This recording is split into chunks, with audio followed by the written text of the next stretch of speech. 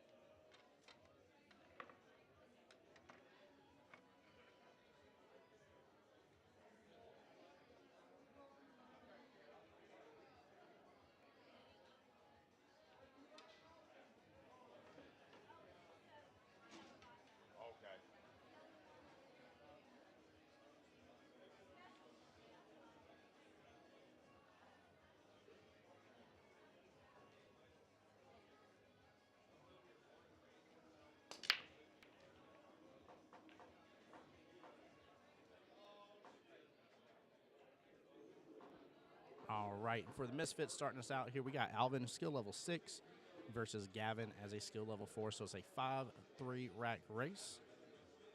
Alvin already getting us a pretty solid breakup right there. Got a couple balls tangled up. Let's see what happens here. Good luck to both teams.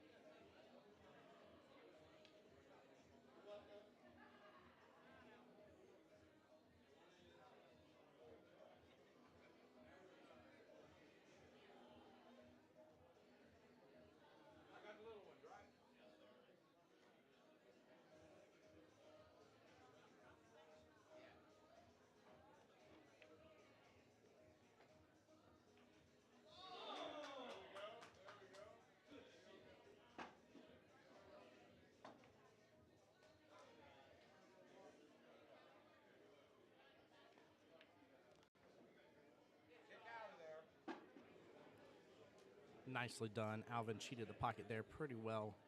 I thought because of some of these pockets, it just seems like they're a little bigger, that it may have still bounced in there, but did a great job maneuvering that.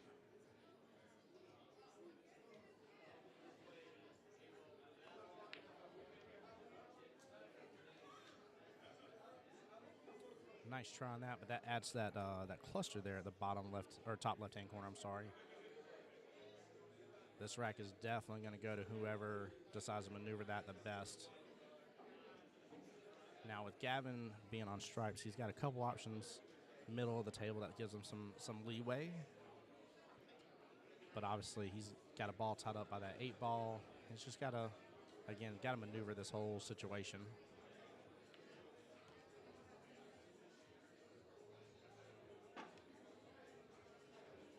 That's great speed, good stroke on that.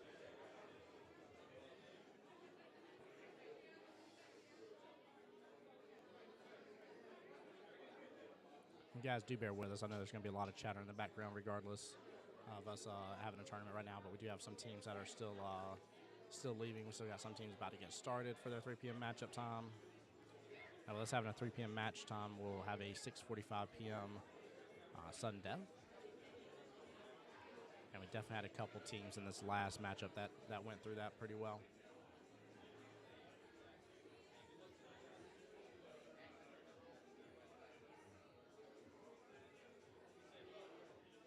So Alan's got a chance to not only make a ball here, but at least break some of this. Ouch. All right, that'll be a ball in hand from a miscue.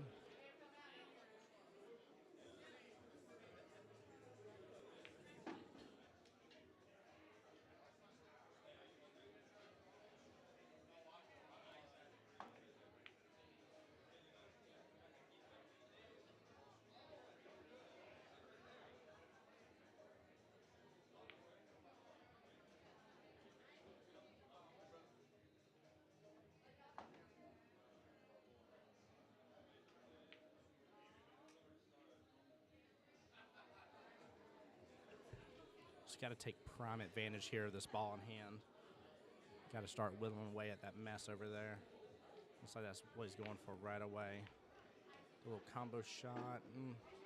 10-ball shot out a little bit more than I'm sure he was planning on, but still gives him, again, a little better transition right there.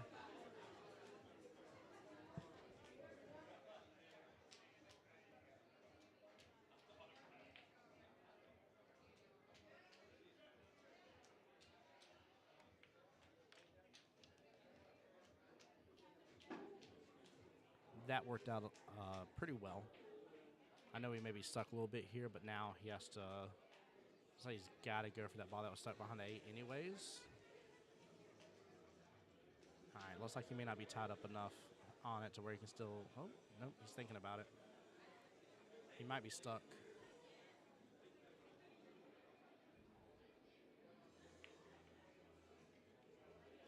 There we go. Again, good. I think overall good shot choice. Like he had to deal with it sooner rather than later.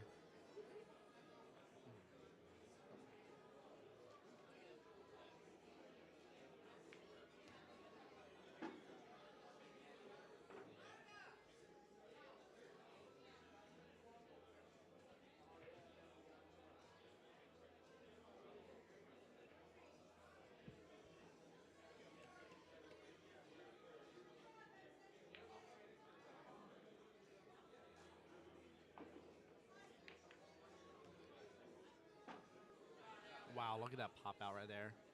Got a cue ball and his 6 ball to the rail. He's got an option here to follow it up. He'll be able to have an option on either ball coming up. Personally, I'd want to follow it up a little bit here. Hopefully get that 1. And bring that 1 all the way down in this corner pocket. Yeah, there we go.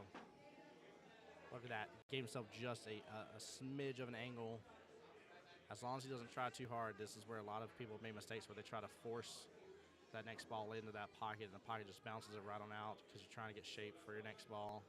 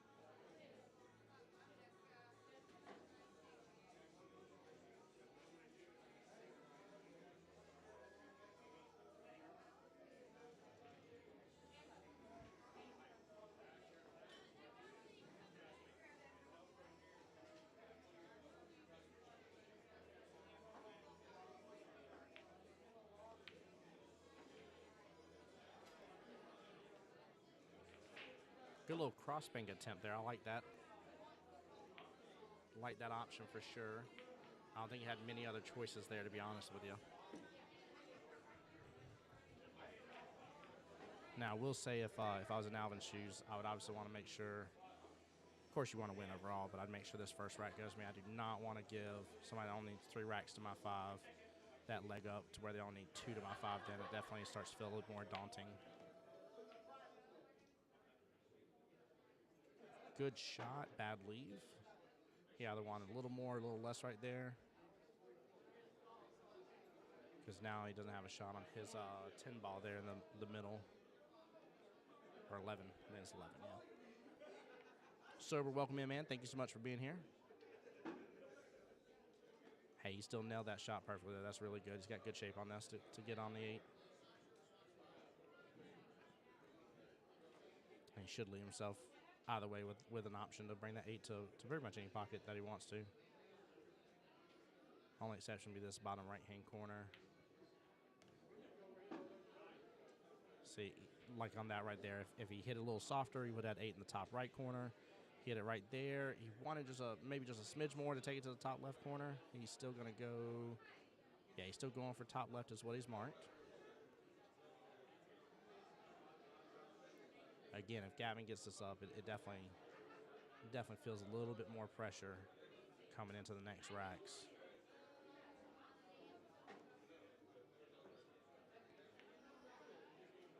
Good speed, missed it though.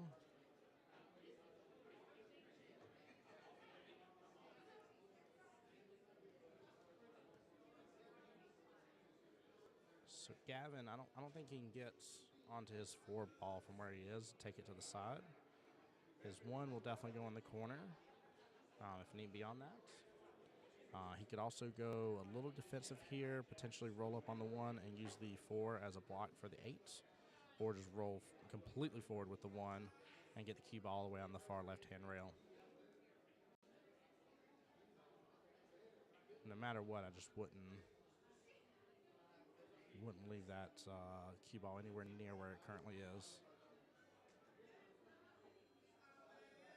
This is where if you can actually do what I like to call two-way shot, you can take a second and be able to, know that you're going after a shot that you're trying to make, plus you know where the cue ball is going to get left as well, so that way, it's not going to leave them if you miss, and you're still working towards making your ball, because he definitely wants to at least start moving his balls towards the pocket, because that 8 ball, no matter what, at this point, for the most part, Gavin should be trying to push it a little closer. I wouldn't try to hit it too hard. I would just try to nudge it closer to that pocket.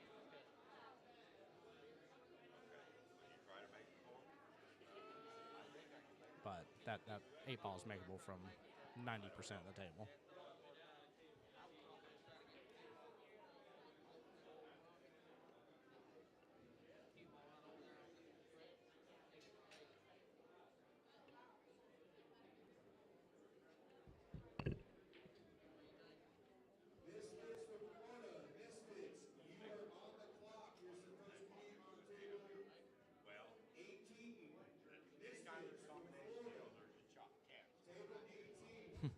We got 2 different sets of teams named Misfits, so the one over here was looking around when they were calling that somebody was on the clock to be on a certain table. All right, let's see what he decided on here. Really interested in this shot. Because pretty much this shot may make or break the whole entire rack.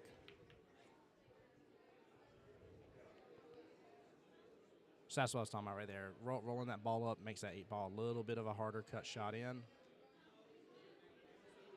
Definitely, if it was up a little bit further, would have been nicer. But I think he definitely tried to do the best choice he could. So his opponent did mark top left-hand corner again.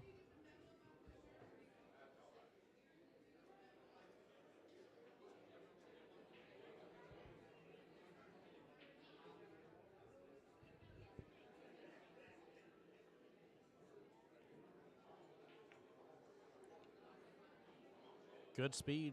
He had the right speed. He was just off by a little bit. Definitely let the pocket do the work, absorb the ball in.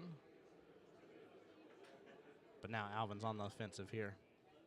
He doesn't really have another choice or option for the most part to be defensive here at all. Not that he'd want to be.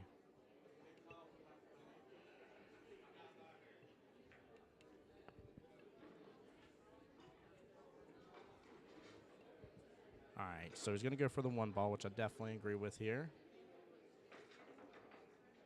And then a 4 cutting into the side's a little harder to do.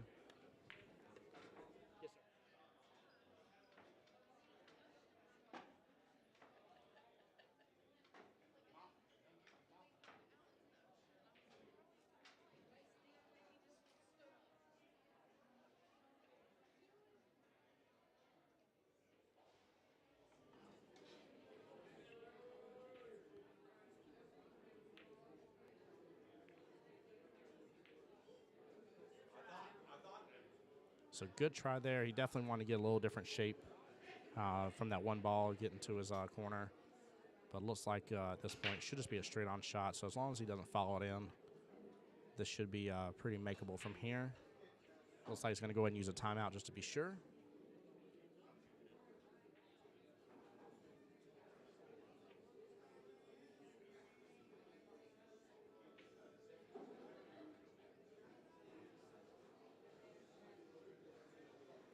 We'll see if the other team maybe even calls a ref on this. I don't see a need to really for the most part.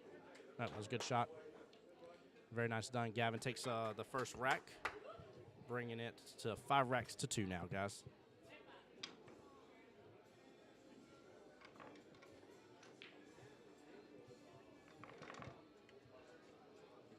Big congratulations. Good first rack right there.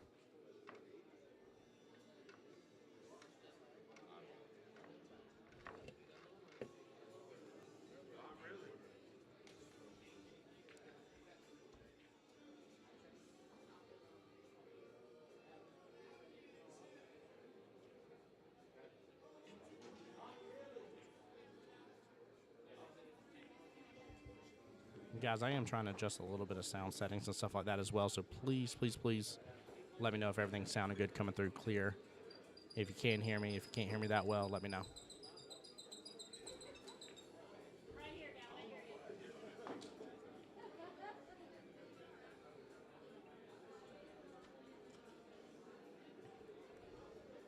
Gavin making sure at least some chalk sticks to the cue there. That was the squeaky noise you guys probably heard in the background.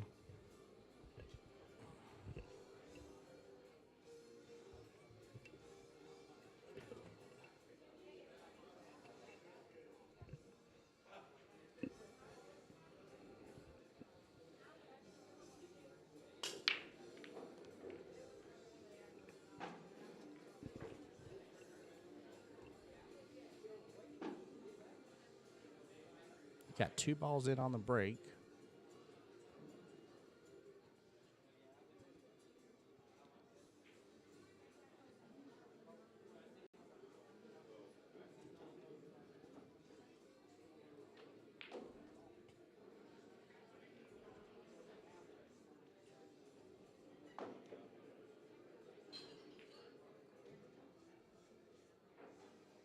So nice thing is both of them were solids. So he is automatically low balls. It looks like he just doesn't have a lot of open options here. Let's see. 3 ball looking very solid. Nice shot on that. That was very well done.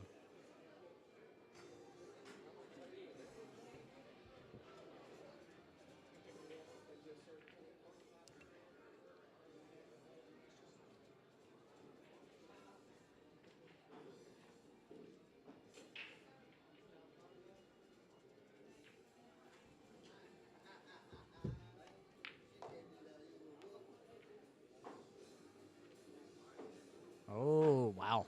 Very, very good shot. English took pretty well there.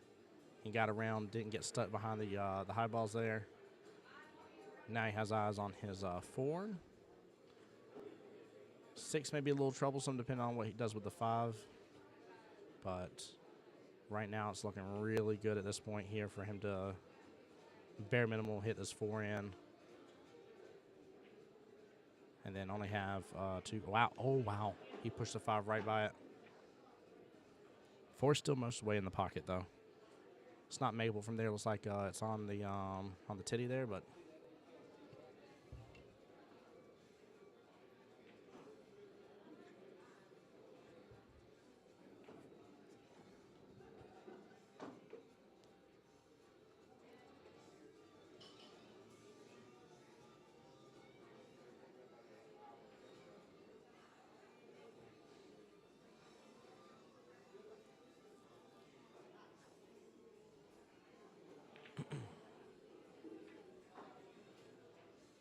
All right, not a bad option.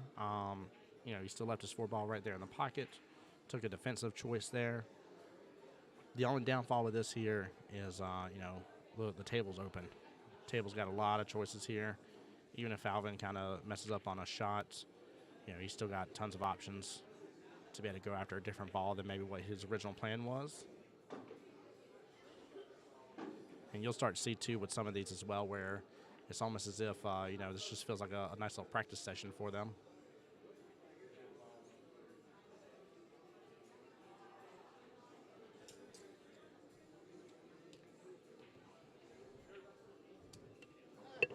I was busy processing other paperwork.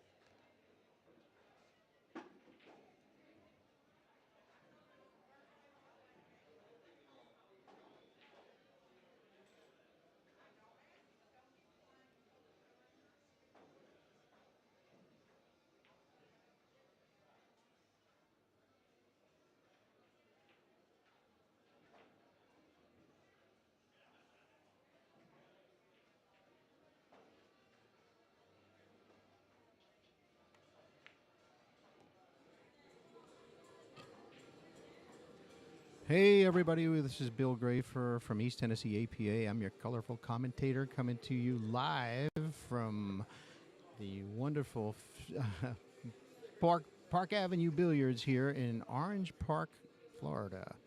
And one of the teams that are shooting are out of East Tennessee. That's the Misfits. Al Wilson shooting now. He is down 0-5. He's playing Gavin Fitzpatrick from a few balls short out of Orlando, and Gavin is up. He's got one match, and he needs 2 more to get to his 3. So it's a 5-3 race. Al still at the table, weighing his options.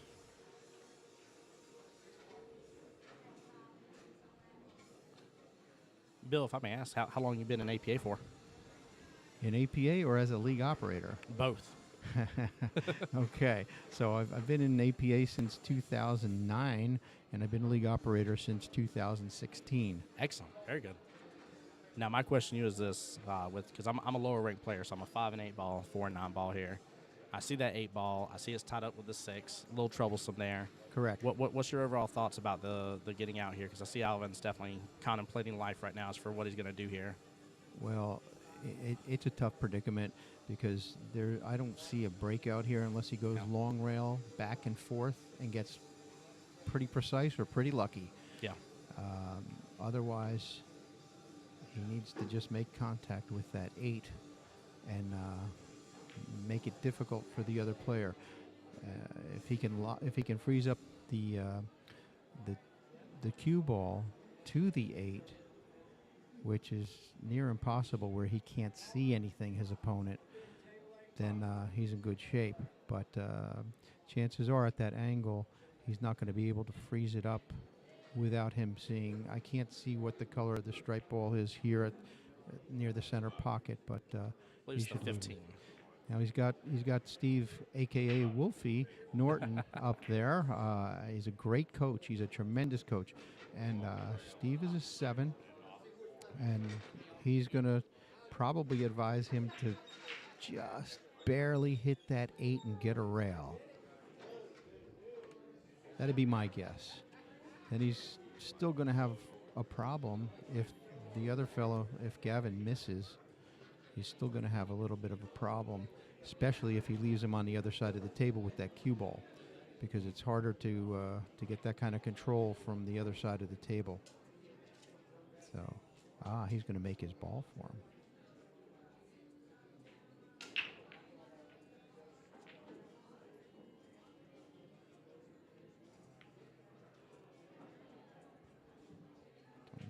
Interesting. Went defensive right away.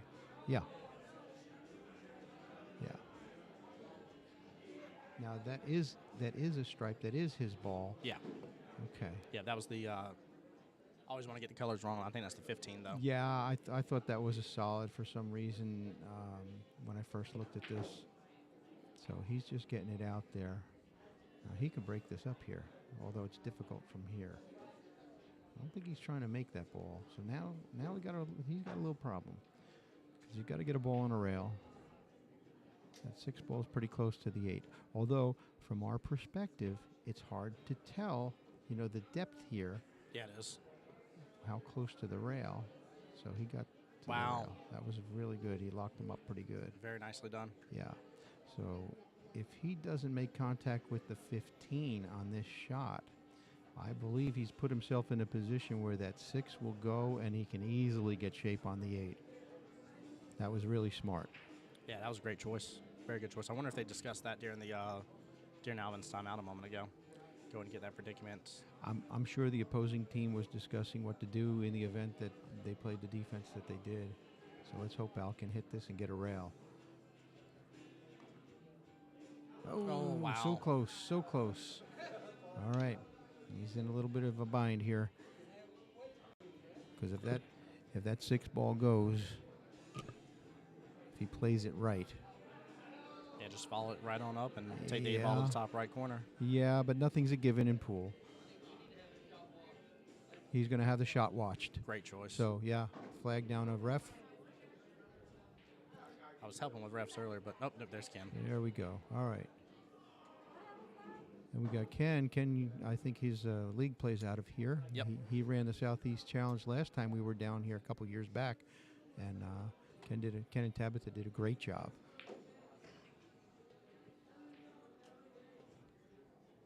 So I guess they're getting their timeout, and there's only one timeout in this. Yeah. Yeah. Yeah, regardless of skill level, just one per rack. Gotcha. It's amazing to see teams change up too. I've seen plenty of teams back home on how they play with the timeouts and everything. They completely change their whole strategy the moment they get somewhere like here and only having that one per rack. Yeah. The ball before the 8 is typically, if you have to do it, that's the time to do it. Yeah, do it before you get into the trouble, right? Absolutely. You want to avoid being in the trouble spot, and that's on the 8 and needing help. Nicely done. All right, Gavin's got a chance to mark it and make 2 racks to 3 here. Right. The only ball that has to be marked or called, if you will, and he did. He put his marker down there. Anything can happen in 8 ball or in pool, for that matter.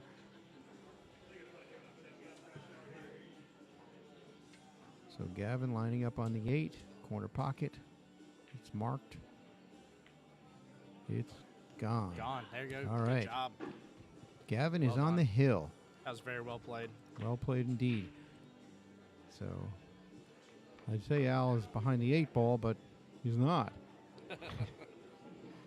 He's just got a heck of a run to come back. And it doesn't matter how far you're down. If you got a chance, you got a chance. Absolutely. Do not give up. Yeah, we were talking about that during the first matchup earlier today, and it was a 4 versus a 7, so it was a 2-5 race, which was crazy to see.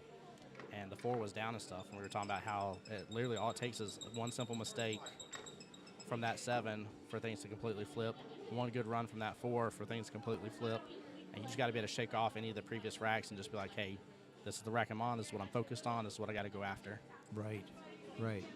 Now, I wasn't here for the first rack. I don't know how many defensive shots that Al played, but playing a lower-ranked player, particularly on this rack, if this guy doesn't get the 8 on the break, well, what is he, a 4? It is a 6-4 race, yes. Okay, so it's unlikely that he'll break and run. 4 shouldn't be breaking and running typically unless they're all sitting in front of pockets. Right. Something went. He got something, yeah, something on that Looked like left-hand side. The 1 or the 9, I can't tell. It looked yellow. It's got to be the 9, I guess. I don't know. No, the 9's still on the table. Yeah, it's hard to see these colors from here. Yeah, unfortunately, we were trying to mess with the color scheme a little bit on the camcorder as well, just to get it a little clearer. And it's if you do, then you lose every single player in the process, and everything else goes dark. Gotcha. Gotcha. So I thought something dropped, but it did because Gavin is still at the table. I just don't know what that was. Yeah, and Must have been a stripe then. the High ball behind the one looks like the cue ball to me. It does, doesn't it? Especially from here, yeah. It sure does. Yeah, that's the 9 ball behind the 1. Okay, nice shot. Good speed. So I guess it was a stripe. Yep.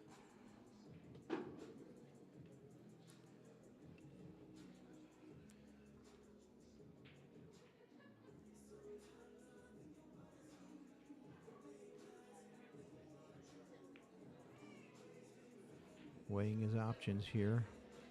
Circling the table as you should for every shot, but within reason. 20 to 25 seconds is the shot clock. Good shot. He's a pretty good shot maker.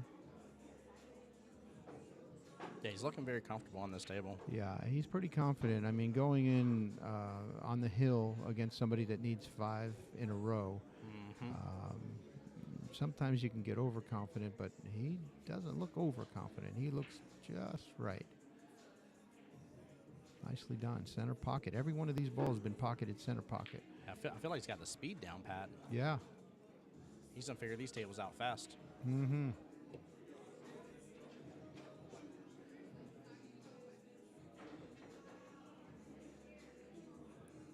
That looked like a defensive play and no rail.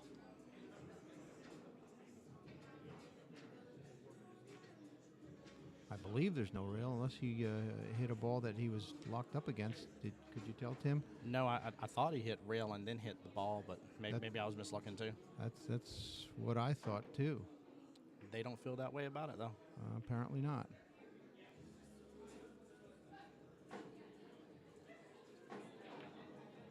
Good speed.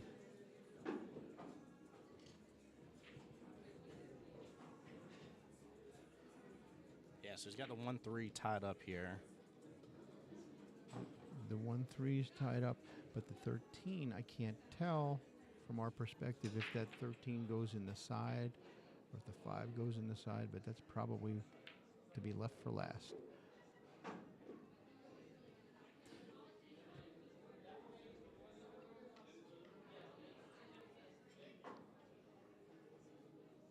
And here it's hard to tell what goes in the side, what goes in the corner, between the 1 and the 3. Oh, yes. Wow, yes, nicely done. Woo. Now, if he goes for the 3 down in the corner, he could get a breakout, but I don't know that he wants to break that out if the 13 will not pass the 5 in the side. Yeah, 5's going to be crucial here. Yeah. Question is it tied up or not?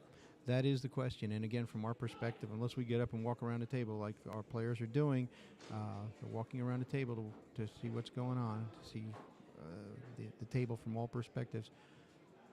He's taking that 5. That might be not a good thing to do. I would play a safe. I would play the 2 and try and hide behind the 7. If he gets behind that 7, he's going to be good. Oh. Oh, darn. Don't know if...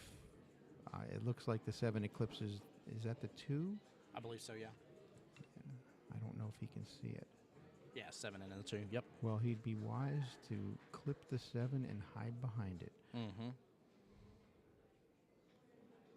And this is where our higher skilled players, if they don't have that safety in mind, and it's 2-0 on the hill, and you're not playing safety, you gotta do it. Very, very soft. Way too hard. Right idea.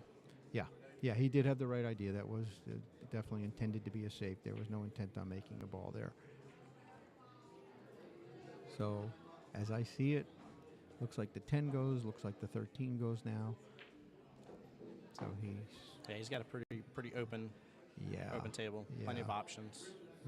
The one saving grace is that for Al is that he left Gavin on the rail, and Yes. a lot of players hate playing off the rail. So Yep. it looks like he's opting for either the 9 with a back cut or the 10 straight in.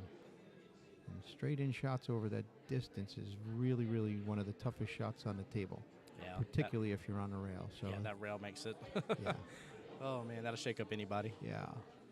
He has no choice but to hit top, so I don't think he's in danger of scratching if he chooses the 13. Here, he might get very unfortunate and roll the 8, going for that 9 back cut. That was more. Yeah. That didn't look like he intended to make Nope. that at all. No, if he did, I definitely agree with you. I think he would have nicked that 8 for sure and pushed Yeah. it towards the pocket. Yeah.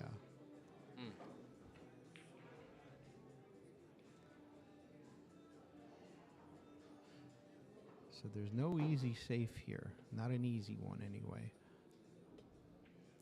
He's got to try and make that 7, but that cue ball, he's got to turn it loose. It's a thin cut.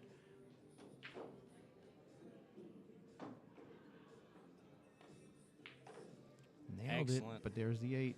Little action there. Okay. All right. 3 is going to present the problem unless, he's going for the 3. If he shoots the 2, there's a good chance he hits it with top Yes. left. He can come and knock that 3 out of there where it's makeable, but he's got to hit it with some speed.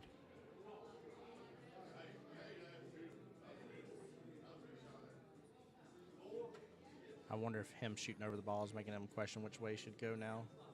No, he's still going for the 2. Yeah, that's clearly the better way to go.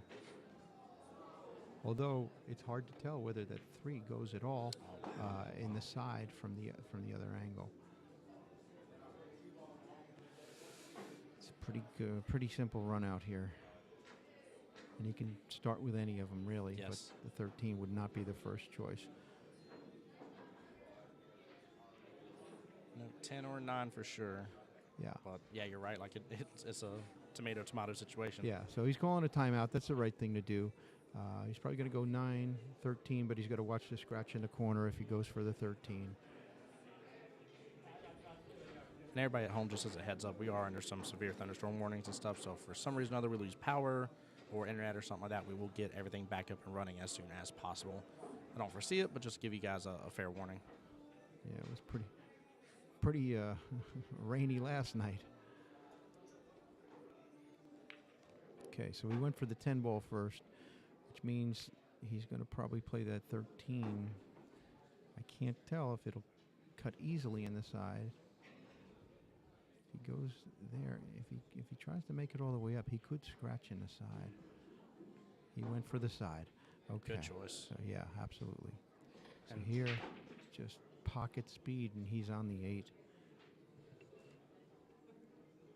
He hits it too hard, he might get jammed up with the 8. Mm-hmm. Yeah, he's done great with his speed. I'd be surprised if he does. I would be very surprised at this point. Ooh, Wow. hanger. Alvin's got another shot at this. Now this is tough. This is tough because if that 3 doesn't go anywhere but the corner, he's going to have to combo it looks like the 2 ball. 3 into the 2. And if he hits it too hard, he's going to knock that 3 out of play and make it difficult on himself. So he's got to watch his speed here, but it's crucial that he makes this ball, this combination shot. It's a long combo. It is a long shot. Yeah, it is.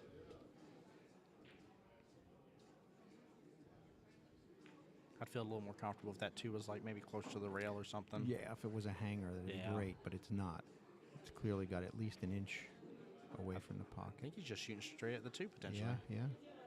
Maybe he's going for he's going for defense.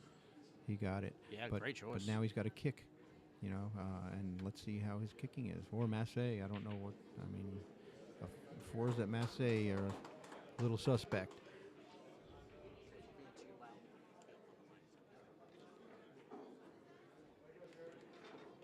Looks like he's going for the Masse. Can't tell. I can't see anything. Gave him ball in hand. Okay. Oh, he ended up. No, he went for it. He ended up hitting the 3 by accident. Yeah, Yeah. the way he was jacked up, it looked like he probably was massing, but because his body was in front of the camera, we couldn't see anything. So Al should have an easy out here. He should get a little more angle on that too. Yep. Towards the head rail here, the braking side, and come off that that long rail for the 3 in the side, giving him the 8 in the corner.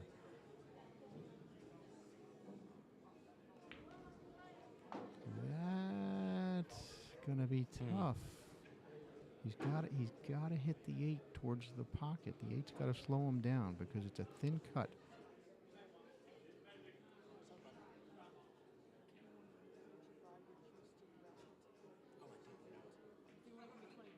Oh. Good try. Good try. Just a little shy on speed.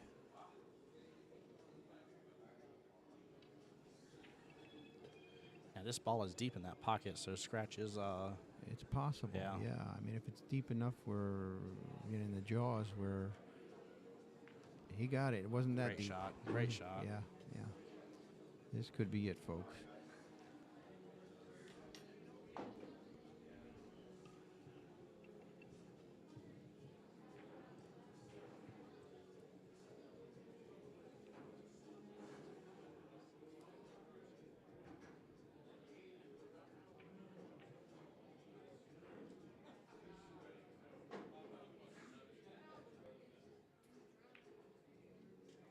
Yeah, it bobbled That's a little it, bit, yeah. but that's it. Yeah, that's it.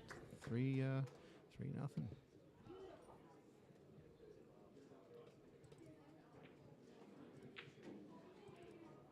Okay. Let's see how they respond here with their put-ups. So, Misfits played a skill level 6. Yep. Versus a and 4. A 4 for a few balls short out of Orlando, Florida.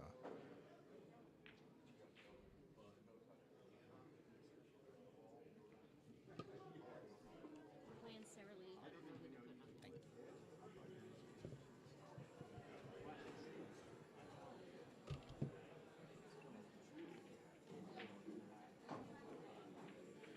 Okay, teams have, I believe, 1 minute to put up players. A few balls short has declared their player. Tim's got that information, and he'll put that up on the screen momentarily.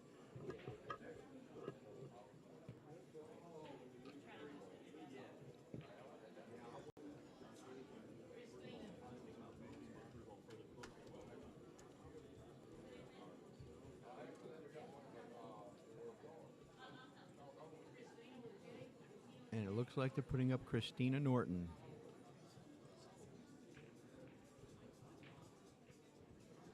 So it looks like Christina with a K. Thank you so much.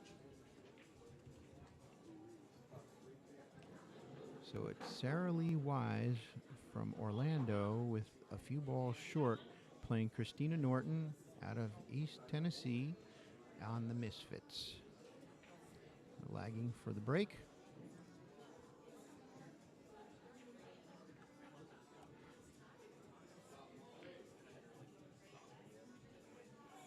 Little discussion here. Okay. Everybody seems to be happy now. So it should be a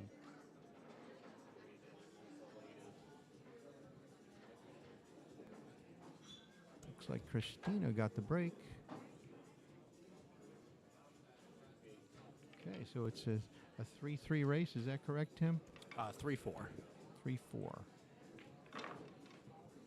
Okay. So Sarah Lee is a 5 skill level versus Christina as a 4. Is that correct? That is correct, yes, sir. Okay, thank you.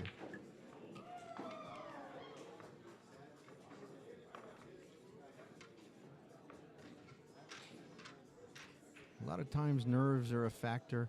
I can tell you for a fact, Al came down. He wasn't sure he was going to be able to make it, and he drove. I think he started at like 4 in the morning, and he got here just in time. He surprised the team because they had one person kind of drop out. They couldn't make it. We found out a couple days ago, and it was pretty important for Al to show up. And he's got a business, and he got everything covered, and he got down here, but he didn't have any rest. I mean, we all like to make excuses when things don't go our way. However, he came fresh from the road, and he went 0 0 out of 5. So Christina made something on the break. I think it was a stripe, if I'm not mistaken. But again, we'll see in time. Looks like a stripe. She tried to back cut, looks like the 15 in the corner.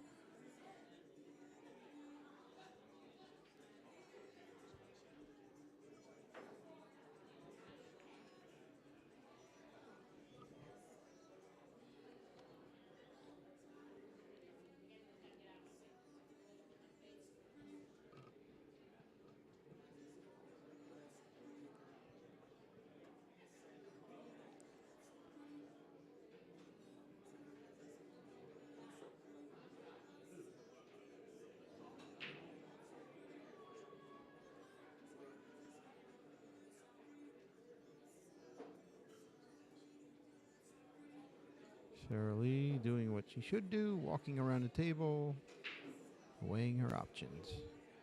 I believe she is shooting stripes. Makes a ball on the side.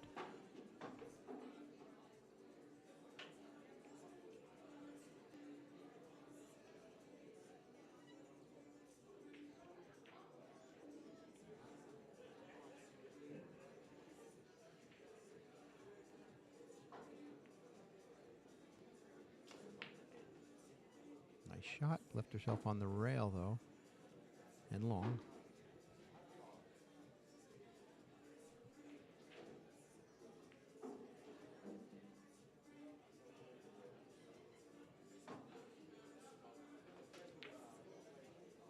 Oof, good try. Uh-oh.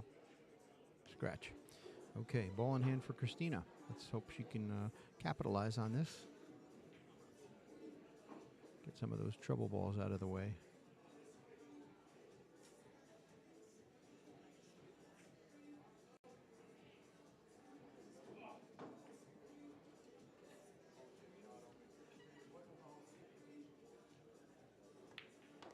Nicely done. Christina graduated from college a couple months back, and very, very nice young woman.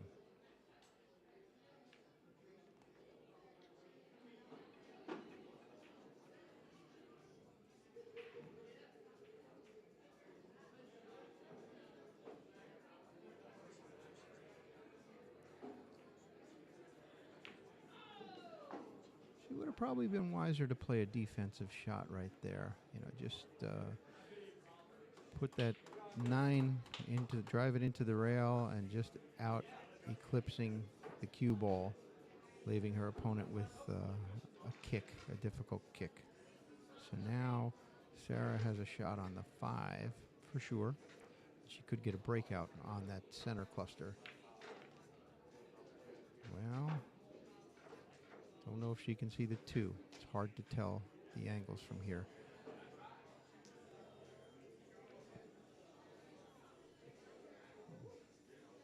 She's eyeing it up.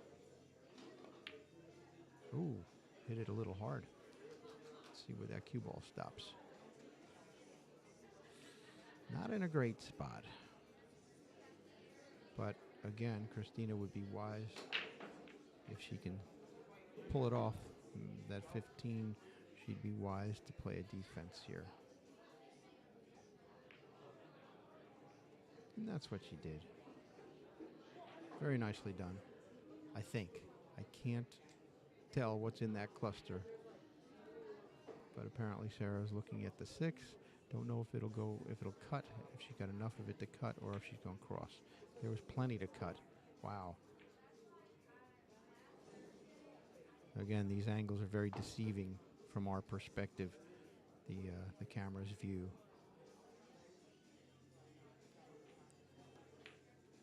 Nice shot, Christina. Very nice shot.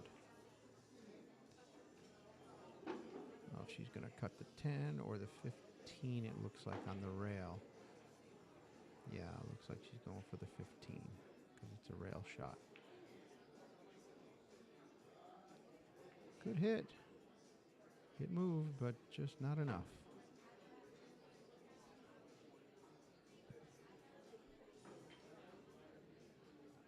We still got a cluster situation going on at the foot spot of the table. It looks like the 8, 3. I can't tell what. Oh, the 5. I got to look away from the camera. The 11 ball, the 8 ball. There's a bunch of balls tied up there. She's got a clear shot on the 6. I don't know if she can turn that into a positive and get a breakout in that cluster. She missed the ball. Okay.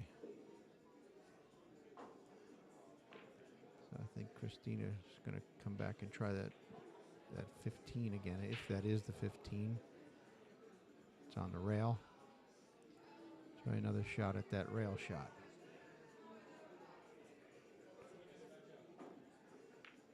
There it goes. All right.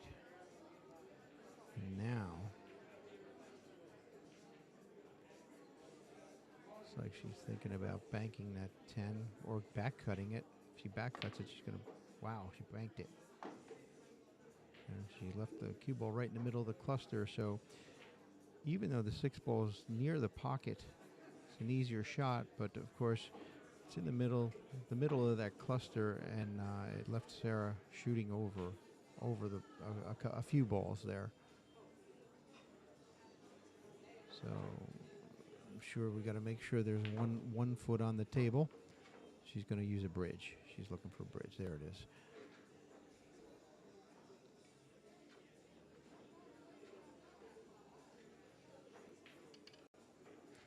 Bridge is a wonderful tool. Most people are afraid to use it. Most people don't know the proper technique to use it.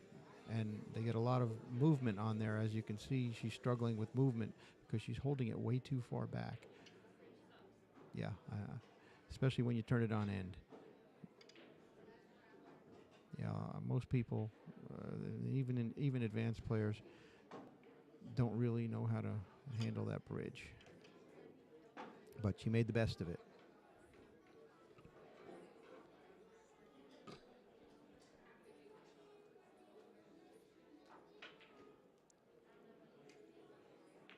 Looks like the 2 ball at this end of the table, and if she's going to get a breakout, she's got to hit that pretty hard.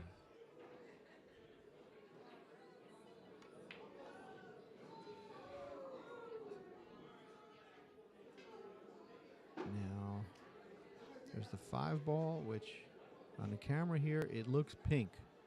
It's clearly orange as I look at it, about 2 table lengths away.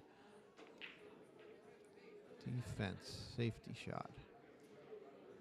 She got it out of there. I believe the 3 ball is tied up to the 11. Looking straight on, I cannot see the 3 ball, but looking from the camera's view, it looks like there's a red ball behind the 11. So there's that. In any event, Christina's calling for a timeout.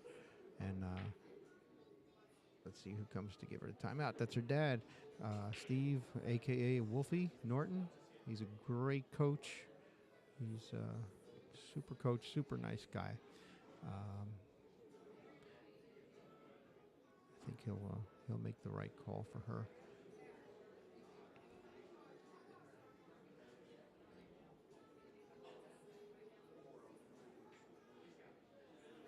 So there are sand timers. Each team is issued a sand timer, and timeouts are just like in league play and in higher level tournament play, 60 seconds. They're only allowed 1 timeout per player, regardless of skill level. So this is it.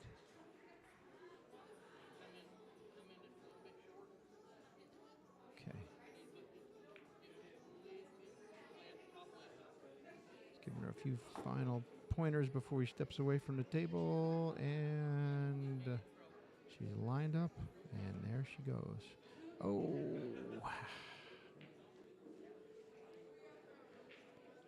She probably put a little too much running English on there. She needed just a hair, and I think she went a little bit much with it.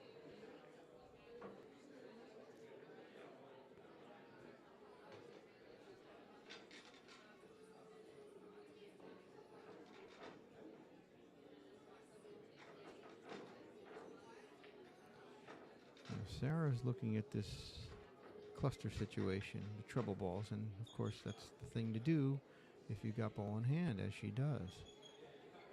So she's shooting solids. I can't tell what's going on there with that 3. If it goes between there, no. And she scratches. Ooh, this could be very detrimental for Sarah. Christina maintains her focus. She's going to be in good shape here. And the other question is, does that 8 go by the 5? Or is it the 5? I can't tell. I think they've got the television balls here, and they always throw me off with those colors. I'm not colorblind, but I'm so used to seeing the conventional colors on the balls. Really makes it a little difficult. We still on the first rack here? We are. Okay, very good. Okay. So, ooh, I think she got herself a safe, and she did. On the 5 ball, anyway. The other one, potential scratch there. Well, she dodged the bullet. She did not scratch. So here she'd be wise to go with a safety play, but we'll see what she does. I don't see any other way. Maybe tie it up to the 8. Yeah. It's about the best she could do. Well, that definitely greatly limits the that 8 ball coming up here soon. So It sure does. It sure does. I can't get a line on the perspective, the distance of the 8 from the rail, and it would be a close hit. Too, you can place the cue ball if you got ball in hand, or if you got perfect placement with the cue ball on the rail to shoot it in the opposite corner. But that was a wise move. That was a defensive move. And here, she'd be wise to play safe as well and hide behind that 8. And that's what she did. Great But I think she can see the either the 14 or the 15 down here. And if Christina makes this, it could give her natural shape on the 11. She didn't Good make it, but speed. she got the natural shape. That was it, too. Very nicely done. Yeah. Now here, it's a thin cut, so that means the cue ball is going to travel probably the length of the table unless you just barely hit that pocket speed. Too hard. And it didn't look like she was attempting to make it. So it's kind of on here. I wouldn't be too anxious to make balls if I was Christina. And that's why. Although she could play a great safe here, driving the stripe towards the pocket where she's leaning over. Oh, yeah. And hiding the eclipsing. That's it. There we go. Yeah. Roll. Yeah. Now again, I don't see if that the perspective is not such that we can see whether or not that 5 ball or whatever it is down there cuts into the corner. It's hard to tell from here. I'm gonna see. Ooh, bad hit. Man. Bad hit. Too bad she didn't have a timeout now. Yeah, it definitely would have been nice to have that there. Absolutely. Yeah, because, again, perspective, we're looking at it, the camera's perspective, and she's looking at it right now. I think it goes past, but from the camera's perspective, it doesn't look that way. And there's players standing in front of me. I can't even look from the table here where we're at. Yeah, if it does, from what I can see from here, it's a needle thread for sure. Very minimal though. She can tie that pocket up. Exactly. All right, so She's shaped up that's to do the it. move. Pocket speed is the speed, because if she doesn't make it, it ties up that pocket.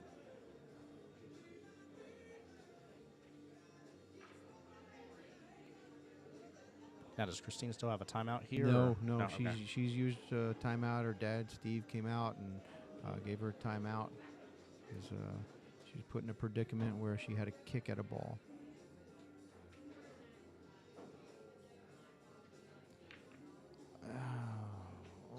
No. That Wow. Okay. That I worked. couldn't see what was happening there.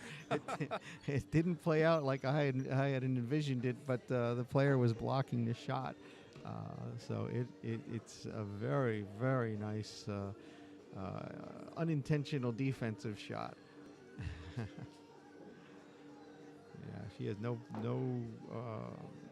option here but to go behind the 8 and kick and hope for the best. Poke and hope, if you will. I think. Ball Just in trying to hand. tie it Ball up in more. hand. Yeah. So, Christina should give it right back to her the same way until one of them messes up. That's what safety play, when it becomes a chess match, it just boils down to one person not executing according to plan. Oh, yeah. I don't know if this is the right way to go about it. Maybe she's trying to lock the cue ball and the 4 ball up together, I'm assuming.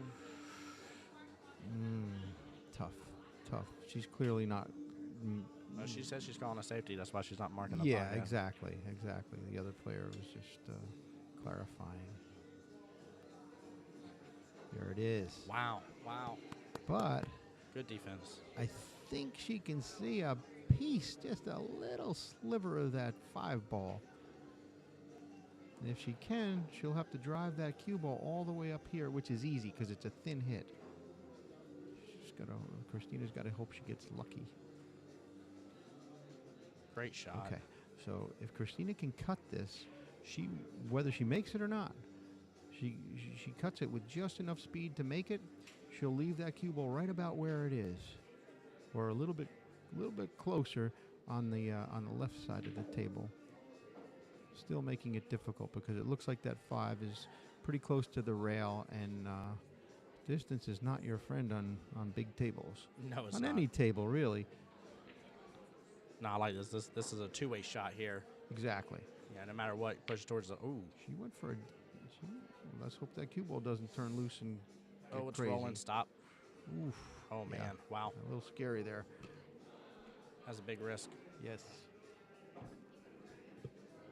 Again, she was out of timeouts, and that's what she felt most confident about doing. So here it's kind of do or die for Sarah Lee. It's right on the rail. It makes it a little bit easier, but that cue ball's on the rail. Oh, left it hanging, and I think she's on the rail, which again a lot of players hate. But if you practice that shot, it's not so bad. So clearly, side pocket is marked. I don't think there's any risk of a scratch, not in the side, but if she hits it too hard, could scratch in the corner. Yeah, that corner will open up real fast if she does. Yeah. So it's got to be speed sensitive. Good speed. Done Great deal. shot. Nicely done. Very nice. Very nice. So Christina, 1 of her 3 needed. And that was the conclusion of the first rack. So it is 1-0. Christina needing 3, her opponent needing 4. I like this. This seems like it's going to be a really, really fun matchup. I'd be surprised if this doesn't go all the way. Yeah. Nobody likes to lose, but you've got 2 matches to come back on, and you can never forget that. You can't ever give up.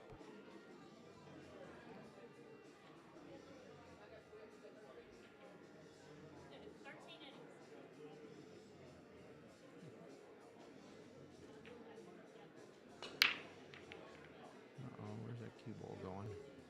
Okay. It's a good break. Good solid break. Don't know if anything fell.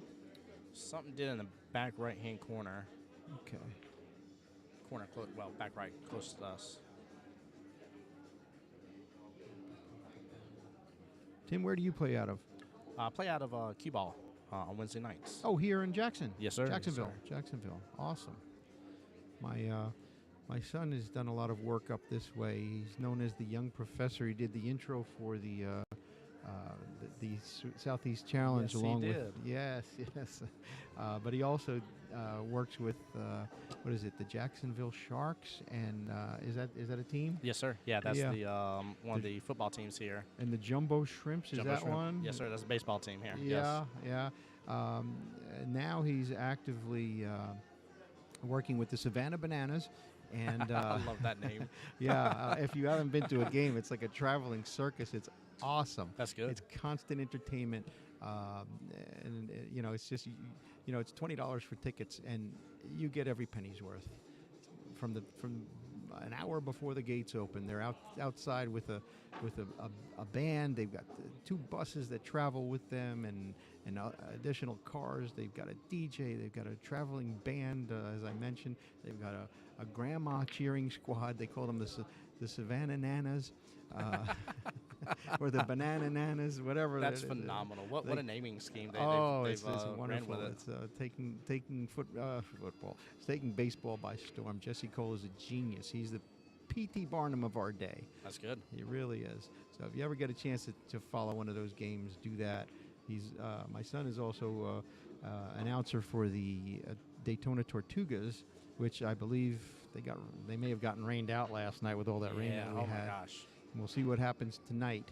I know his mom and his grandmother are coming down from Tennessee to spend some time with him and the kids. Oh, excellent. And, see what he does in person. Nothing like it. Absolutely love to hear that. Yeah. Okay. So we got a match going on here. Yeah, we got a good little back and forth already. Good table. Absolutely. 2 balls a little troublesome potentially. And then looks like that's the 9 and the 6 that are close to each other, kind of middle right-hand side of the table. Yeah. Yeah. Also, I don't know what's Christina. She's shooting stripes. Oof, good try, and maybe. Yep. Yeah, there we go. It's an Efren Z shot.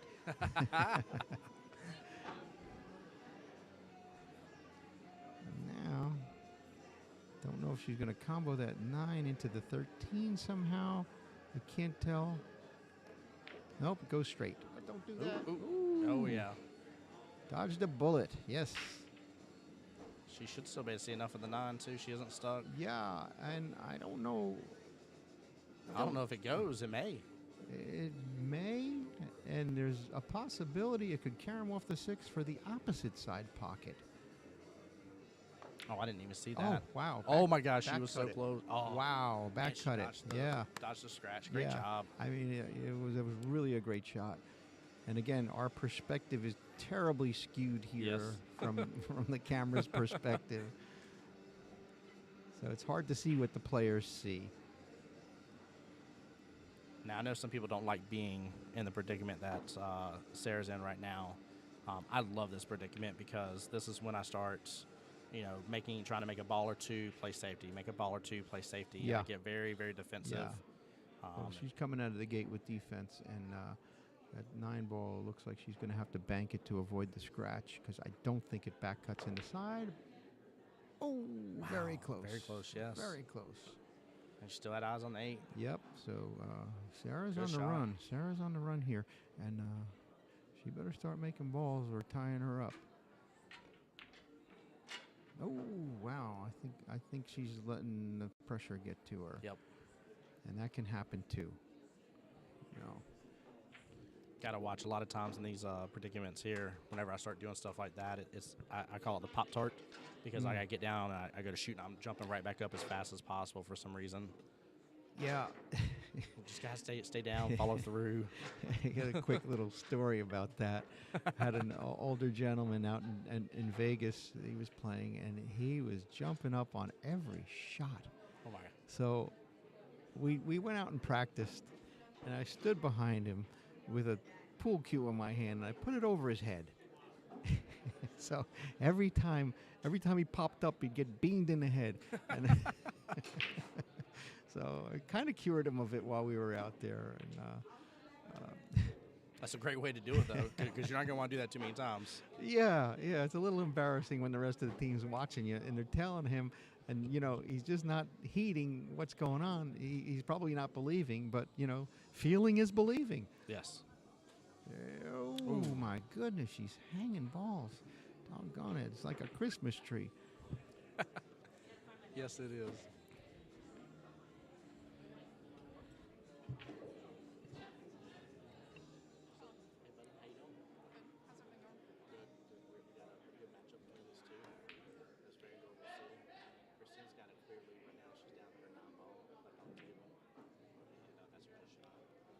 Okay, that 9 ball is out now.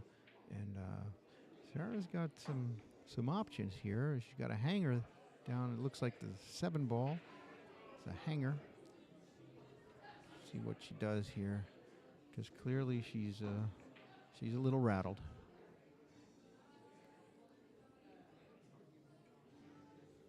She's reaching on this shot. She's going to do a combo.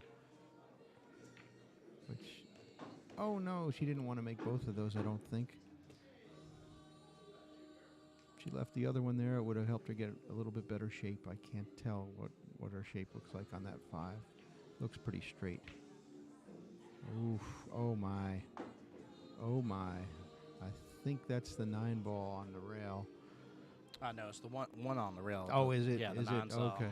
Nine's here in the On the okay, gotcha. Yep. Oh, you can do that with the cursor. You can yeah, see yeah, that. Sorry, I got you.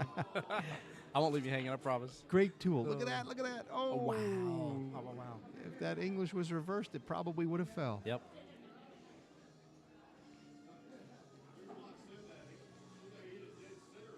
All right. So you take the low-hanging fruit. Yeah. Start trying to make some. Yeah, one at a time. But if you got nothing after that, what do you got? You got to play defense.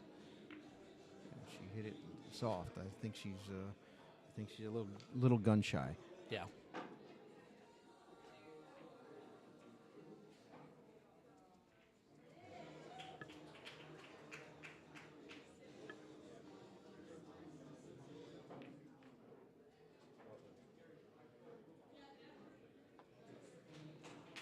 I ended up working out. I think my only worry with that is knowing I was probably going to hit that 8 and break it loose. Well, it's kind of between and again from here. I don't know if there's space behind the 5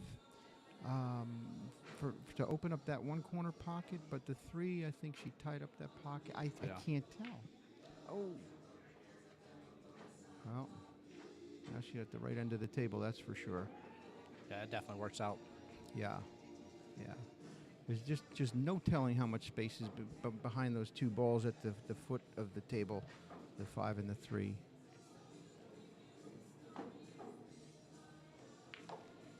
Okay. She needed that little confidence booster. But now what? Does the 5 go by the 8 is the question. And she's waiting on a player at the next table. Got to have a little player etiquette here. Okay. There, she's waiting. I think here maybe the call, even if that 5 goes by, I think with just what's been going on, I think maybe just a little left of the 5. Try to do a little defense here.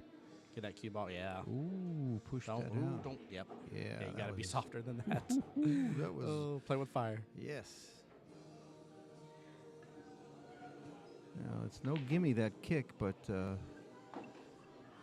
she maybe she can make it. I don't know.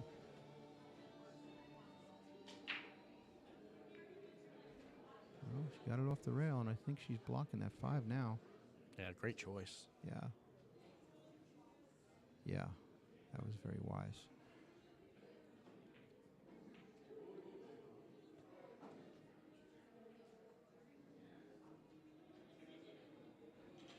Ooh, tried to tie him up. Smart. Smart move. Now all Christina's got to do is just barely touch that 9 ball.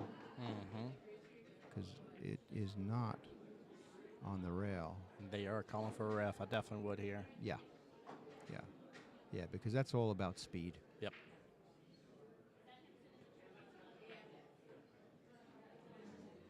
Looks like they're calling for a ref to watch the hit. Wise choice.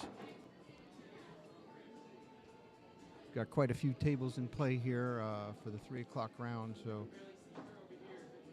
there he is. Okay.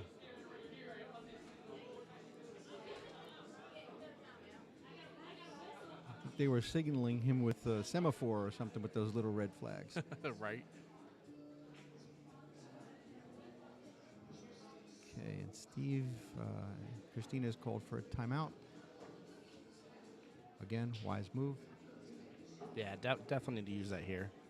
Yeah, because it's going to be a chess match, and you know, Christina as a 4, she's a relatively new 4. She's her mom and dad have been playing for years, and Christina has been a little bit of a rising star. She's a good shot. She's a good kid. She's gone to school and loves to play. So let's see what happens here.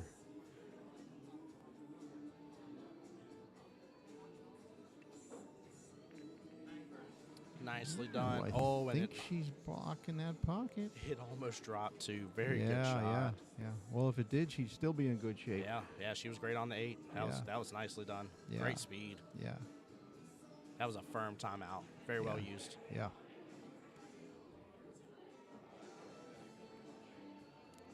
So the pressure's really on Sarah right now.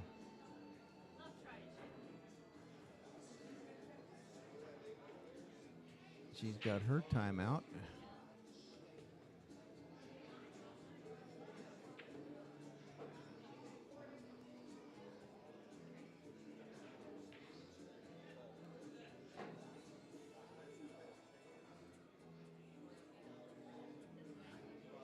I think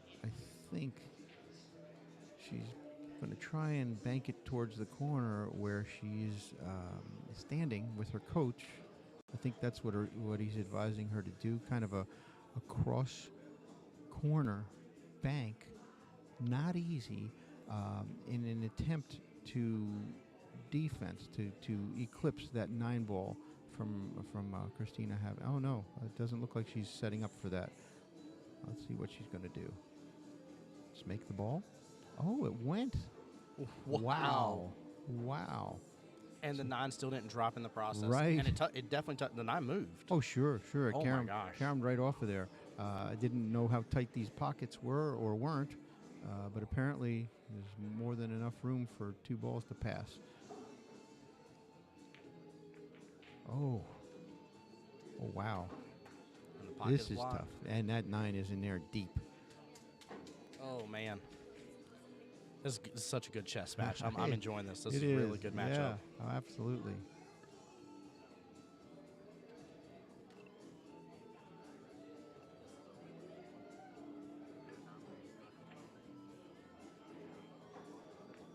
Okay, 9 is down.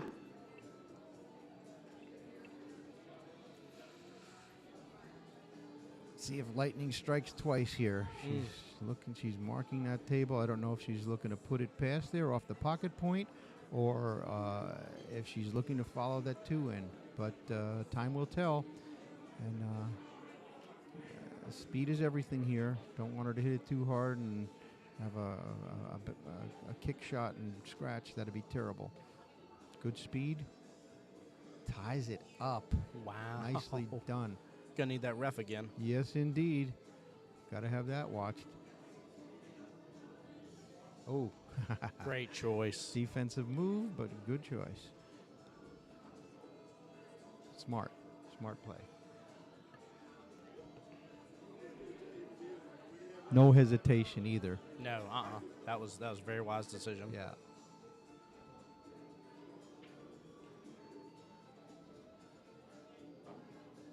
I would even dare say that's kind of a differentiator between like a skill level 5 and a 4 player, knowing that option right there for sure. Yeah. When she makes that 2, she can lock it up against the cue ball against the 8. That would be the wise thing. Did she hit it? I can't tell from here. Apparently nobody's making a federal case out of it. She might do the same thing. Yep. Ball in hand. It's going to be time and time again.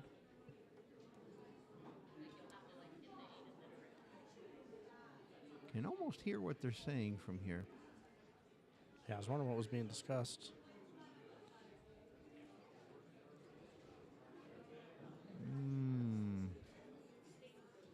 Yeah, I still like going at it the other way. Yeah, that was a mistake. Yep. Sell out. Yeah, that's what happens. I wonder, I do wonder what was said. Last call for the raffle tickets. We have a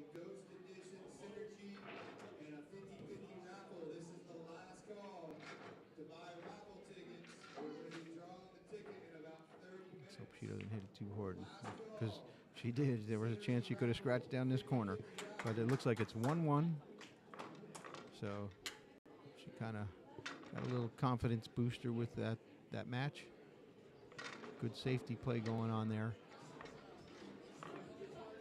While we're waiting for anybody that's watching us here locally right now, last call for raffle tickets. There is a Shane Van Boeing Synergy Cue up for grabs right now. Tickets are only $20 for that for anybody that's here locally at Park Avenue Billiards right now. Is that the Q-Tech brand? Yes, it is. And that cue is a very nice looking cue. Yeah, it's in the original box. They haven't unboxed it or anything, but it's a nice cue from what I understand. I haven't seen it firsthand, but sounds like a real good winner if you're fortunate enough to pick that up. For sure. Yeah, I think I don't want to overquote, but I want to say I think it's close to the $700 like retail value range. It's close to it.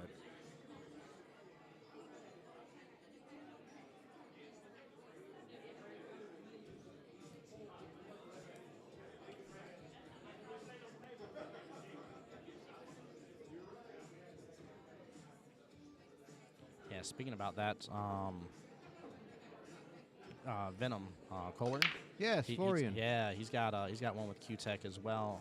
That was shown off during Vegas, the Vegas APA. Right. With his logo all over it. It's Q-Tech, and I'm a sucker for a blue-looking Q, and that thing has got blue all in it. It looks phenomenal. Yeah.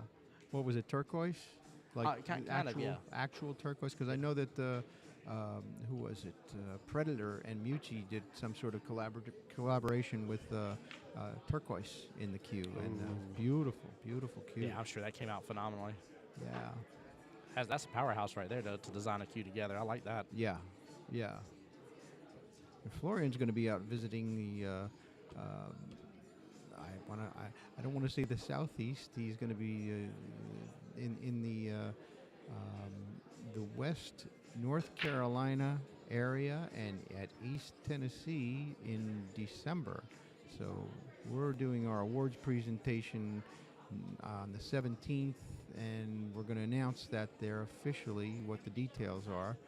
But Florian will be coming out. We've had him out to visit our area once before, and Very good. He's a great guy. He is. He's so much fun. He really is has a lot of fun with the audience. Yeah, just overall amazing attitude. Yeah, and he's a funny guy too. Yes, he is. Real great sense of humor.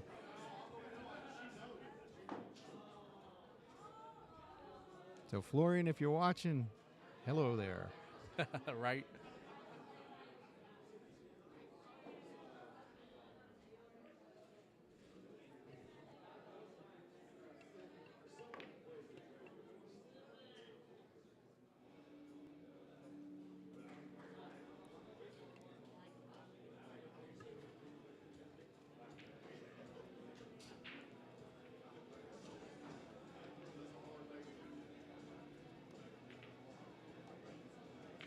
Shot.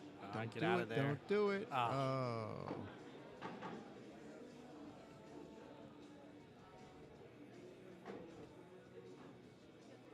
Great sportsmanship there. I always love to see whenever, even if it's happened to you, like just grabbing the ball return, handing it over. Yes. Yes. Always good. We've had so many great teams today. I've seen such good sportsmanship. I even saw a team that actually had their own sportsmanship patch that they custom made to give out here. I think that's one of our teams. I wouldn't be surprised. They were Chosen friendly as One could be. Hawks, if I'm not mistaken. Yep. That was his name, yeah. Yeah, they did.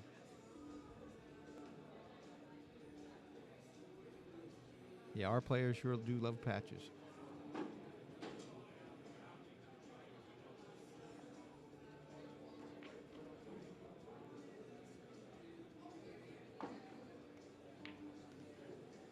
Nicely done.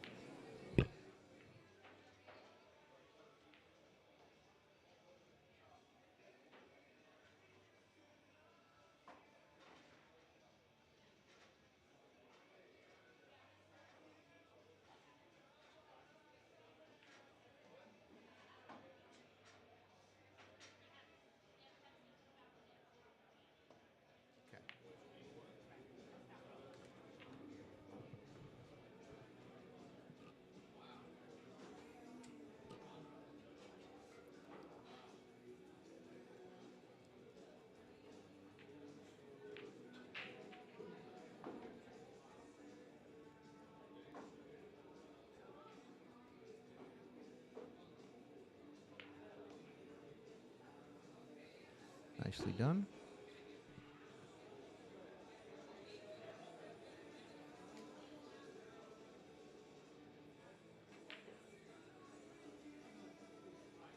Looks like Sarah's shooting at the 5, and from our perspective, it didn't look like it would pass, but she nicely executed. It did. A little bit of a challenging cut here on the 3. Oh, very close. Very close.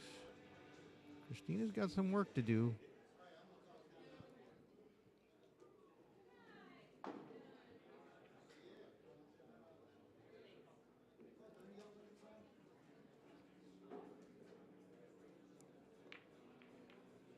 She's playing safe.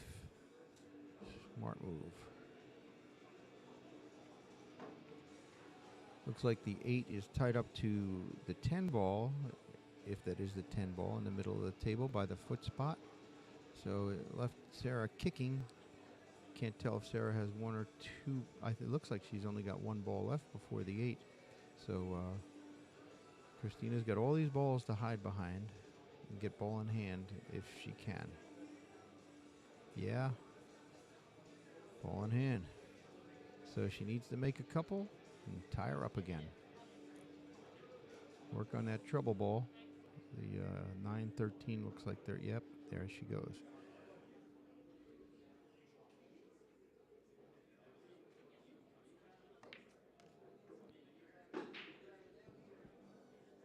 This could be a little troublesome. She'd be wise to take the 11.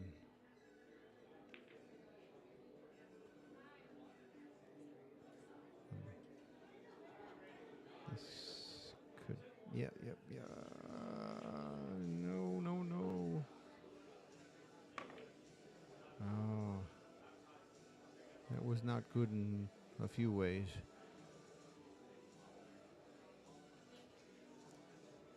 I think that 3 will cut in the side if she doesn't scratch. And she broke up the 8. Good speed. There it goes, and it looks like she's got a cross side, straight inside shot with a little bit of a back cut. It looks like from here. Oh wait, now I'm looking at the television. I'm looking at the table where I'm really skewed as far as my angle goes because I'm at eye level, and we've got a little elevation here where it shows me enough. That 8 ball, that's a little bit of a back cut, and it's a potential for a possible, there's a possibility of scratching in the corner. Could carry him off the, it looks like the 13 ball. She hits the top, it could go straight into that corner pocket. She made it, clearing. All right, so 2-4, it's a 2-2 race right now. Christina Norton needing 2. Sarah Lee Wise also needing 2. It's a 4 playing a 5, and it is now a 2-2 race.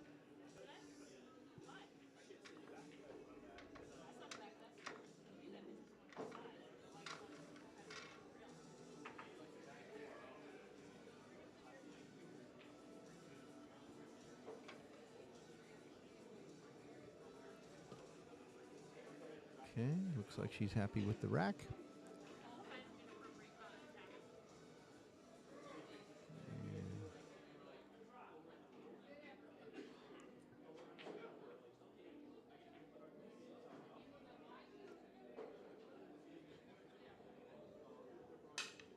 A little miscue action going on there. No foul. She shouldn't have grabbed it, but still, no foul can occur until the rack is struck. So she plays again. She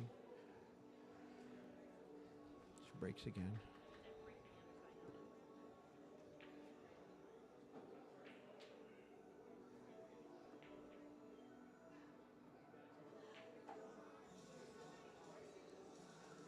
Okay, she's going to try it from the other side here.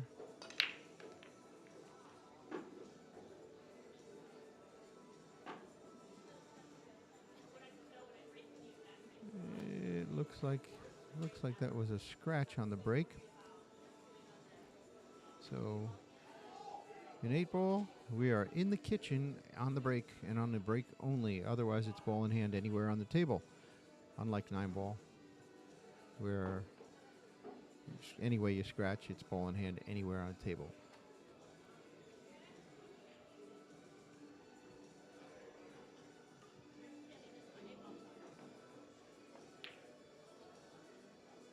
Shoots at the 11. Misses. It was a long shot. It was a very long shot. I guess she liked the way that the stripes looked better.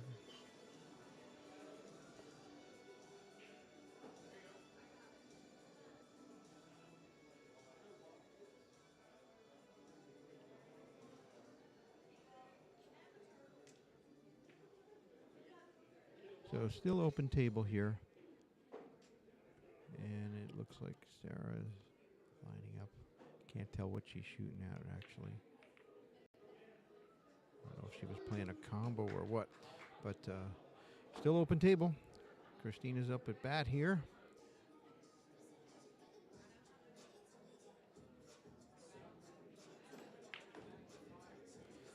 Chooses stripes. I think that's what she originally was trying to get anyway.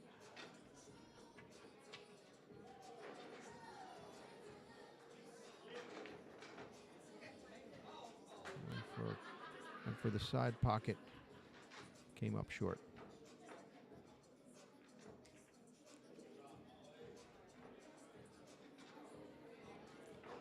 Sarah Lee is shooting at solids. Looks like she's going to take that 3-ball, cut it in the corner here. Good speed, but falls short.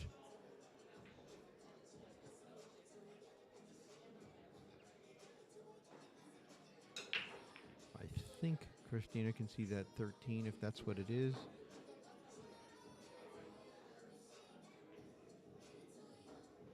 Good speed. Ugh. I think nerves are starting to get to us here.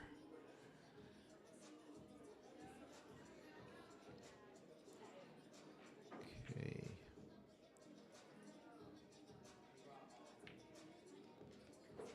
That was very nicely done.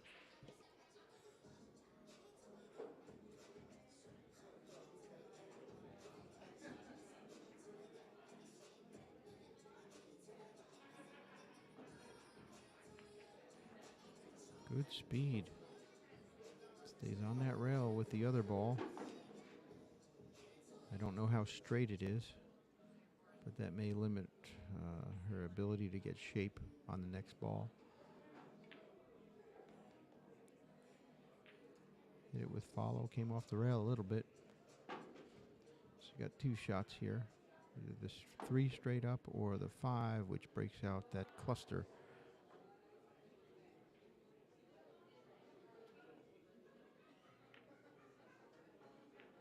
Didn't break up the cluster, but then again, she didn't make the shot. Everything changes when you don't make the shot. Shape doesn't mean anything if you don't make the shot. Good hit.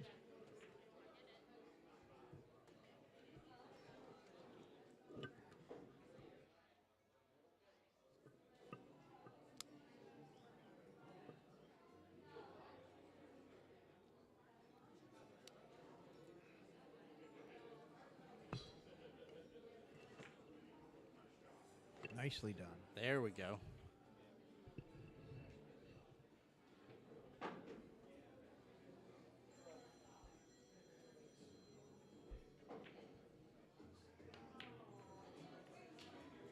Great attempt at that shot because that was a part of a cluster over there.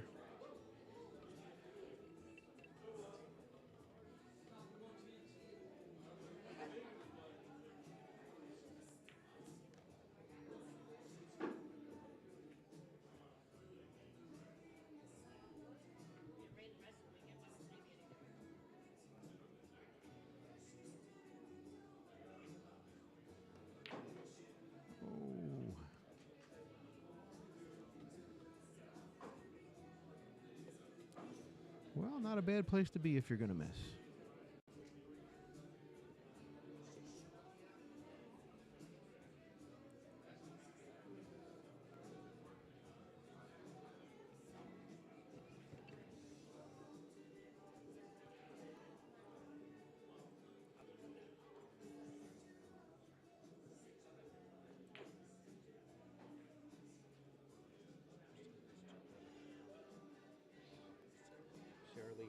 Yes.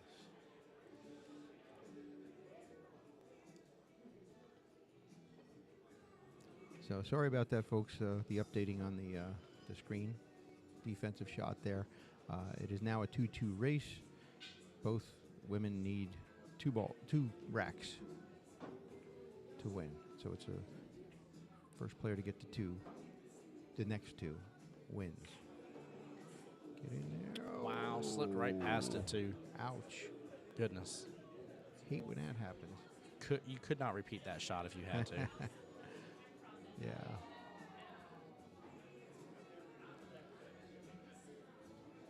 Still kind of wondering what to do with that 6 ball.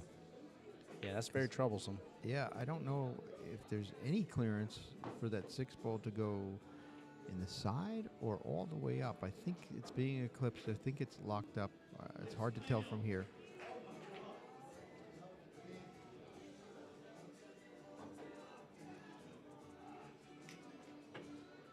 But she's taking a good hard look at that 6 ball. That is her trouble ball, her nemesis, if you will. Ah, there's a good way to go about it. I think she can come off of this 5 ball. She can spin that enough to get a breakout here. Got to hit it harder than that. But again, I don't know if it'll back cut, if it'll pass the 14 and go all the way up. I don't know.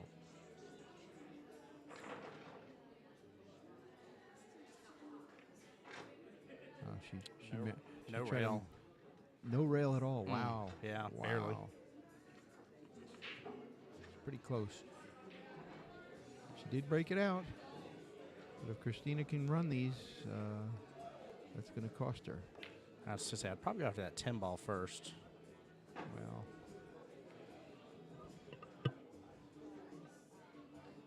Or whatever the red ball is right there. I think it's the red one. Speed.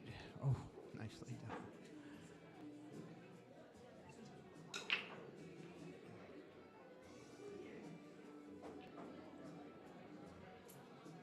Yeah, this is a little bit of a predicament. I'm sure that cue ball goes past. It does, and came off the rail.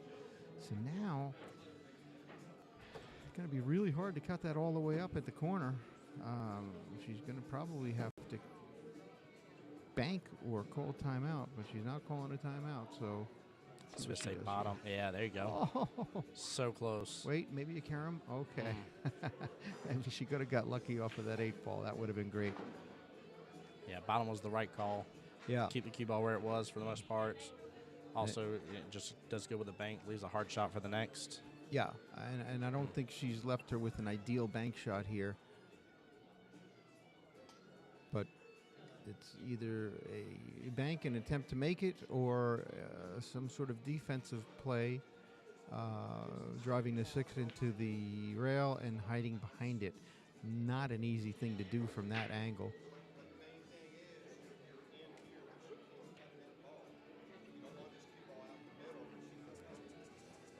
So her coaches gave her a little quick timeout. It was a very quick timeout. Again, they haven't done a single bad timeout yet. They've chosen great times to do it. Haven't misused it. Used it too early in the match. Well, he opted for the defensive play. Now, if she can, I don't know, again, perspective, if that 11 will back cut. But if it does, she can possibly break apart the break that 8-6. 8. Yeah. It's possible she could make the 8-2. Let's hope not. She's looking at that back cut. Yeah, she sees it as her opportunity to break those up. Yeah. So that cue ball, it's a very thin hit, so it's going to take off. Good speed. Oh. This could be it. But then again, anything can happen. Nice thing with this, unless, just something lucky or crazy happens here, that cue ball with Christina's ball on the rail, that cue ball is going to be in position for her to make her ball. Yep. Yeah, I wasn't sure. Sarah still made it. Good job. Yeah, good shot. Yep. There's no guarantee on this shot. No, there's not. Still hard cut. Yeah. I don't think I can't tell if there's a full ball or if it's an inch or if it's a half inch from the rail, but I don't think it's married to the rail. Nah, it looks almost one full ball length away, Yeah. almost, not quite. Yeah.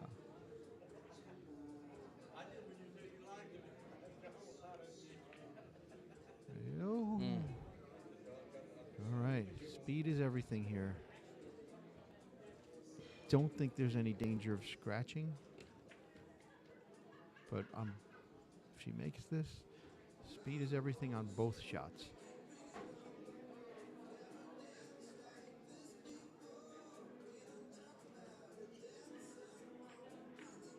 Here goes the 11.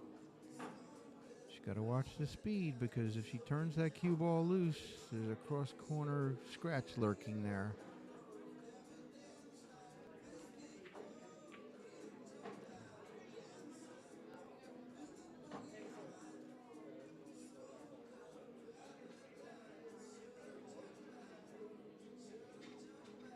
Looks like she's looking for a little advice from her coach, her dad. Little timeout here.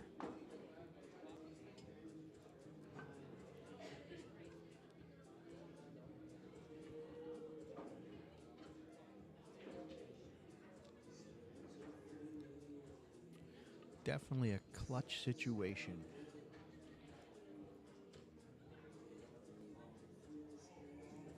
Do or die.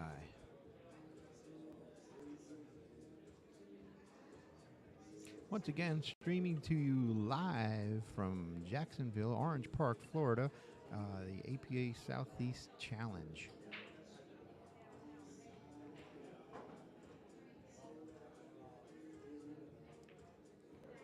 There it is. Great shot. There it is. Nice speed.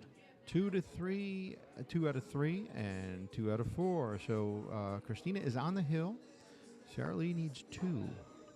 So the pressure is on. The pressure is really on.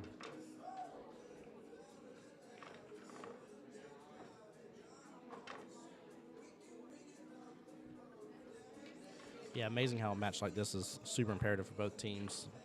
Sarah getting on, if she gets on the hill here, making it, let's say Christina takes it still, but Sarah gets on the hill, making it a 2-4. They're still down almost one full game potentially in points if that happens that way. So this rack is, like, Christina definitely wants to shut Sarah down here. Absolutely. Keep her from getting that extra point at bare minimal. Absolutely.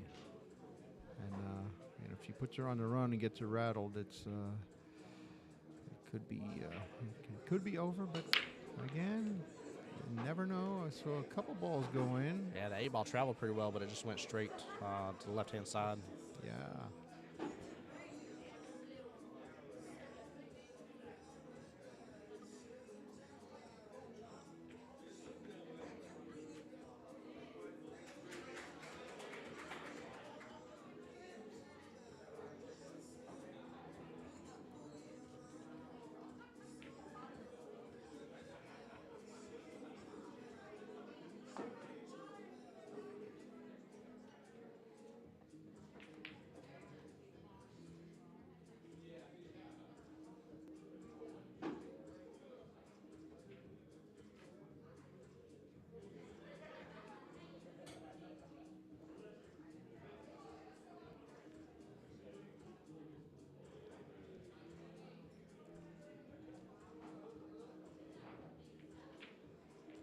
Nicely done. Nicely done.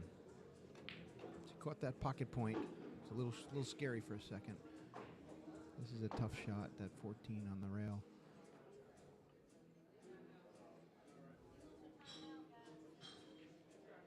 Oh, ties up the pocket. Yeah, I love that speed right there. That was a smart play. Yeah, yeah. Gave her good shape on that 9. And if Sarah runs out, she's got that pocket tied up. Yeah, that 8-ball is not going right now. Well, I mean, it could follow, but you've got to have the right angle and hit it the right speed, the right angle. So many factors. Ooh, nerves. Now, a couple things Christina can do here. The wisest would be, if she's down to the, I can't tell if this is a tie up here. Yeah, Christina only has the look at two that. stripes Look left. at that. Oh. Oh my gosh, it still went. Way to go. Wow. That Christopher Walken would say, wow. that 8 slides all the way down here to this bottom left-hand corner, too. If she barely hits that in just nice and Yeah. slow, she can walk that 8 all the way down. Yeah, my question was, these two balls, are they both solids or? Yeah, they're both solids. Okay. Yep. Okay. Yeah, I just can't tell from here. And we got people standing in front of us, so I can't see the table at all. So she'd be wise. Yep, she'd be wise to call Dad out. Call Yeah, Steve unless out. I'm wrong. I'm fairly certain those are both solids. Yeah. Everything I can see from here, it looks solid. And Steve is consulting with his other 7, Bryant Ottinger, also a great player, good guy, and they kind of bounce ideas off of each other, and before they convey it to the player sometimes. And this Yeah, is it's one a of great those choice. situations because this is Christina's on the hill, so this is game changer, literally.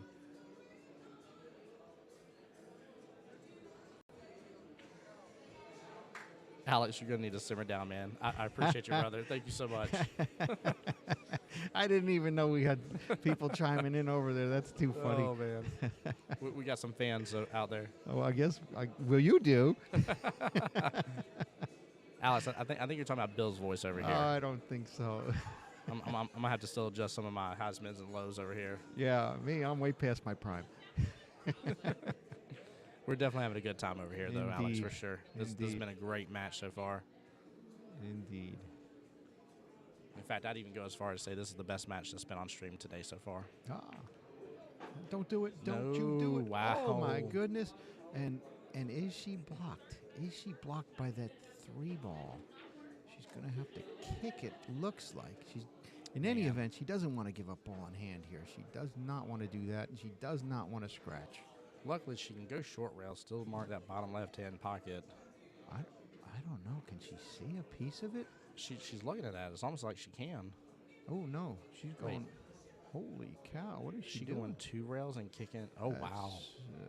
It looks like a kick in a bank. Or a 2-rail kick, possibly.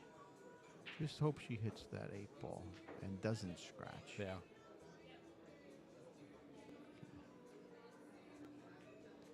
This is very difficult.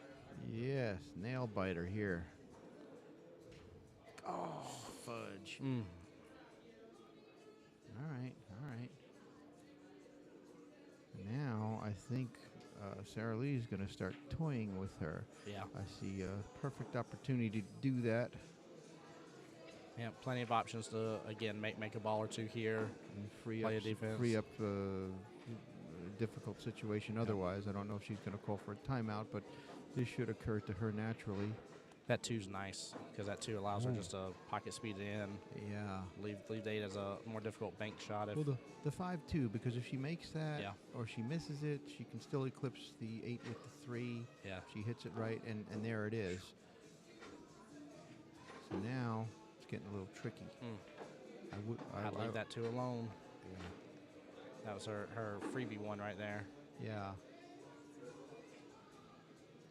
Well, she got down on this end of the table for the ball on the rail. So, again, she should have started out with that a safety on that cluster. Mm-hmm. Ooh. Yeah, that was crucial man. mistake. Yep. Crucial mistake. Hate to see those. Yeah, heartbreaker. Because even if she made it there, she still had a safety option with that cluster right there. Well, here's the thing: if Christina misses, that probably combos now that cluster to the ball she's got hanging. So let's hope Christina makes it, and she does. She does. Very Close nice, out. nicely done. Okay, so Christina takes the match, and well, it's 1-1 as far as the teams go.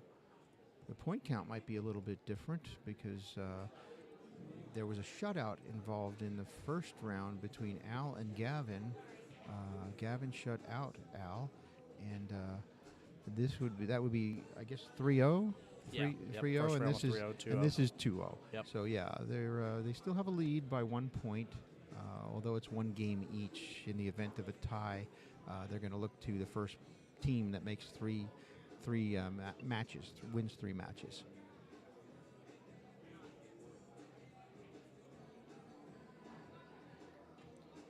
And may I say, hey ya. Such a classic song. It is. I heard that on the way down. I had quite a long drive down from Tennessee last night. It's all a blur to me now. Oh, I bet. How many hours? Let's see. I left at 9. I got in about 7. I went to the wrong hotel. Oh, no. I couldn't find my reservations. My mail wasn't working. It was just a comedy of errors. I'm glad she's looking at this. Look at that. Yeah. Yep. Because there it is. Boom, boom. Or maybe she might have made both of them on that shot even. Yeah. But that didn't exist the first time she had ball in hand. Yeah, that 2 was, I would have definitely left that 2 in that top right-hand pocket until I was ready to either for sure take it or just use it as my at least one safety kind of line defense. Yeah. But I agree with you. That cluster had to go some way, shape, or form, Yeah. or I think you said it best was to play a safety off that cluster right off the bat. Absolutely. Yeah. Absolutely. The caveat would be still being able to eclipse the 8 from there. So Yep. it still required quite a bit of precision. And maybe she was afraid of that. I don't know, because in a safety battle, it comes down to precision. Yeah, you got to be able to trust yourself. Yeah. And if you ain't got the faith, it doesn't matter what coach you have or what they're telling you to do. If you ain't got the faith that you can do it, you're probably going to keep it from happening. So Right. So we're waiting for the teams to put up players. I believe a few balls short put up last time, so Misfits is putting up now. It's 5 o'clock. It's time for the raffle. Raffling off that Predator cue, if I'm not mistaken. This is the moment. the Q-Tech. What did I say? You said Predator. I knew that. I was just testing you, see how well you were paying attention. I got your back. Don't you worry. So I don't know if they need a drum roll or what here. I was gonna say, it got real quiet in here real sure fast. did. It Oh, sure wow. did. Everybody check your tickets. You hear a pin drop now. You don't hear any balls dropping, that's for sure. And the winning ticket is Wonder if it bears repeating by us on the stream. 982. 3506. I was 5 away. Wow. I was 5 away. Tim was 5 away. You said you're putting up Eric? Right. Perfect. Yes. Stephen Norton, gotcha. There's three Nortons, actually. It's a whole family thing going on here. You said Stephen, and who was yours? Thank you very much. Steven versus Eric. Okay, they're going to do another raffle, but I think that was the big one, was it not, Tim? That raffle they're doing is the 50-50 raffle. Okay. So the queue already went. Who's got So this? we got a 7-7 against each other now. Yeah, Let me get this updated in here, guys. sure thing. You're doing a great job, too, by the way. Hey, appreciate that.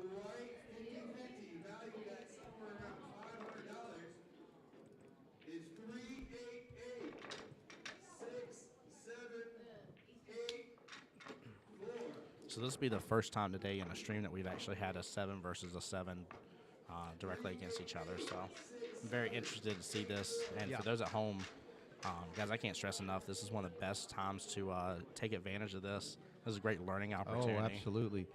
Absolutely.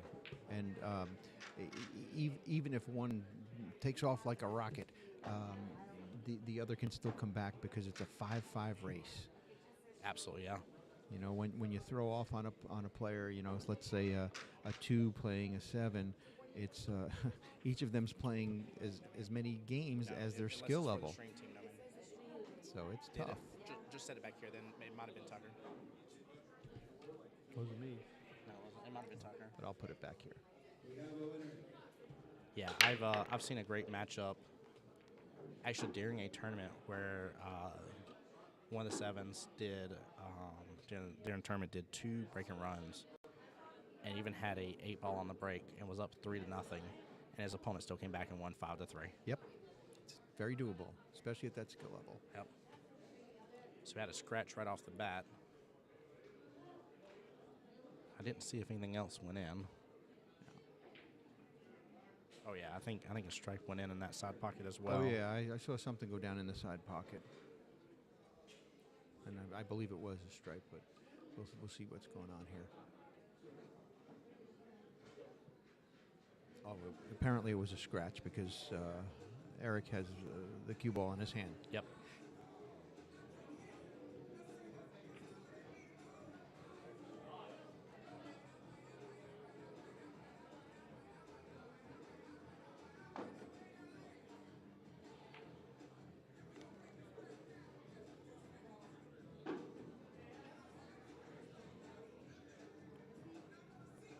It's going to be interesting here that 9 and 8 are tied up Yeah.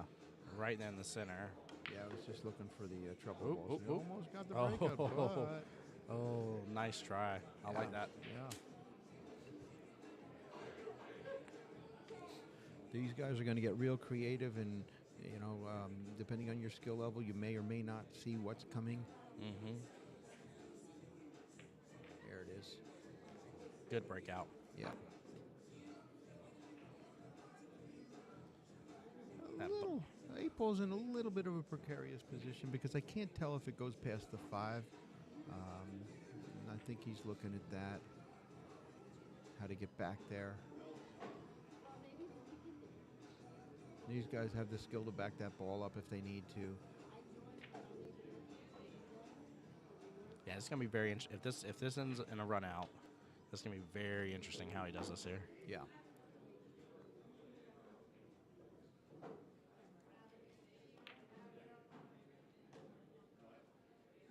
Such control. That was nice. Okay, so I think I see what he's going to do. He's going to. Oh no, he's backing that ball up. No, he's not. Whoa. So he's going to come around and try and get behind that 8. I thought he was going to go another way. Is he gonna bring that 8 all the way down the bottom left-hand corner? He's going to have to if he wants to make it. I don't think it goes past the 5. Yeah, I don't think it does. See, he's looking at it in the corner. But it also, bottom right-hand corner. Okay. It looks like it goes in this corner as well. Oh, he's looking at both. Yeah. Yeah. So he knows he got his options. That's good. Yeah. If he's in that proximity, he's in good shape. Just focus on making this. Exactly. Set your shot. Trust what you got going on. Yeah, a lot of times you get so caught up in the shape that you miss the shot. Yep. And then it all means nothing. Like that. And there's the shape. Proof in the pudding. Although it's not bad. Not bad. Yeah, great run. He definitely penalized Steve for that ball in hand. He sure did. And I don't think Steve has an easy out from here.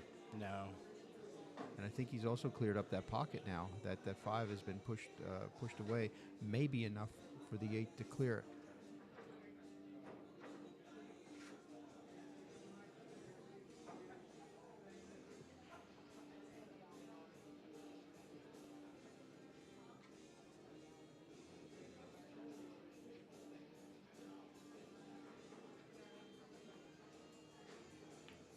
Cue ball, nicely done. He's going to work this end of the table, I think. Yep. Little follow. Little top left, if you will.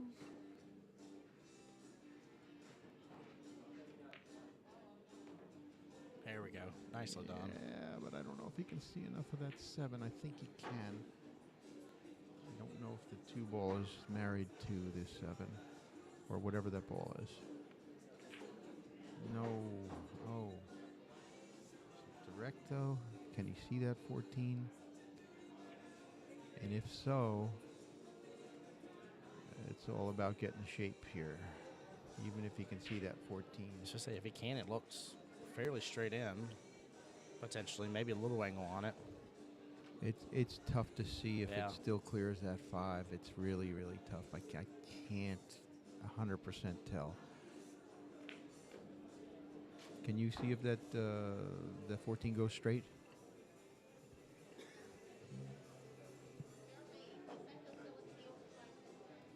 Yeah, I think it does. Yeah. Maybe it's too straight. Who knows?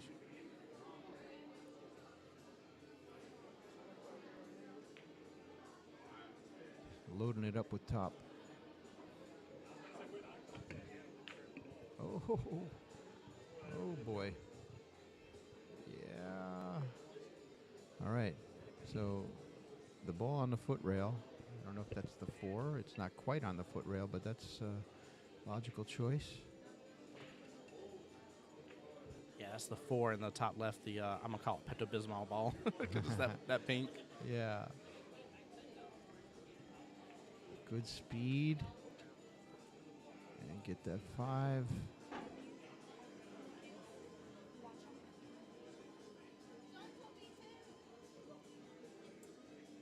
Oh, maybe the 6 first. And then the 5. Okay.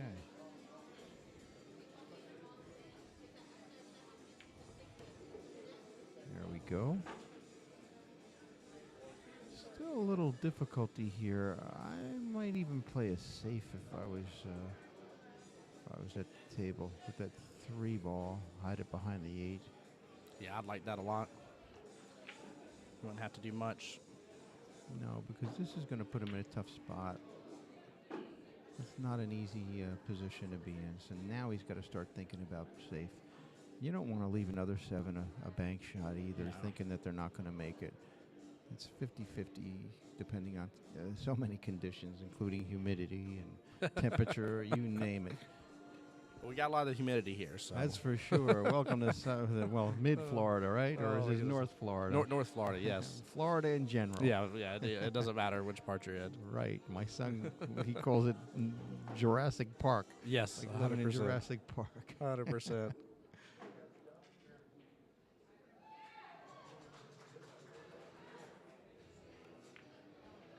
So he was playing on the safety tried there. the safe. I don't know if he's married to that 8. I hope he, for his sake, he is, which would make it very difficult for his opponent to get to that 14.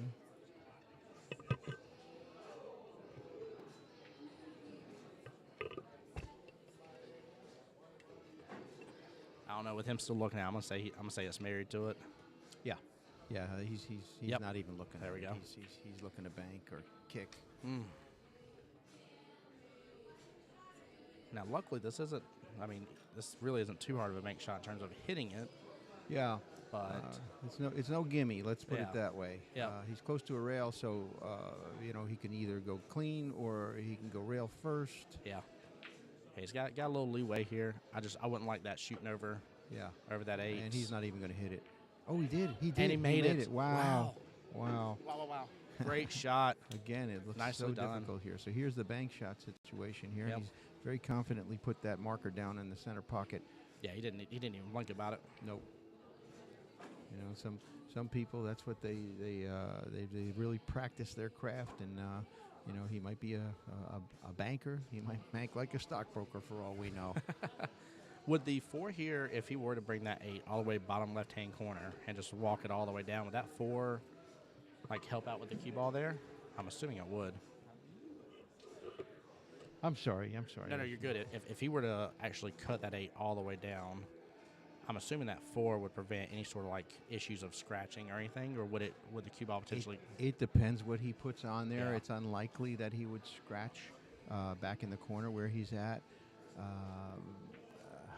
But it depends on the pool gods. Yeah. I had a captain before that he always loved me even on a shot like this. He's like, I don't care if you feel confident in the bank. He's like, if it's cuttable, you better cut it. Yeah, He said it's always the I better agree. choice. I agree. He's still got that side pocket marked, so let's see what he can do. Very confident. Boom, Wow, like it had great shot. eyes. Wow. Well played. Nicely done. Nicely done. Boy, that was tense. Yes, it was. That was tense. That went both ways quickly. I think if this rack is any indication of what we have for the rest of this matchup between these two, this is going to be phenomenal. Absolutely. That was so well played. Yeah, it was.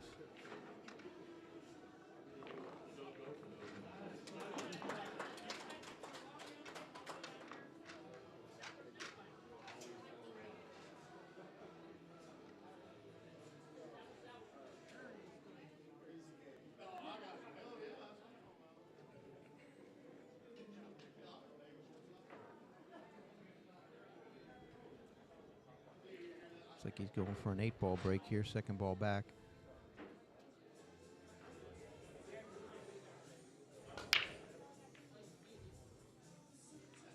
Got a little trouble on the 8. Yeah, went towards the side, directly towards the side. Side rail. Yep. All right. So I can't tell for sure if he's got a shot on the 5. There's a ball here on the rail. I think that's a solid. Is that a solid? I believe so. I think that may be the 7 ball against the rail potentially. Yeah. Might be got that little cluster all around that 8 ball right now. Yeah, it's a little scary. But I think that 6 ball will break it out if he's choosing solids. So here, I guess the 5 back cuts. 2-1. 2-1 combos. I Yeah. can't tell from here. He looks like he feels confident, so it must go pretty easily. Yeah. No, there's no gimmies in pool. No, there's definitely not. There's definitely not. I That we agree. know. Great shot. Nicely done. Yep. Very nicely done. Left the 2 ball in a good spot. Yeah, yeah.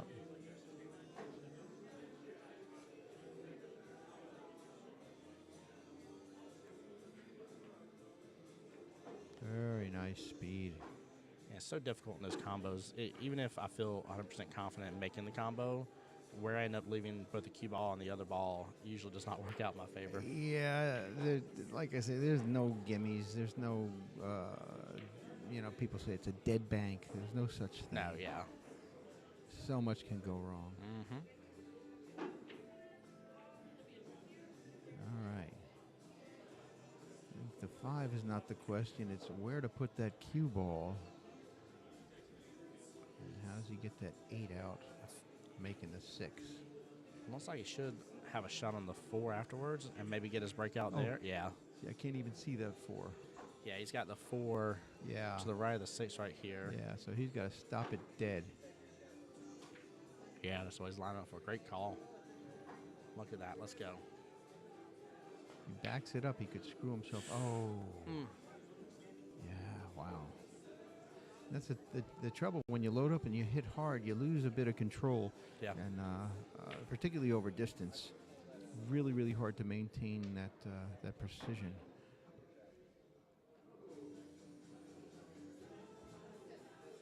This guy's going to get the breakout here.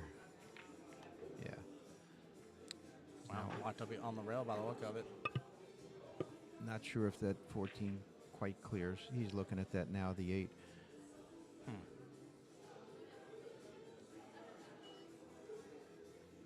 It's funny with this spread being the way it is. This almost looks like sometimes like training table spread if that 9 wasn't where it was. Right.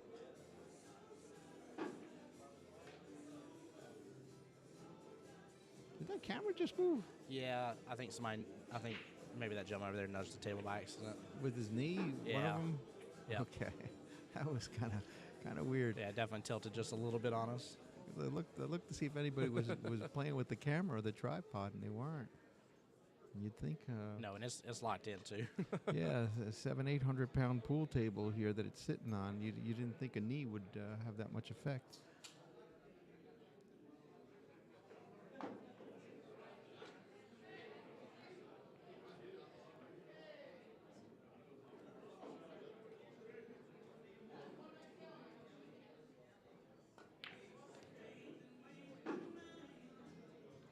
Freddie Fender on the radio. I don't know if the got these copyright infringements where they get shut down on the internet here in the streaming. Do you have any sort of mute going on with the music? Yeah, the only Corvette or a white F-150 in the park in the back. A white Corvette. somebody's white Corvette and F-150 are having issues there, and Yeah, the in terms of copyright, so the only mic that may be picking up some of the music will be the one that's actually directly over the pool table right now. Oh, okay. And we do have a little bit of a what's known as a noise gate on it, so it shouldn't be opening as much. It definitely is a little bit, but hopefully not enough for them to get mad at us. Gotcha.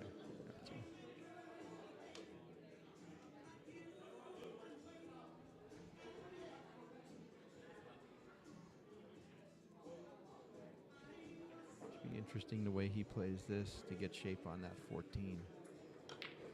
Oh, he loaded up and he got the shape. Yeah, he got the Almost shape. scratched, too. Wow. Wow. Yeah. So Steve should be out here if he doesn't get rattled. If he maintains his composure, Yep. he'll be good. And Steve is a very, very calm, composed player. Yeah, noticing his timeouts, I definitely could see that for sure. Yeah. He does not seem like the type of opponent that would ever get mad at how his opponent's doing. No, he's a sweetheart. He's a super nice guy. Super nice guy. Yeah, it's amazing how much of this game is such a mental game. And you being worried about how your opponent's shooting or not shooting can absolutely throw you off. Yeah. Yeah. Ooh. Good speed. I like the speed. Well, Yeah. now he's left him a bank. Yep. And if this guy, well, it's not an easy, it's not the same bank as he had on the 8. This is a little more complex. He's got to hit this with load it up with inside and hit it really hard. And again, humidity conditions, how these rails are banking, etc. Yeah, I'd be really interested to see the bank shot here. This would be. I mean, he can play it all the way up too, but you know, walking it past that center pocket sometimes wreaks havoc on a player. And it's not quite on the rail. It's not frozen to the rail. I can see a gap between. I've got a line on it, so not a gimme. Plays opts for the defense. There you go. So Great choice. Steve's going to have to. He's going to try and clip this, and that's going to turn the cue ball loose. But he's got some inside inside English on here. Oh, Wow. went for the bank. Oh my gosh. Went for the bank. And he did he get lucky on the leave? I don't know. I think there's still enough of that ball to hit in the side pocket. If not, he can definitely put that all the way up. Yeah. Yep, and he ain't got to worry about scratching. No, at least not on that side. Yeah. Yeah, he could whack a mullet, go straight on over, right? Anything is Oh, man. possible. Sometimes that cue ball has a mind of its own. Now this, he's left with a bank or a very difficult cut shot.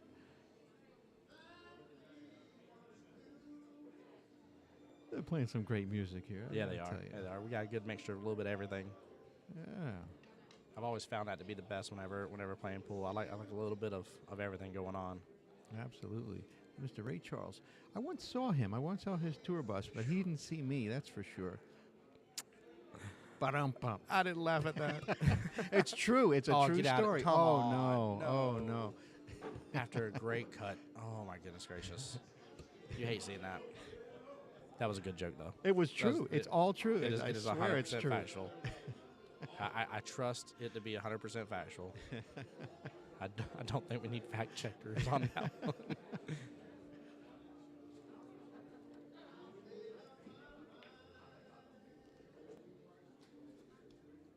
All right. Steve should be out. Although, again, you know, like you said, you know, Yeah. nerves can get the better of anybody. There are no gimmies.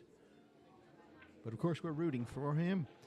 Not just because he's on my team, but we root for all the players. Yes, we do.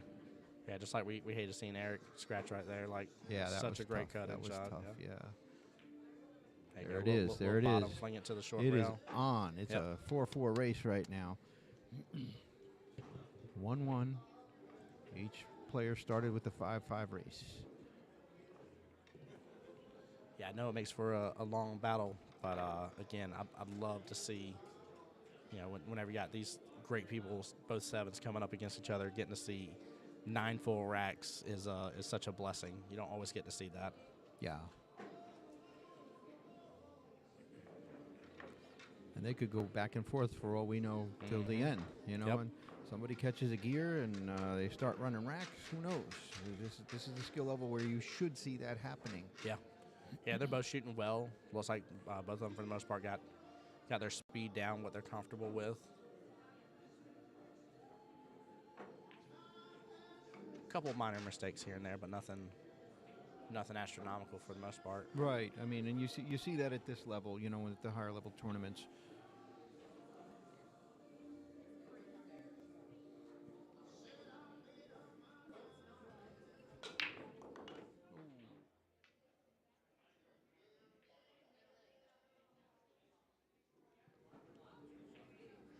All right, Steve just kind of hit that a little bit too hard, and cue ball came off the table.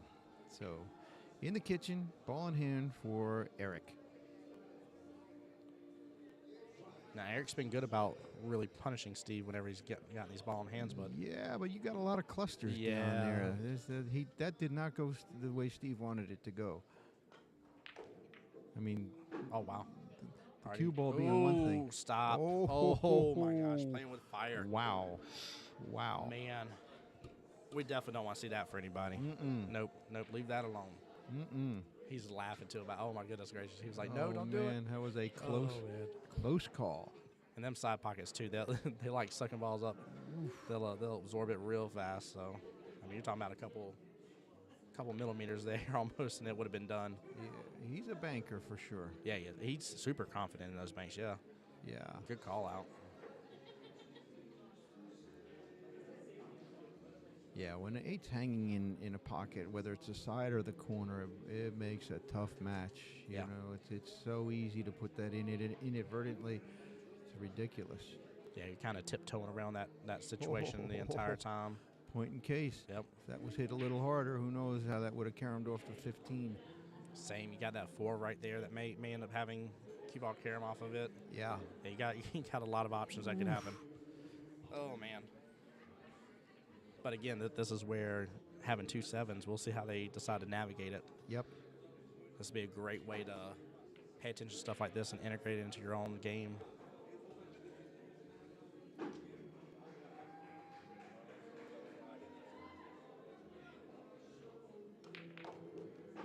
Twofer, top left-hand corner.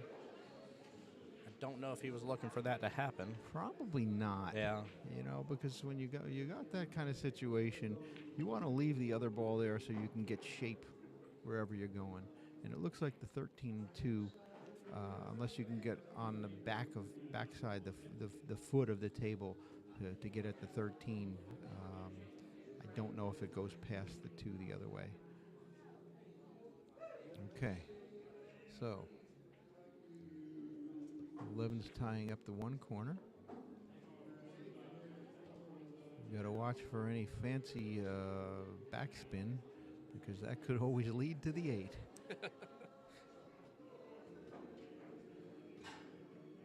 This is where I'd love to have like both players like lapelled up in something and have them like talking about what's going through their brain right now about that 8 ball. Well, you might have to bleep them for expletives. Absolutely. Oh, that would be expected. I'm having a hard time doing that here.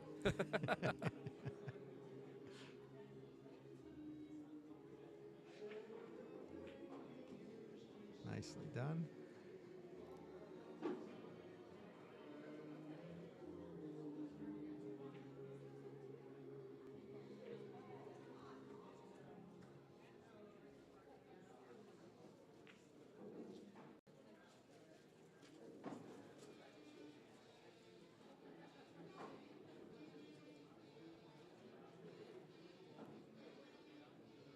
There you go. If you don't feel comfortable, get back up.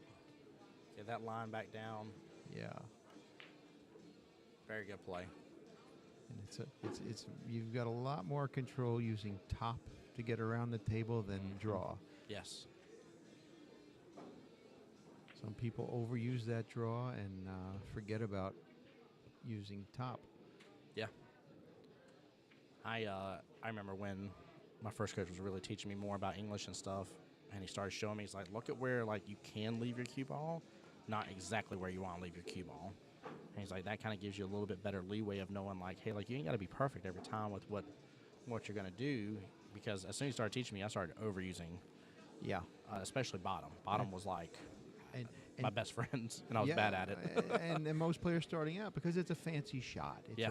it's something you want to kind of, as your skills progress, you want to kind of show off for your friends. Bingo, You know, bingo. yeah, I play pool, I'll play in league. It's great. I can back a ball up. Yep. But can you control it? I mean, that's the Yeah. that's the question. Still got the 6 and the 5, going for the 6 top left-hand corner. Yeah. He's got to come behind that 5. Oh no, Oh, the worst no. possible scenario. Again, one of those, a little more, a little less. Yeah. Well, it's not the worst. He can No, see yeah. it. He can see it.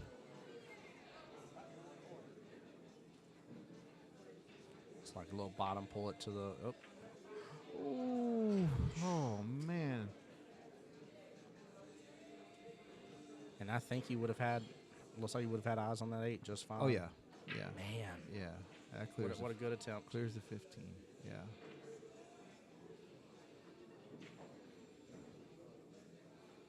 So 3 balls left. Your opponent's ball is in the corner for the most part, makeable for majority of the table. Yeah. There's no point on leaving that duck, but he's going to opt for. I don't know if he's going to cut it or if he's going to bank it. Well, he's not going to bank it. He's got the 8 ball 8 ball, hanging. yeah. Yeah. So he's going to cut it. He might make both balls. No. So now here he's gonna combo. I think that would be the wise move. If he's that confident in his banking, Yeah. He's been hitting them really well too. but so he's not going to go for the combo route.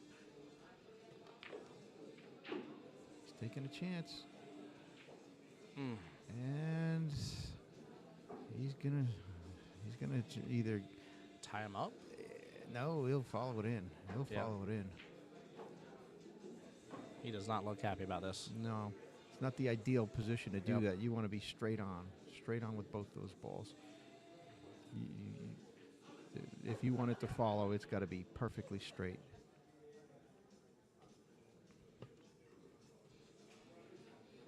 I wonder if his team's going to call a timeout here to kind of just talk him through it.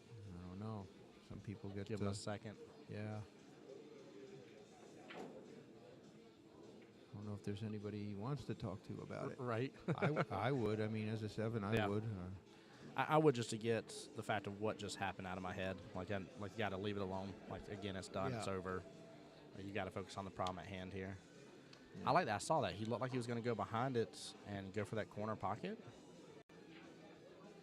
That's almost what it looked like he was Like a aiming kick? at. Like a yeah, kick? like coming off the rail and kicking it is what Wow, what a beautiful shot that would be. I don't know if I would do that. I'm just saying, like, it looked like that's what he aimed up for just a second He's ago. looking around for something. I don't know what the heck he's looking for.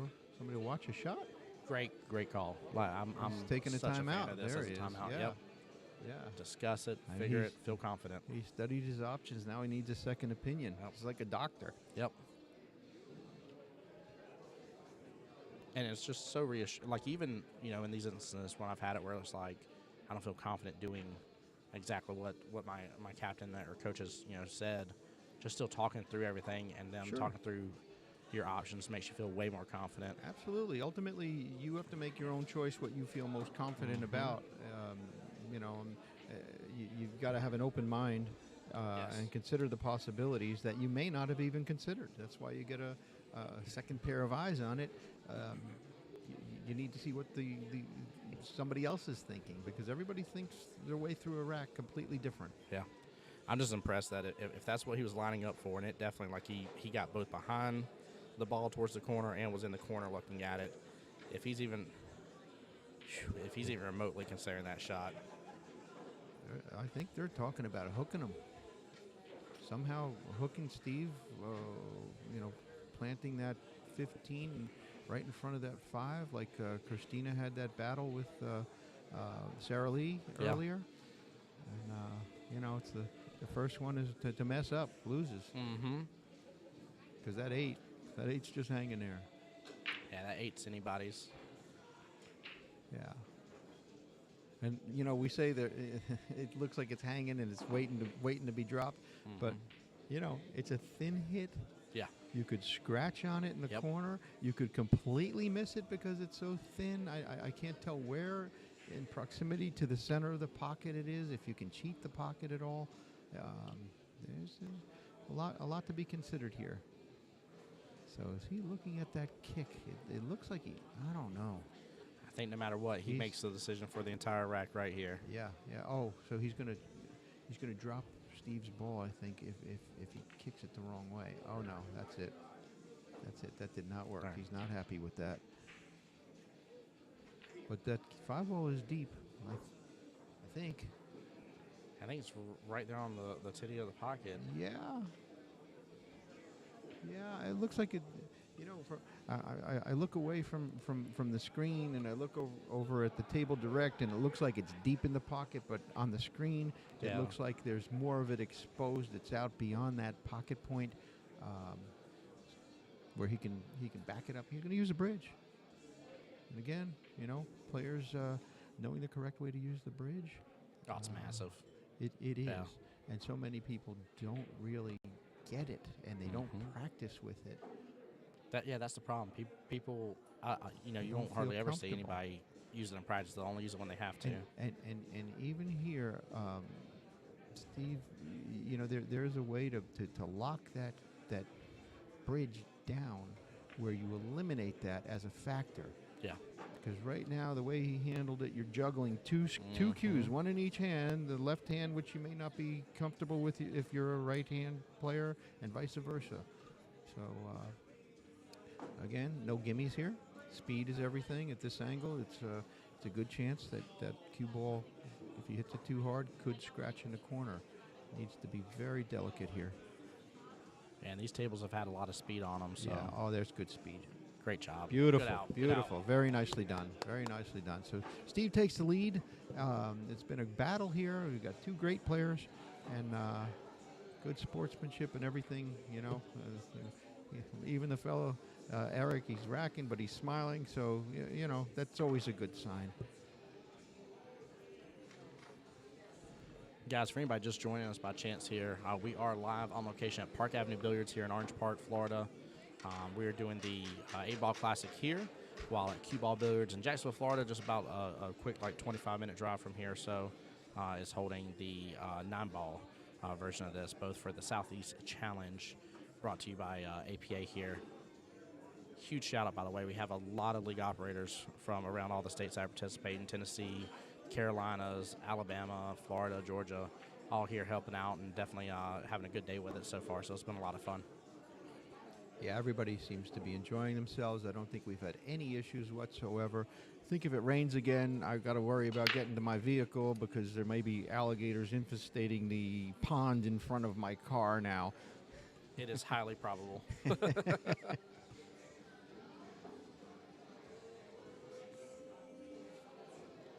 Yeah, unfortunately for this weekend, we're still under a little bit of a flood warning at this point, so we got a lot more rain still left to come. That's comforting, Tim. Thanks. Yeah, I'm sorry. I just want to be honest with you. Got all-wheel drive and a little clearance, but you know it's no monster in the mud.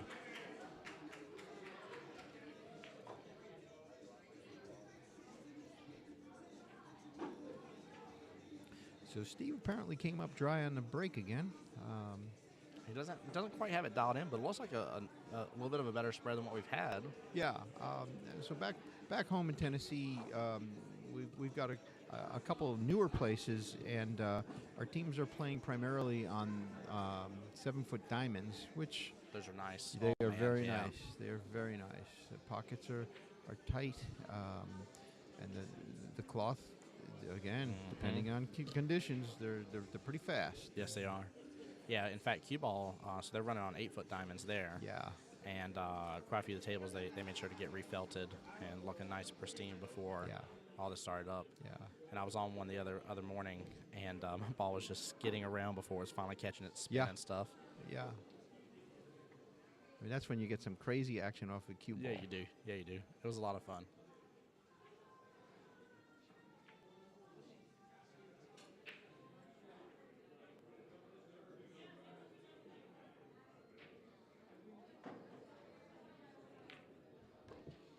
Nicely done, Steve.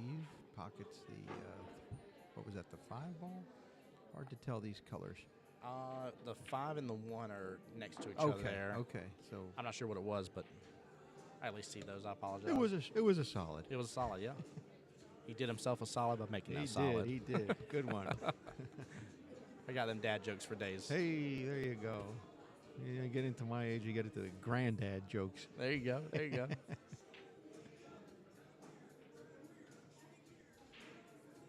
If I may ask, Bill, how many kids and grandkids? That's a loaded question. Uh-oh. I've got 4 biological children, grandchildren. Okay. Three kids, adult children. 2 of them have their own children. Yeah. And my oldest son, the young professor, his wife came to the table with two kids.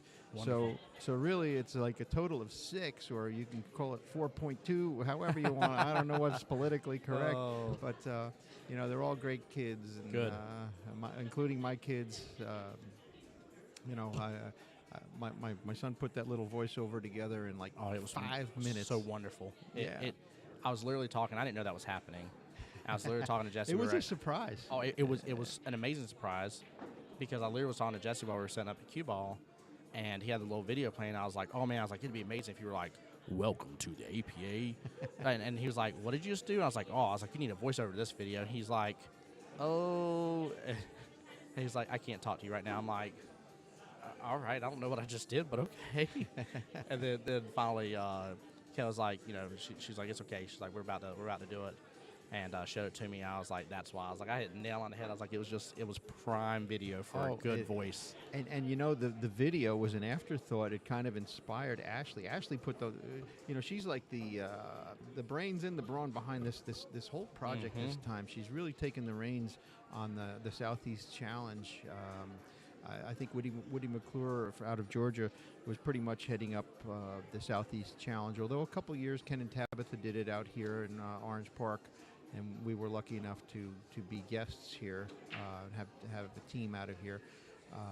But Ashley, she is a production genius. Yes. And when I had I told her, my son, I'm going to try and get him to do that. He just came off of announcing for the first time the biggest gig he ever had.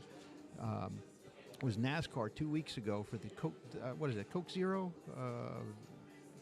400 for NASCAR? I think so, yeah. Yeah, he just did That's that. amazing. He announced all the drivers, and that was like the biggest thrill of his career so far. Love to see that. Oh, Wow. yeah. Oh, what a shot. Goodness gracious. Nice. Sorry. Yeah, he's great at kicking and banking. Yeah, he he really is. is. He really is. But, I told him about that a while ago, but he had all this other stuff on his plate, and, finally, the time was getting short, and he got it together. Boom, he did it in 5 minutes. And then she put it to the video, and it just couldn't be better. No, couldn't really be couldn't. better. My favorite one is like, some people call this place Duval. I was like, yeah, let's go. See, and that's a local reference. I Yes. was going to have him dub that out. I said, what is that? Oh, yes.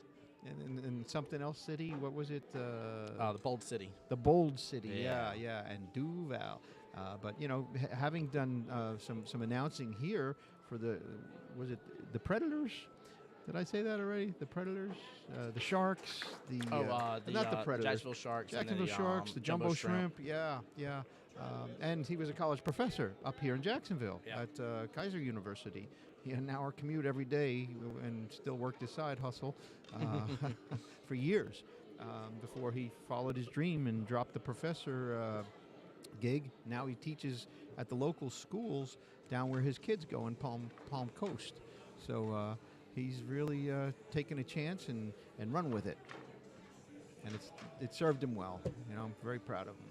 Very proud of all my kids. They're good kids. Yeah, it's definitely good to hear and good to see for sure. I love it. That was such a treat to have that done. Yeah, we kind of kept it as a surprise until the last moment, and I'm glad. Had to get the nod and the approval from national office. He put a little humor in there, from an old Western where it was something. to the effect that badges were required to get someplace, and the gentleman from south of the border replied, "Badges? We don't need no stinking badges." So he came up with the Vegas. We don't need no stinking Vegas. Yeah, that And, was so good. It was a little frowned upon, but you know, a little humor. You got to have Yeah. a little fun. You got to have fun with it. But I think the amazing thing is just the amount of cash that is up for grabs in this tournament. Yeah. And for this not to be, you know, in Vegas, but yet like that dollar amount's up there as if we were in Vegas. Yeah. It's so great to see. Yeah. Such a blessing. Absolutely. The players like it too. Well, you're a Yep. player. Yeah. Oh yeah. I love to see Yeah. it. Yeah. You know, it just means that like while you're in cities, because you know you can definitely get down and out if you make it all the way. Yeah, And you're in the finals. You should get a little something for Yeah. you know, getting to the hot seat. You know, Yep. it's heartbreaking if you don't make Vegas, but this is a pretty doggone good consolation prize. Yeah, it is. Yeah, it's such a great tournament. I just love how many states are involved, how many cities we have representing already here, how many players we have representing. Like it's such camaraderie and stuff that's just coming together to make this happen. Yeah. And for our players, it's an opportunity to meet people from all across the southeast. We've got spectators up top where there's non-smoking down here on the first floor, and Yep. then up top there's a plexiglass wall, and people can view the tables from a great perspective overhead. And of course, if they're smokers, they allow smoking upstairs. So no kids up there, but smoking is permitted. And what a vantage point that they have. Yeah. Just the audio is a little bit lax. That's all. Bingo.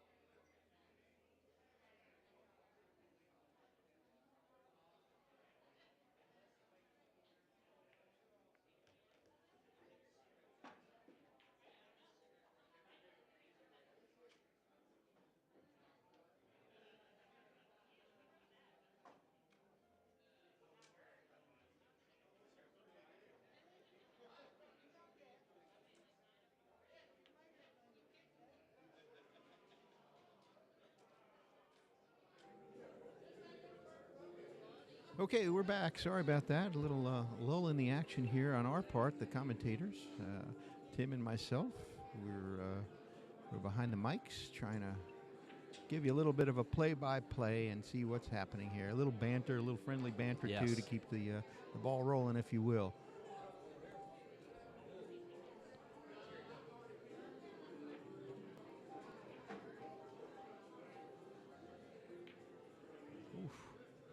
He was in a difficult spot right there. So this is not I don't like this layout. No, this is. It's a tough table. Let's see, I see for sure the 2 and the 3 are in that center 5-ball cluster. You got the 8. Looks like 15 and maybe that's the 9 in the top right of that cluster, right next to the 8-ball. Yeah, I believe so. possibly. It looks like I can see a little yellow, I think. Yeah, because that's orange in the top left with the 10 ball being blue. And you know, it's hard because with one eye I'm looking at the table, with the other eye I'm looking at the screen. And Right. on the table, the perspective is so different because as I look at the table, I look at the 10 and the 13 up in the upper right corner, and it looks like it could be tied together, but it's clear that they are not on the screen because that's an overhead, overhead angled down vantage point. Ooh, again, hitting it hard to get shape. Kind of throws off your speed and your accuracy. So Steve's looking at that cluster. The unfortunate thing, the unknown, is the 8 is tied up in that cluster too. So that's always the unknown when you're trying to get a breakout. Great speed. Yeah. Yeah, good choice. Yeah. You got that. That was my worry. You Yeah, hit yeah. it just to break it up, and Yep. that 8 ball goes flinging towards this bottom right-hand corner out of nowhere. Yep. Got that 2 to the rail. Tied it up to the, I guess that's the 15 television color balls. Throws me off every time.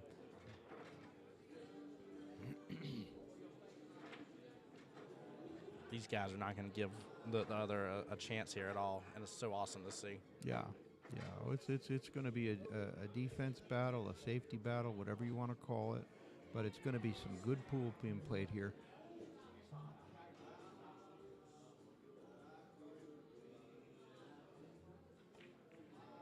Nicely done. Wow.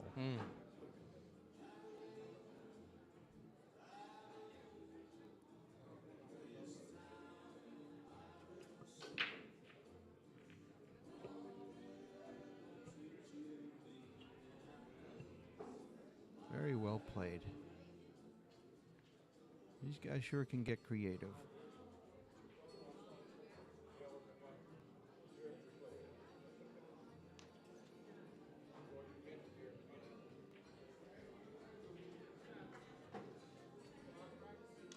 He's very much considering that bank shot there, and he's been so comfortable with them. Yeah. He's still got that 3 ball against the short rail. Whew, so close. Wow. Yeah, that didn't quite work out. Nope. But let's see what Steve can do with this. Because he's tied up, I think, with that 3 ball as well. Yeah. He's got to get on the other side of it. And I think it's the 3, 9, and 8 all together. He's got to shoot over it. yeah, that always makes things a little difficult. Look at that ball just spinning and sitting there. Wow. Yeah. We got a little Harlem Globetrotter moment going on there. Little curly action. Yes. All right, here's what we can't see. How this will work out if it squeezes past the 13 or if it combos or caroms. Either way. I do dare say, though, I think Steven's got that top left-hand pocket. I'm pretty sure it's his at this point. Well, it depends. If Eric can run out here and catch a gear. Yeah, there is a possibility. He's got a little spread now. What you thinking? That 3 ball is probably the issue at this point.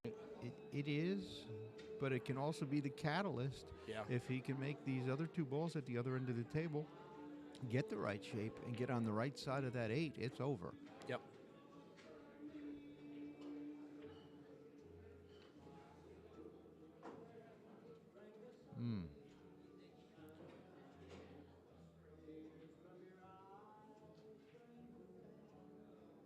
Gonna have a hard time controlling that cue ball with a thin hit.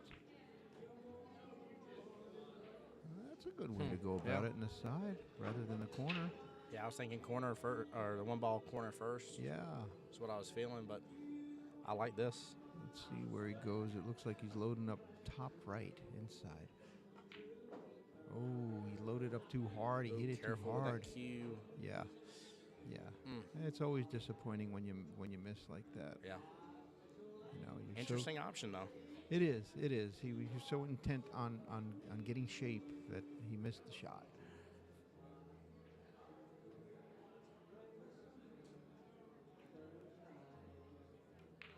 Good focus. That 9 could lead him anywhere he needs to go.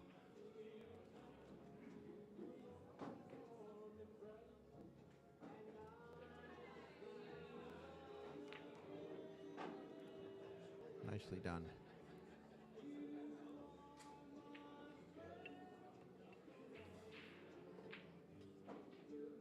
Put a little top on there.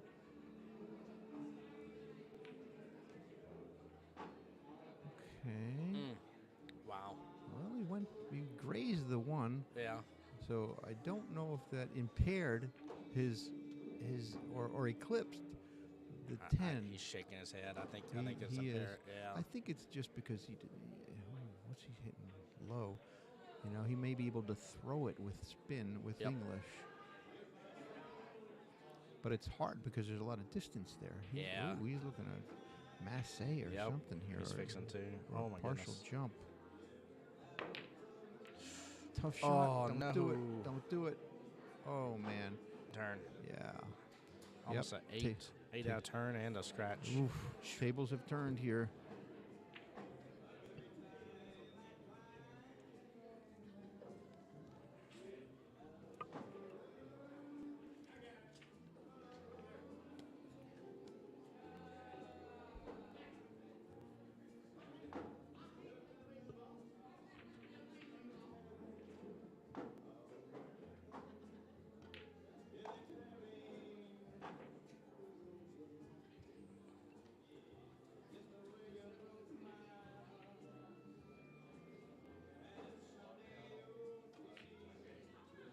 Nicely done. Relatively easy, but as I've mentioned earlier, there is no gimme in pool. No, and if for some reason or another he rattles it here, that 10 goes in that side pocket very easily from it here. does. Good speed. Yeah, very nicely done. Nicely done.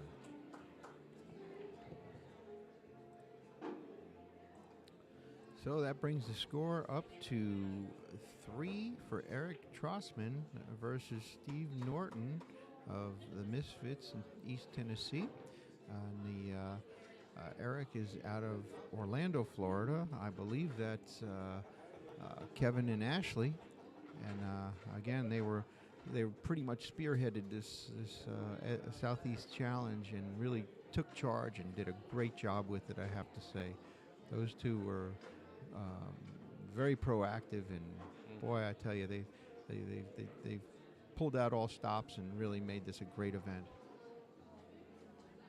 Yeah, 100%. Everything's just been just so well planned, organized.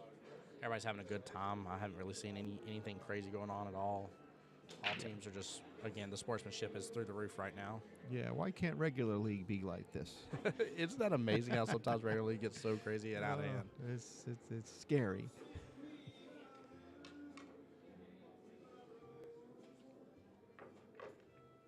It's like we're on a field trip and everybody's on their best behavior. They know their mom and dad's getting a report back. Well, I'm the dad here, and I'm here with them.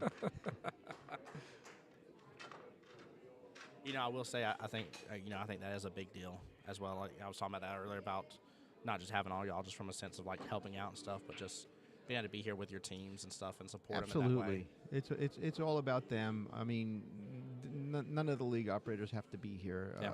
I mean, if you're not on the Southeast Challenge Committee, which I happen to be, for what little I could input, because technology has definitely passed me by. That's why I say I give such accolades to Gavin and Ashley and Kelly and Mike and Deb Bertishaw. They really were behind the scenes 100%. So, none of the league operators has to be here, none of them, but they're here to support their people, and people may rumor that they don't care, but I think their presence shows otherwise. Yeah, I definitely agree with that for sure. I think it's something nice, especially say you're up and having a good time and stuff, having your league operator there and be like, look what just happened, look what I did, or especially earning any of those specialty patches. Sure. Definitely feels real good. Well, it's great for the players to, they don't know anybody here. We've got 3 teams here. We're fortunate enough to have 3 teams here. But, there was a time when we were here last time at Park Avenue, we only had 1 team here. And it's good to know that other than the team, you've got a familiar face to help encourage you. And I go out to Vegas 2 times a year, not because I want to, not because I'm forced to, but because the players, sometimes we catch the short end of the stick, but in the long run, I think they really appreciate us being out there, and we're out there on our own dime. There's no travel assistance for us, so we're there because we want to be there for the teams. Looks like he might have come up dry on that break. I think he did. Steve's approaching the table. Yeah, what an interesting breakup we got at this time. We don't have too big a cluster at the top end. We got kind of this weird, like, half and half spread out. Yeah, it's like some clusters, but diagonal line there. Yeah, it's very interesting. Let's see what they do with this here, because they got some choices. The 8-ball didn't go very far, though, did it? No, it almost kicked back into where it was. It was moving, and then one of the other balls came by and nudged it right back almost in place. It's interesting.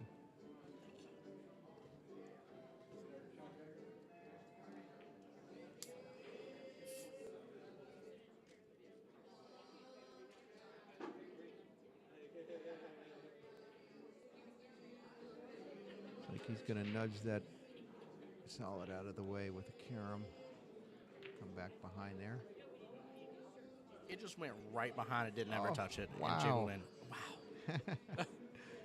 Another one of those shots that, like, if I was like, hey, set it back up again and repeat it. If you can. Yeah.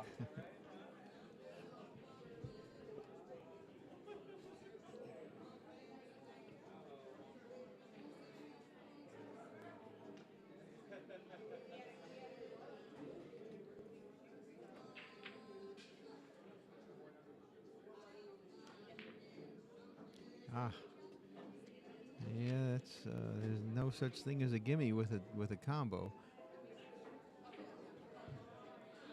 Even when they're married to each other, they're frozen. If you put the wrong English on the ball, it can throw that line off.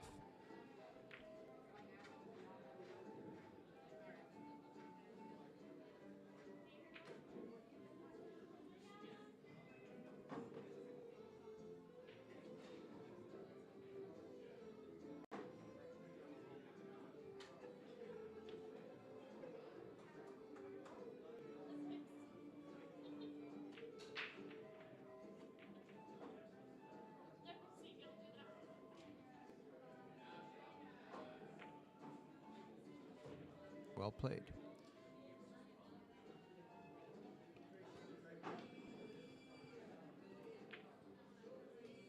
I'm assuming, depending on angle, that 4-ball really can just follow right on through and won't be too big of an issue. They've surprised us before, haven't they? Yeah, they have. Knowing this table and the shenanigans already with the way these balls have been acting, sometimes we'll see that 4-ball somehow or another get behind it, behind the 10, and the 10 just still sit there. Everything looks easy from where we stand. Oh, yes, it does. 100%. Or sit. Yeah, we got no stress, and it's one of those always easy to be like, yeah, you should do this shot right here. Yeah, this Never miss a shot never from miss here. it. No, Even though our we don't have a bird's eye perspective, we've got a eye level table perspective, and that's terrible. That's a terrible perspective.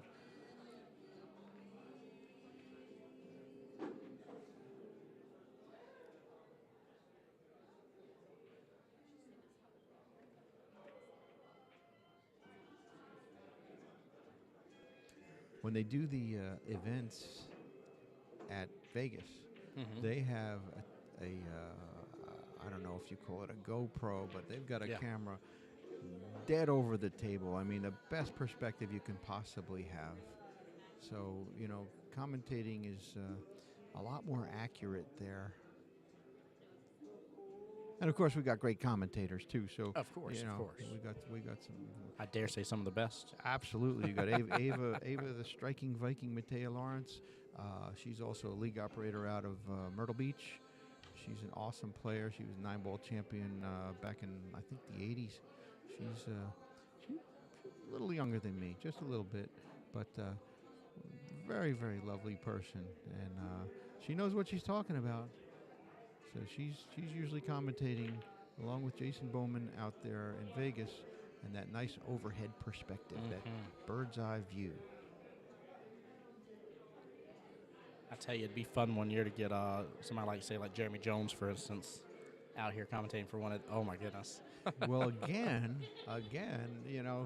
at his level, it's tough because we're all amateurs here, and the mental focus is not to mention the skills are the things that kind of separate our top players as amateurs from the pros that he's used to playing with.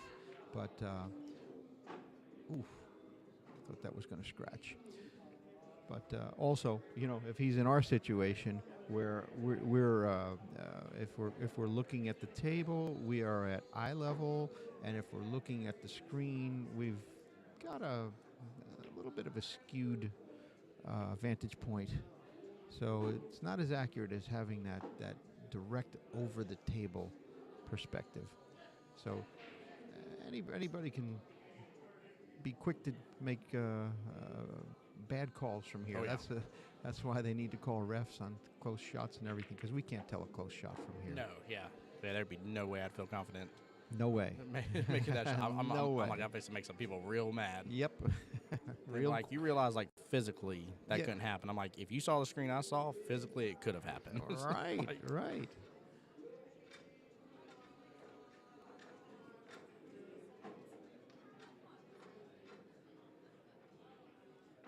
He's got some tough choices here. Yeah, for sure. And looking at the table, it looks like the 5 is closer to the 14 than it is. But looking at the overhead screen, there is some distance.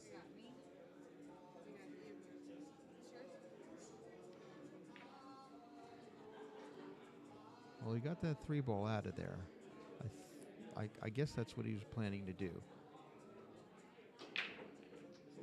Now, if Steve can make that 13 and run the 14 to combo the 5 or the 4 into the 10, that's probably a good way to go.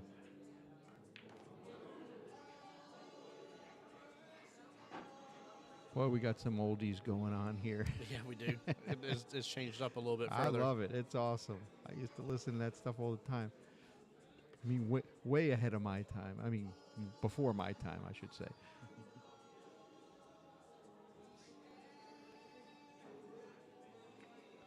Defense, clearly. It almost looked like he was shaking his head about it. I don't think he got quite where he wanted. Yeah. I don't think that was bad. I mean, either way, two-way shot. Yeah. Yeah, absolutely. I don't think he's in bad shape. Eric was going to have eyes on the 5 and be able to hit the 5 regardless. Yeah. Yeah, whether he slow rolled it up a little bit further or if it fell backwards a little. I mean, yeah, I think he still got the best of that. His ball still making one that corner. Now you're leaving it up to Eric to maybe do a combo instead. And that's a tough combo. I mean, even Yeah. from a defensive strategy, put the 10 in. Oh, He didn't. He's tying up that Yep. corner, though. So, wow. That's not a bad spot to be in. No, not at all. So Steve can come off that rail and then put the 13, get some angle on that, and come across and make it.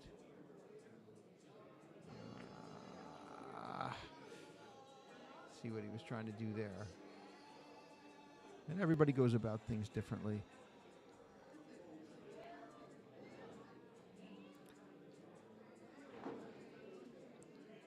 So he's just going to leave that cluster right where it is. Maybe flaunt his banking skills, but I don't really think he's trying to make the ball. He's not. He's trying to give a hard time to Steve, and I don't know if he has. It's going to be hard to control that speed, making contact with the 13 and not scratching. But if he can do that, he's in good shape. Yeah, being on the rail just makes this Good speed.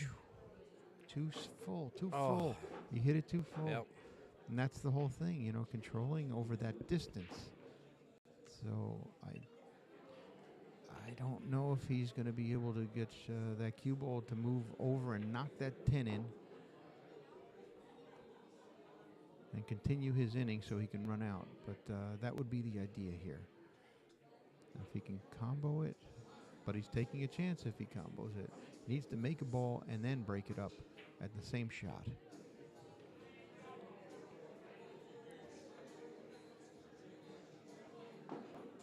He just makes the 10 and leaves Steve on the 14. He's in trouble. So this is a crucial shot.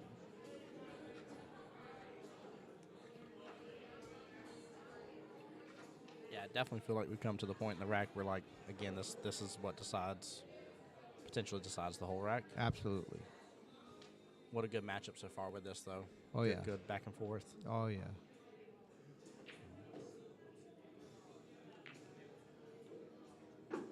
Okay. So he's got it. I think he's got the Yeah. defense that he was looking for. Beautifully done. Beautifully done. So I don't know. Oh, Steve's kicking, so who knows? Good hit. But it may not be good enough. I don't know. Steve kind of looked over his shoulder as he was walking by. See if he got him. Apparently not.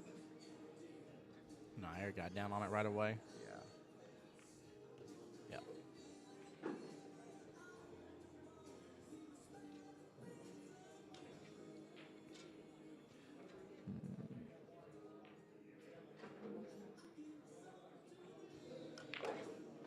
Don't scratch.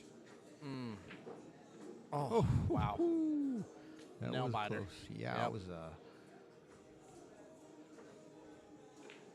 Yeah, and he could have been about even 3/4 that speed and still had a great shot on that 3 still. yeah. I mean, there were a couple different ways to go about it, but he's Yeah. got to do what's comfortable for him. Yep.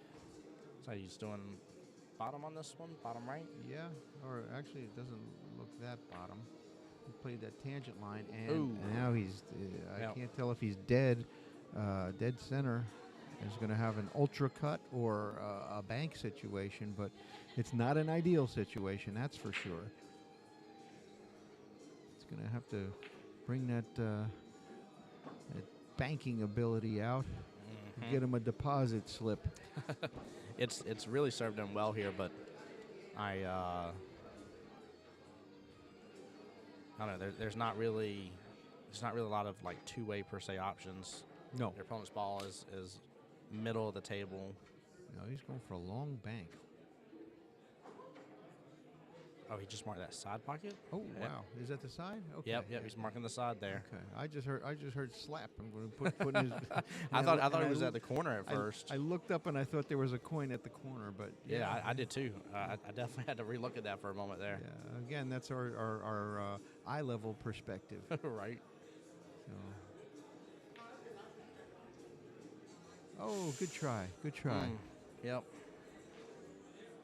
Good try. He's clearly very disappointed. Yeah. Now, side pocket or take it all the way down. I mean, the side is the biggest pocket on the table. So if you don't lose your composure and you don't slam it in, Yeah. you roll it nice and easy. And Steve's very good with his cue ball control. Oh, he went all the way. He went all the way. Oh, there's too much green. No. I would have definitely gone side because it's the biggest pocket. Hey, Brian, welcome into the stream. Right now, Misfits are currently overall score for the team. This is match 3. Misfits have 2 points out of the 2 matches so far and a few balls short, 3 points. In this current rack, we're in the same predicament. Steven for the Misfits has 2 racks to Eric's 3 racks. If Eric makes this shot right here, it'll be 2-4.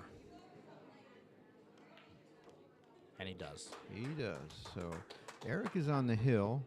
Steve's got a little way to go. He's got to make 3 racks in a row. And anything's possible. Anything is possible here, ladies and gentlemen. Man, Brian, welcome to the stream, man, if I didn't say that earlier. Thank you so much for tuning in with us. Absolutely.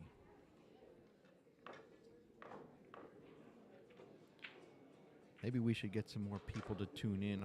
I'm going to try and... Try and re-message it back out? Yeah, I'll do put the same. something out there to my league area if anybody's interested. Of course, you're gonna have to educate me on the website here, or is it just the Southeast Challenge?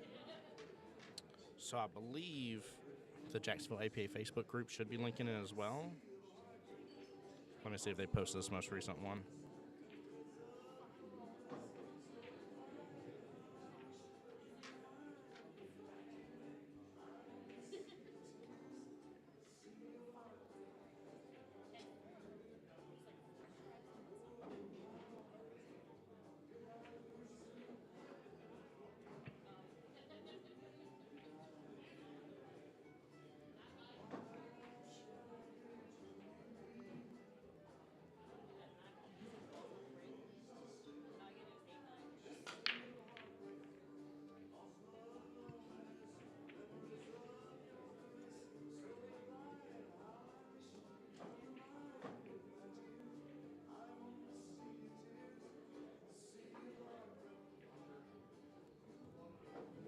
message Mike to see if he can get it on the Jacksonville APA page, and that way it'll be there. Yeah. I'm trying to. I'll add you There and we see if go. I can message you as well. Yeah. You know, sometimes if you go live streaming, it'll attract some attention. Oh, yeah. So I'm going to try and do a little quick little bit here. And there you go. You got an invite sent to you. Or a friend request now. Or it should be to you. It might take it a minute to come through. Let's see what's on your mind. It's like, what's in your wallet? With a live video.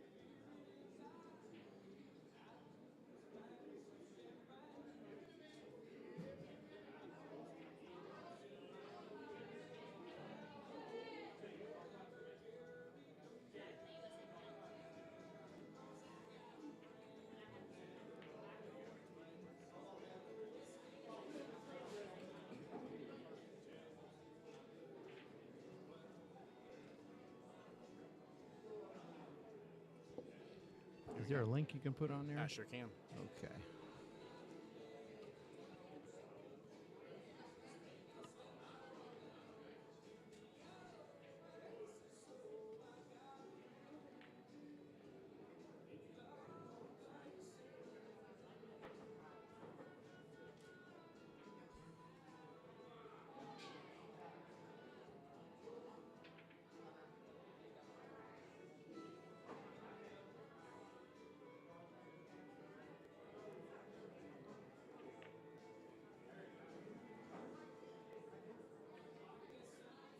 Looks like we got a little cluster going on down at the foot end of the table.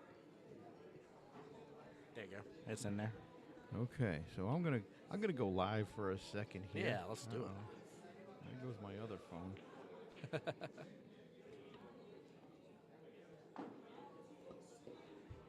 A nonsense call. Great shot in the side. And again, guys, if y'all are just joining us here, it is Steve Norton for the Misfits, 2-5 versus Eric at 4-5 right now. Eric is on the hill, just at that one ball in the corner pocket. And overall score is Misfits 2 to a few balls short 3. Misfits based out of Tennessee, and we got a few balls short showing up from Orlando, Florida with us.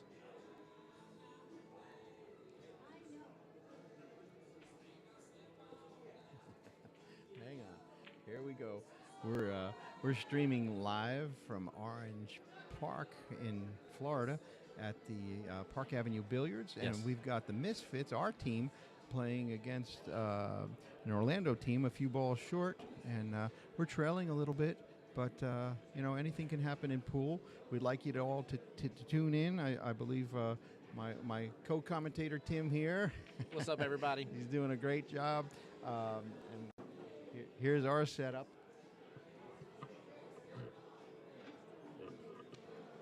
So I'm hoping some of you guys will tune in and catch the live stream direct from rather than this site. I see 3 of you out there. Hi, Melissa. Melissa's right across the table from me. And who Also, else we got here? If y'all don't have the link for some reason, I'll put it in there. It is from Q Sport Studios. Sport is singular. If you just look that up on YouTube, you'll find both links to both the 8-ball here at Park Avenue and the 9-ball located at Q Ball Billiards. I'm hoping you picked up on that, guys. I'm going to reverse the camera if I can figure this thing out. Here, there it is. And that's the rest of our setup. So if you're tuning in, Again, we're coming to you live streaming from Park Avenue Billiards here in Orange Park. It is the Southeast Challenge, and we've got the Misfits from East Tennessee APA. That happens to be the commentating table where Tim and I are sitting here, and we're just having a good old time against the team from Orlando, Florida, a few balls short. Shot. And we've got 2 sevens battling it out here. Currently, we've got what is it, 1-1, Tim? In the previous matches, we're on the third match. Yeah, this third match, yes. So we got Okay. one win from So- Misfits, one win from a few all short. Yeah, if you're wondering where we stand, and Steve is trailing by 2. Eric Trossman is their player. He is on the hill. The fellow with the light blue shirt chalking his stick right now.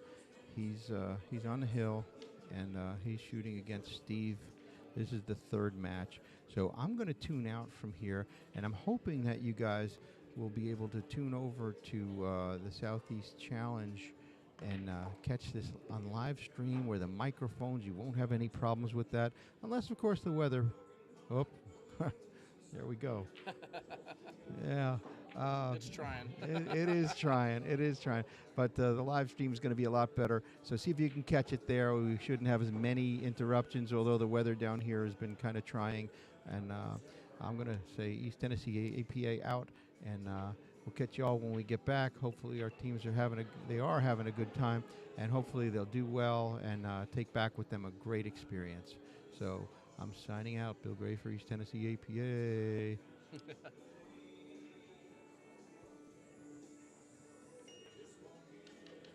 I like that. I appreciate you going live on that, getting it shared out for sure. Yeah, we gotta spread the love here. Gotta represent. Yeah, yes. Post for 30 days. We'll never delete this. Here we go. Post now. Like Wolf of Wall Street. I ain't going nowhere. Can't make me go nowhere. There we go. Perfect. All right. Hopefully that'll get us a little traction here on social media presence.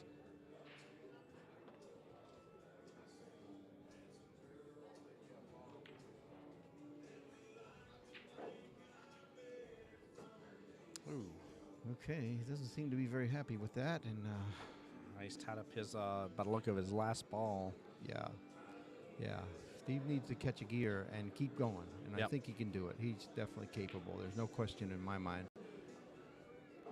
He proved it earlier. Yeah, him shooting over those balls is not seeming to be an issue for him at all. Yeah, good steady stroke. Well, Miss hit, even but if he misses, Yeah. he's got a situation there with that other ball. I think it's the 4 ball on these TV-colored balls that's tied up. It's not an easy shot, whatever he does.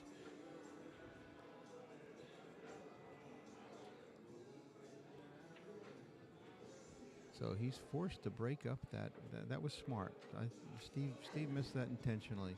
That was very smart.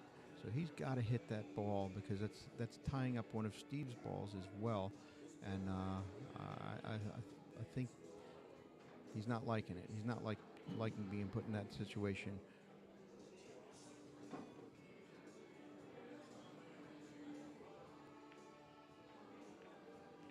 So he took one of the ducks out of the equation and was hoping to get safe. I think he's got a block on the diagonally opposed stripe in the corner. So Steve's got to play this smart as well.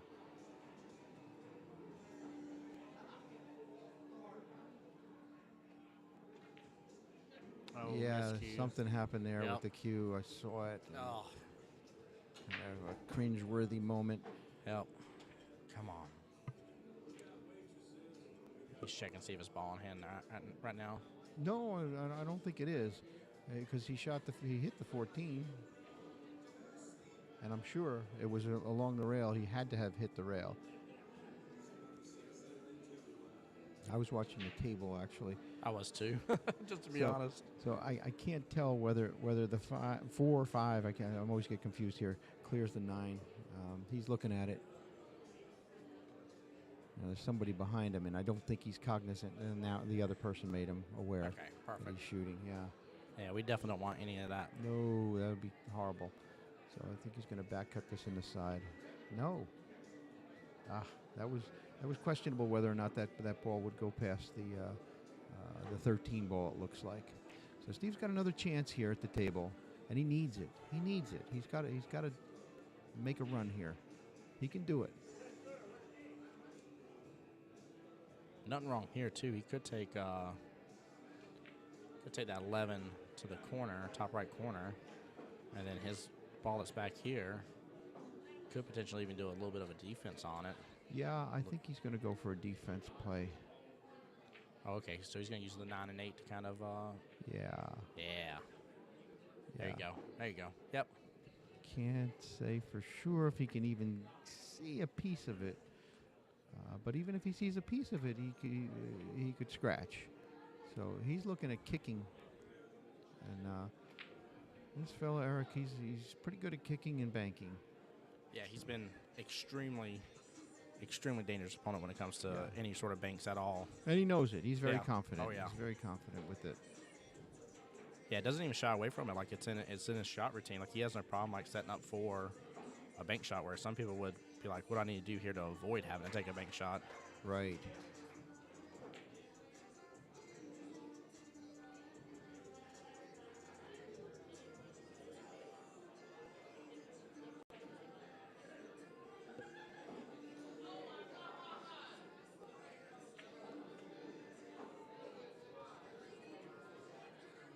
Be an amazing shot if he makes it. Oh. Yeah, that didn't happen. So Steve got a ball in hand, something that he really could use here. He's plotting his run. So is that ball next to the 8 ball? Does it go in that corner? I'm assuming it does. I'm assuming the 4 or whatever that is that's in the corner, the solid is in the corner. Yeah, I think it's It's not a far enough problem. away. It looks like Yeah. it's about 5-6 inches away from the corner pocket. So it probably passes it. Again, perspective is everything. One ball at a time. Nicely done. So this is almost again one of them setups, kind of like you would almost practice. It appears to be very straight. But he came out well. I think he should have got more angle on the 11 for the side, because that's going to put him in a tough spot here. He's got to hit it thin. And hit it with bottom. Yeah. And try and get around that 13-8. If he runs into it, he could be in a problem. So he's calling over a coach, Brian Ottinger, also a 7. Bit younger, but Brian is I don't know what you call it. You know, you have scratch golfers. Well, he's a bowler that's really good.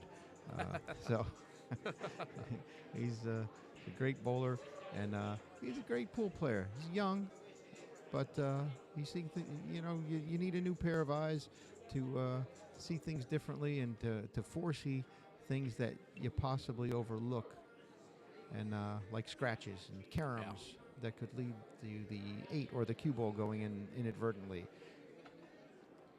This is one of those situations for, especially like lower ranked players. I would even recommend like this table deserves a full walking around. Absolutely. For a brief moment, just to get all those different eyes and perspectives. Absolutely. It's a tough shot. Shot. And Steve could have been a little more forceful with that last shot he did and get a better angle on the 11. It would have put him in a better position right now. But they're really hashing it out and figuring out what's the best play.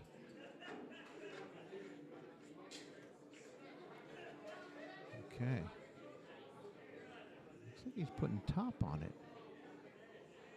Top, maybe some. No, I think it's just straight top. He blocked up that pocket. Yeah. Okay. So safety play. Safety play. I think, especially with it being where the race is right now, maybe that was the best call right this second. I think so. Maybe see if we can get one more gear in him. Yeah, yeah, and he's probably looking at a bank back at the corner where he's standing, Eric. That'd be an awesome shot. It sure would. Wow. But then again, where does that cue ball end Yeah, up? where? He's looking at it. He's looking at it. Yep. Yeah, he is. Great call out. This would be interesting. Where Yeah. does that cue ball end up at? Yeah. Just gotta hit it hard enough to get there, but you ain't gotta whack-a-mole it. Oh, beautiful. Great shot, great speed. It's in there. Wow. It's in the hole. Oh my goodness. And good control with the cue ball. Look at that. Caddyshack moment. Yeah. Good call out. Yeah, it's going to go right behind that 11 or 15, whatever it is. Yeah. Well played.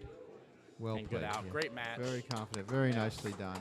Good sportsmanship. Good guys. Now they're talking about the options that they had. So they're talking about that. The other captains, are going to get their next players up. Right now it's 2-1, 2 games to 1. Steve did not get to the hill, so Tim is updating the scores. We'll see what's going on here in a minute. He's going to post that on the screen. He's got the final score of this match and the overall match. We are down. Matches. Yeah, after 3 matches, we are down 2-5. So they've won 2 of the 3 so far. What was it? Heard. Thank you. And folks, anything can happen. Anything can happen here.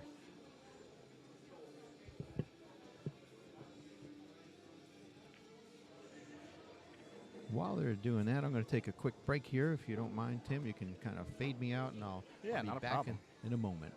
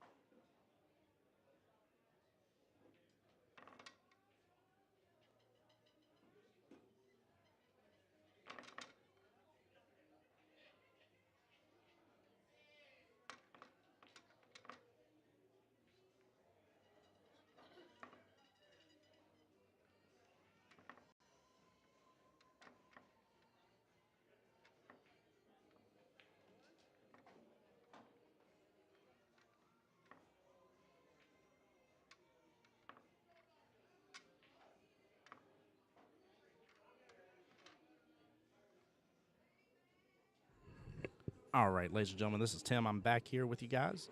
We got a great matchup here for match number 4, Melissa Norton versus Ginger Bussin.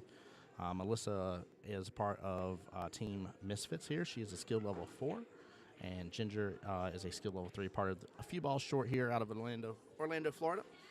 Now, here's the deal, guys. This right here, Melissa has gotta bring home a win here. A win for a few balls short guarantees the win overall. In match number 4, means they won't go to match number 5, because there will not be a way to make up the points and or wins. However, both teams have been fighting phenomenally, guys, so expect to see another good matchup as we've seen so far, and we'll see exactly how this goes.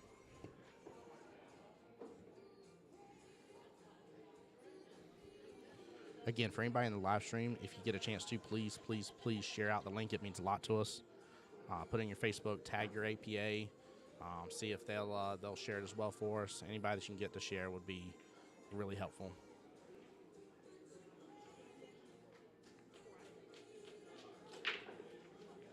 So that was Melissa shooting right there for Team Misfits. She has she has to get an extra rack versus her opponent here.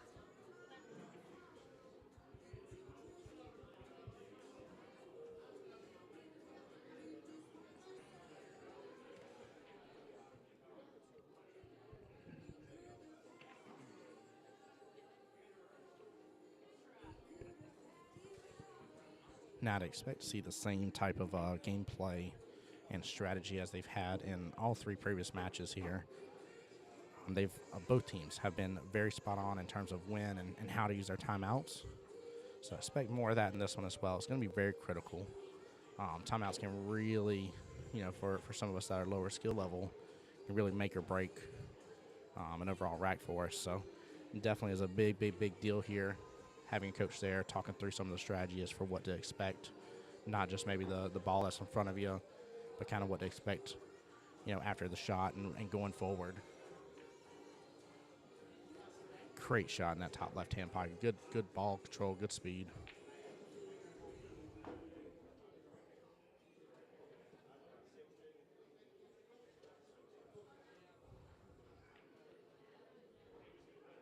Barely missed that, but again, I think she's getting some really good speed out in, not slamming things in place, not rattling pockets. An 8-ball, it's very, very beneficial getting things closer towards the pocket, blocking pockets. If you're going to miss small, definitely makes a big difference in the overall gameplay.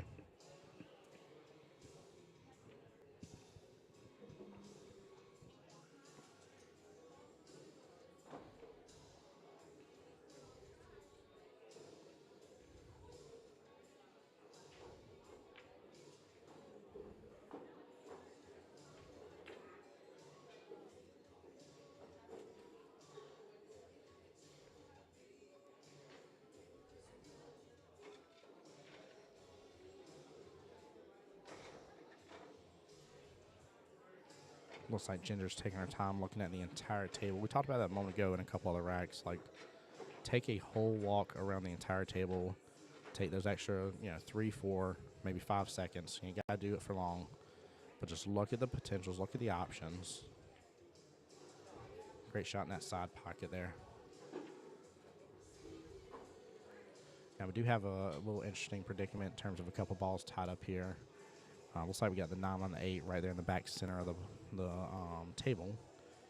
And then looks like we got both the 5 and the 13, if I'm seeing correctly, on the right-hand side pocket. Kind of tied up there, too.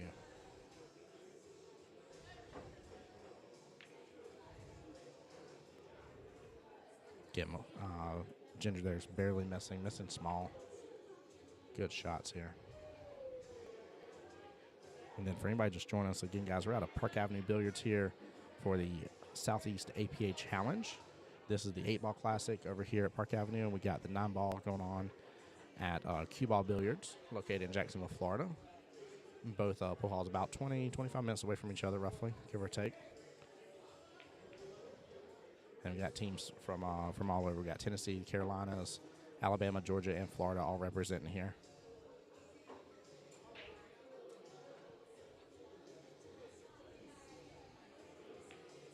I'm kind of liking Ginger's approach of taking that extra moment. Again, walking the table, feeling out her options.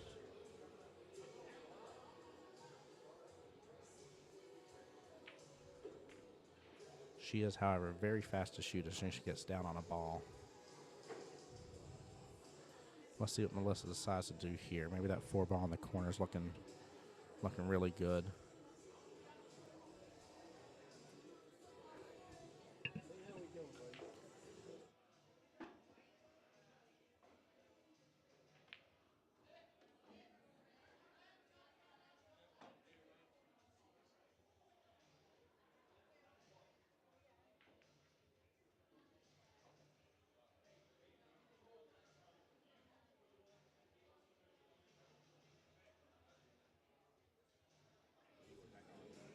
Okay, folks, we're back.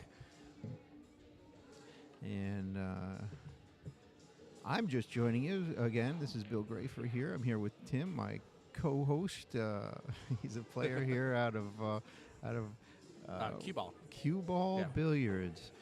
And is that the new one or the? No, that's still the one off of Beach Boulevard. The new one's still being worked on. Right. Actually, at the beach. They had a little issue with the certificate of occupancy, if I'm not mistaken, and Yeah. that's why we're not in both of those locations, and we're back here at Orange Park at Park Avenue Billiards, which we were at for the Southeast Challenge a few years ago, and they've got a great facility here.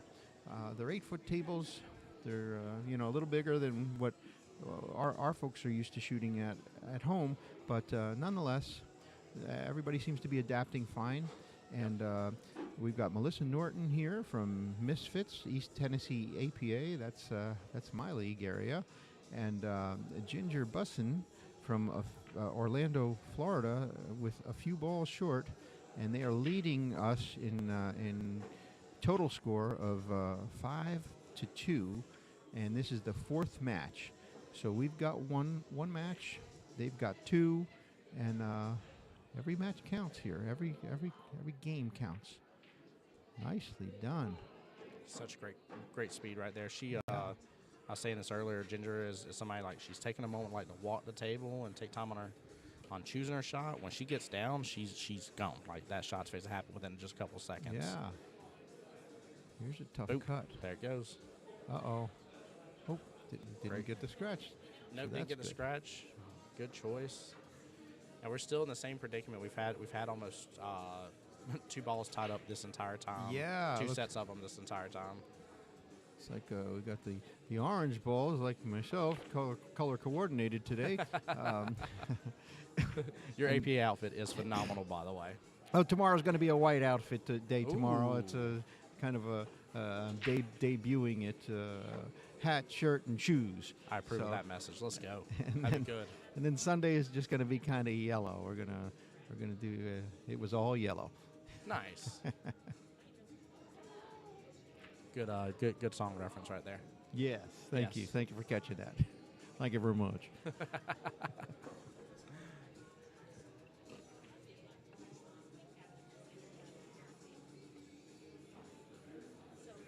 All right. Okay, so Melissa's at the table. And she's got a little bit of a cut here. Wrong side. Oh no. Doggone it. Sounded like a miscue to me. I think it was. I really thought do. I picked up on that. Yeah, and that could have, skewed the ball to the wrong side, I think. I think that's what happened.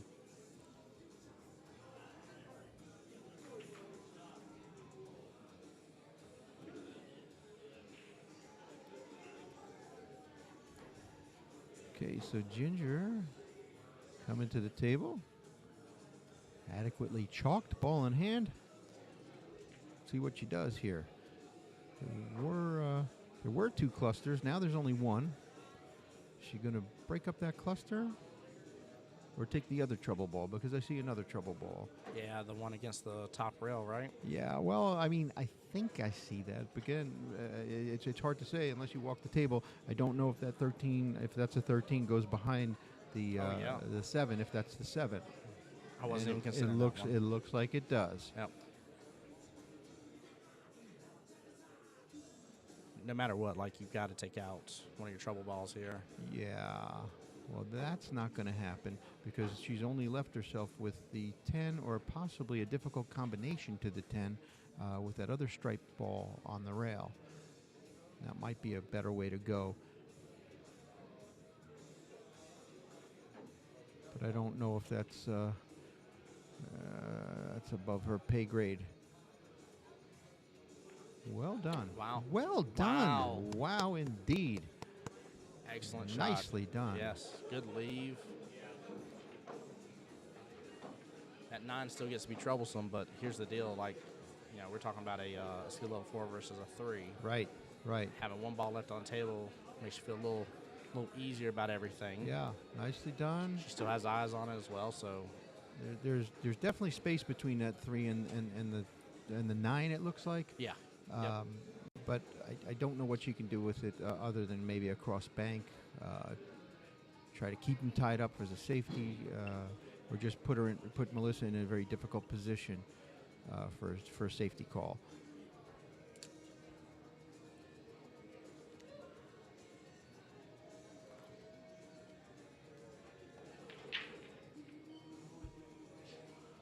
Okay. Well, if Melissa plays that 7 ball, she should be able to get natural shape on either or both the 3 and the 5 on the other end of the table. Yeah. She just can't hit it too hard. Yeah, not hard, not soft. You don't want to baby it in running there. English. There it you is. go, there you There it go. is. Do not do that. Okay. Oh, good shot. Nicely done. Yes. Well played. Yes. Just going for that 5 ball next. Yeah. And unfortunately, got on the wrong side of the 3. Yep. But she needs to switch gears and play safe. Did she make it? She almost made it. Oh, wow. Oh, wow. I was afraid of that 8 ball. You know what could have happened there. Yeah. I would have. My I gosh. would have played safe on account of that. Yeah, she's taking after her opponent a little bit there with that get down and shoot real fast. Yeah. I think maybe even like, I don't know, I think maybe the timeout was right there. Yeah. To try and use a I timeout agree. instead. I agree. That would have been a good time Slow to her call a down. timeout. Especially with how fast she got down on the ball. I wouldn't. Ooh. So Okay. close. Good lead, though. Yeah, very good lead Long because shot. I don't know. I can't tell if that 3 is tied up to the rail, creating a dead rail. But the shot would be to play safe and just hit that 3 ball, get it off the rail, Yep. and don't hit Not it so too hard. hard. Yeah. Maybe maybe a little Oh. luck. A little luck indeed. I think Oh, wow. may have a. I think she got her. May have tied it up a little bit. I think so. We'll see if she gets down on it fast and goes to poke it up. Yeah, We'll know yeah. Nah, she's looking at. Yeah, there's the timeout Yeah, already. there's a timeout. Yep. Yeah. Good choice. Yeah. All right. Yeah, I would take advantage this time as well to get the top of my player. It looks like Steven's doing just that right off the bat. Absolutely. And go ahead and say, hey, like, you had a great safety opportunity here. Well, you know, to point that out, you know, a lot of people feel like you're beating up on them, and you know, even though it's constructive criticism, Yeah. they feel like you're picking on them, and you know, they take it very personally. So This is true. You've got to be very delicate how you point out what could have been.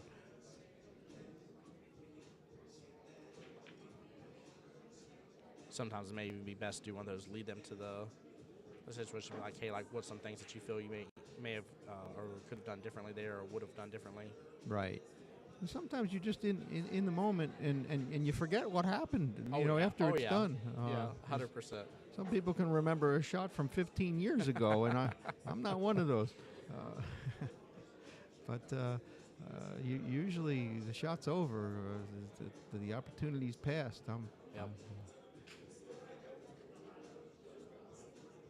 Getting a great use of timeout. Let's see what happens here. There's a potential for scratch if she gets on the wrong side of that ball. Oop. Oh, no. Oh, all right. Even if Melissa makes this, it's going to be difficult for her to get shape on that 8. Yeah. She's kind of got to hit it with some force, and on a side shot, that's not a good thing because you'll rattle that ball. Those pocket points will just get you every time. Yeah, they will. Got to have the right English on it when it hits that pocket point. Good speed. Can't tell if the 9 is blocked by the 8. It looks like it, but it's so hard to tell. She could back cut it in the opposite corner. Yep. But where does that leave her on the 8? Is that a potential scratch? I don't know. It's a thin hit.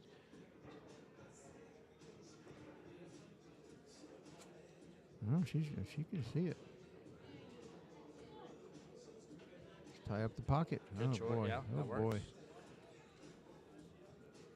So Melissa would be wise to play a defensive shot here.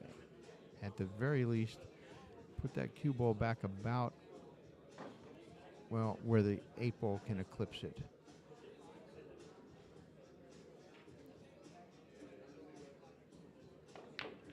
Wow.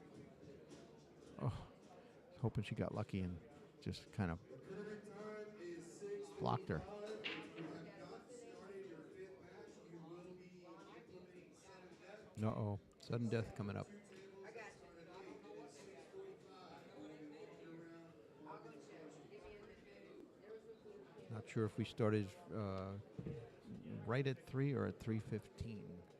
But either way, Yeah, it was right at 3 for it. it was at 3. Yeah, So yeah, they're sudden very death. fast to start putting people Yeah. up.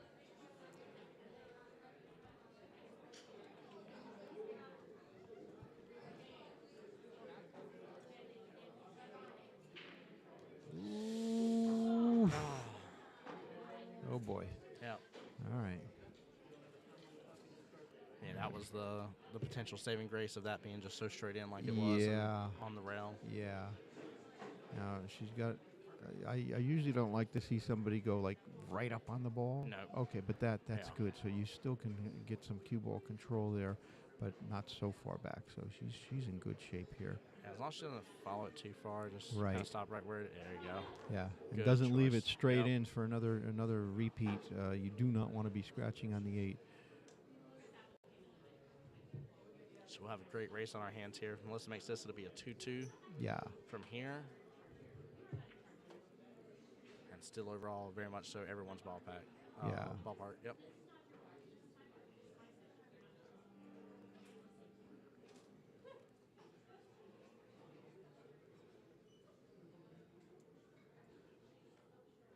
Nice and easy. Great Done. shot, yep. Okay, level playing field here. 2-2 race.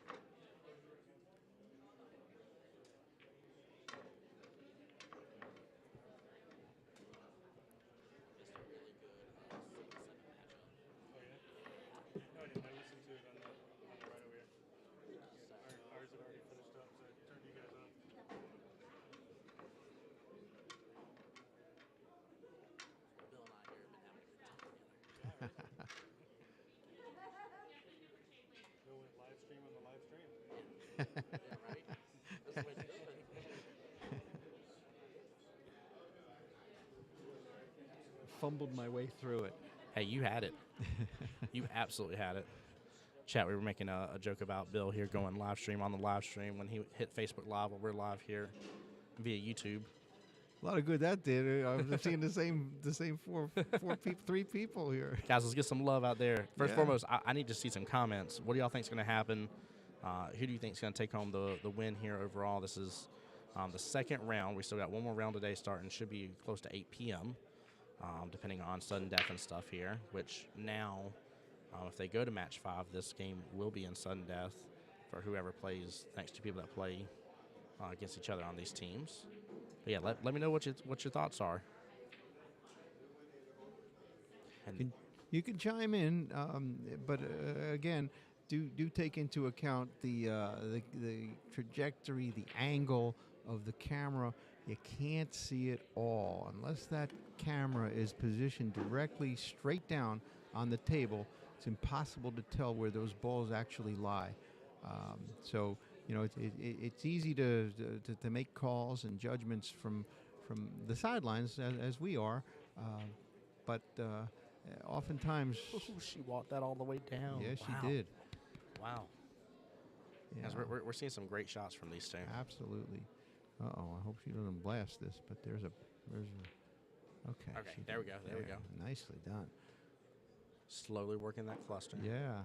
That's nice defense. She's locked up to that 8, it looks like. Mm-hmm.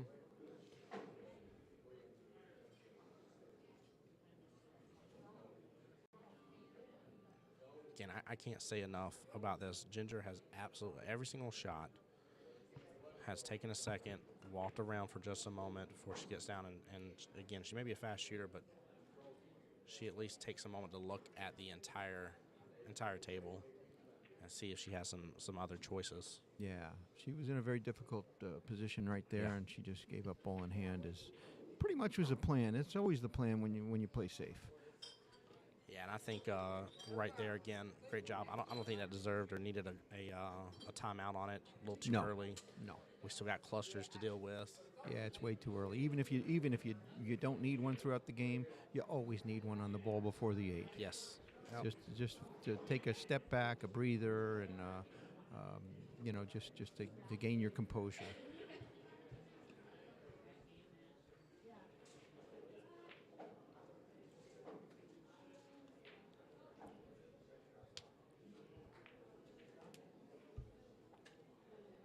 Had the 1-foot pirouette there. She made the shot. Very nicely done, Ginger.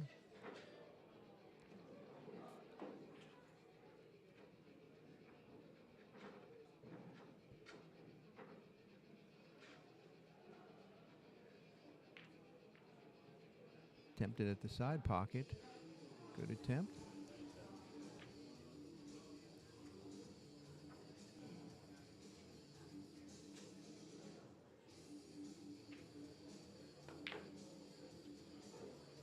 Oh, almost. Kind of feel like Melissa's feeling a little bit rushed. Yeah, I think all she needs is like an instance like this where I'll start thinking about what my normal natural rhythm is, and I'll start going through my steps in my head of how I go through each shot in terms of like I look at it, I do my ghost ball, look, I pull back, I line up, I take my 2 to 3 practice strokes at most, and I go 1, 2, 1. And as long as I start walking through that kind of stuff here, it stops me from feeling rushed or like I'm going too slow or any of those sort of issues. It just gets me in my rhythm because Yeah. it doesn't matter. It doesn't matter what your opponent's doing Right. at all. This is your table. You got to have a good pre-shot routine. Yes. Yep. Know it, learn it, practice it, and definitely pull that out anytime you're feeling, any sort of worry or rushing, any of that kind of those sort of symptoms that start popping up. Pull out that pre-shot routine. It'll do you justice. So like she got down on that real fast and shot it. Yeah. Again, that's just what we were talking about. Maybe rushing that instead of being a little bit more methodical. Yeah.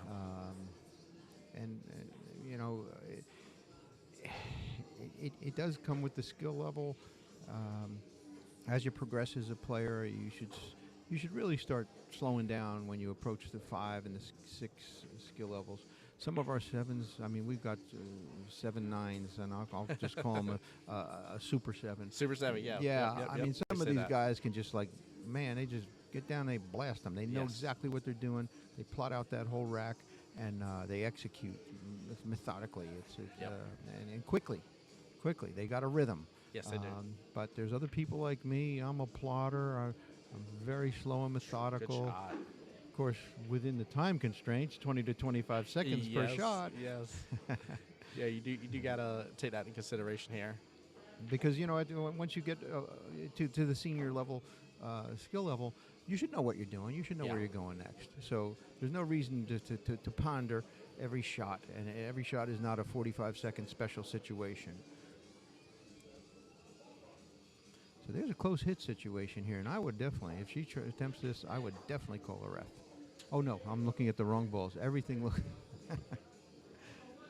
Oh wow. How did that happen?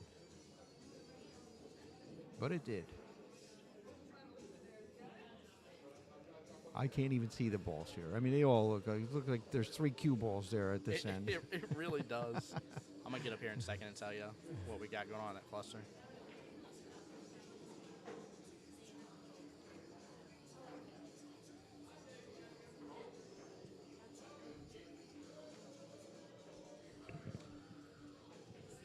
Never mind, it's still too dark. I can't see it. It is kind of dark here. Oh, man. I don't know. There's no panning around the room, but the ceilings are painted black. The top half of the drywall, and you got some very, very high ceilings here. Yep. Because we've got a second level where people can see down, a great vantage point on the tables when the game's being played. But just about at the door frame size, maybe a little higher, about 8. Should make 3 balls right there. I don't know. I was busy talking and looking around the room. Hold on, I'm about to tell you in a second. I'm rewatching on the live play. But you're not wrong. And also, those tables that they're over have 3 lights versus the diamonds behind them having 4. Yeah, and I personally, I prefer an uneven amount, you know, as far as sighting on the ball, using that reflection, which one of our better players, when I was playing in the Knoxville area, I always heard that you can aim with the lights, and I always thought it was a bunch of nonsense until the great Jimmy Weems educated me on that, and I've used it ever since, and I really do like having an uneven amount of lights there to help me pinpoint where to contact the ball. Yeah. But so right now, Melissa still has 4 total balls on the table. Okay. She's closest to the 9. You got the 14, looks like the 10 and the 11, if I'm saying that correctly. Okay. So it's a good shot there. It's very straight. Looks like she's going to come across with the 10, but I don't know where that leaves her. Or the 14, I guess. Yeah. Okay. It looks like the 10 goes by into that top right corner pocket. Yeah, hard to say, and she's kind of blocking the shot for me to see it at table level. Hit it way too much, too full.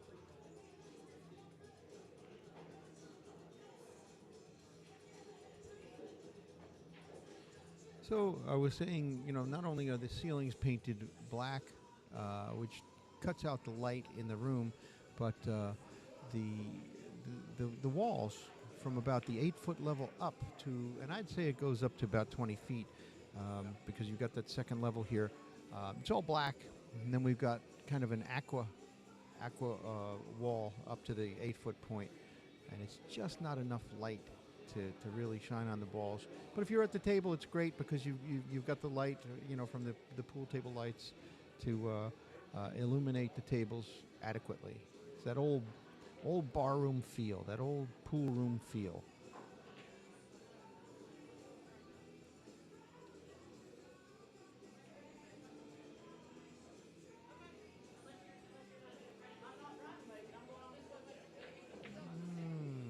Looks like a little controversy here. Maybe not. Defense. They were concerned that it was going to be a close hit, the opponents. So Melissa played a defensive shot, which really didn't require the use of a referee.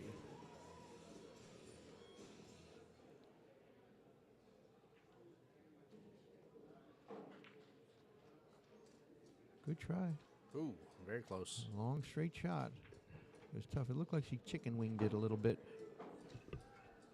So Ginger still got 3 total on the table. Melissa with 2, but her 2 are all the way down there, almost against. One's fully against the rail by the look of it. The other one's off by just at least a little bit. Yeah, if she makes this shot, and she wasn't trying to make a shot. So yeah. Clearly defense, and that was probably the wiser move. Would have served her a little better if she could have knocked one of those balls closer to a pocket. Oh, good try at the bank. Yeah, probably inspired by the coach, who's an excellent banker. That would make complete sense. He needless to say, I'd be worried for him to even play on Sundays. No rail. That was good. Just ran out of gas. That's all. Yeah, that man banks on Sundays for sure. Yeah, yeah. He's one of And those. holidays. It He's doesn't one of matter. those banks that are open for convenience, Yeah, they are. 7 days a week.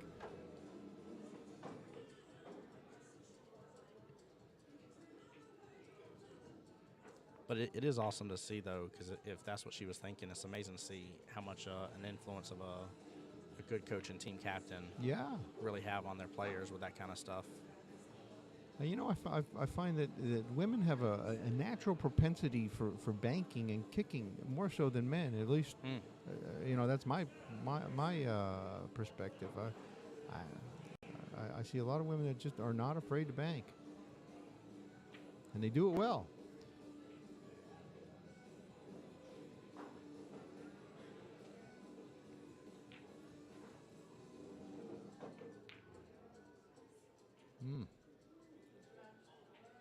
I think I can't tell if she's completely hooked, Melissa, or if she can see enough of that 11 to kind of put it in that corner pocket.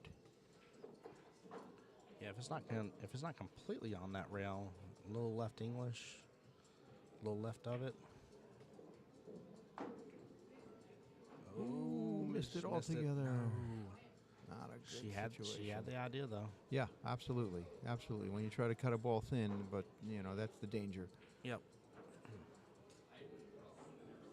Looks like we're taking a timeout here from Mr. Monopoly, the banker. Member FDIC. I feel like somebody's gonna like chime in out of nowhere on that one.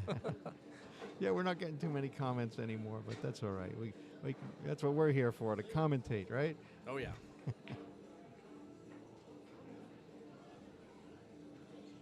And Chad, again, don't hesitate to let us know who you're rooting on, who you're cheering for. If you've got another team here at the match, don't hesitate to shout them out as well. Of course, in a sportsmanlike manner, we don't Yeah. want Oh yeah, very sportsmanlike. we don't want people acting like jerks. No. No, we've had such a good sportsmanlike day too. So. Absolutely.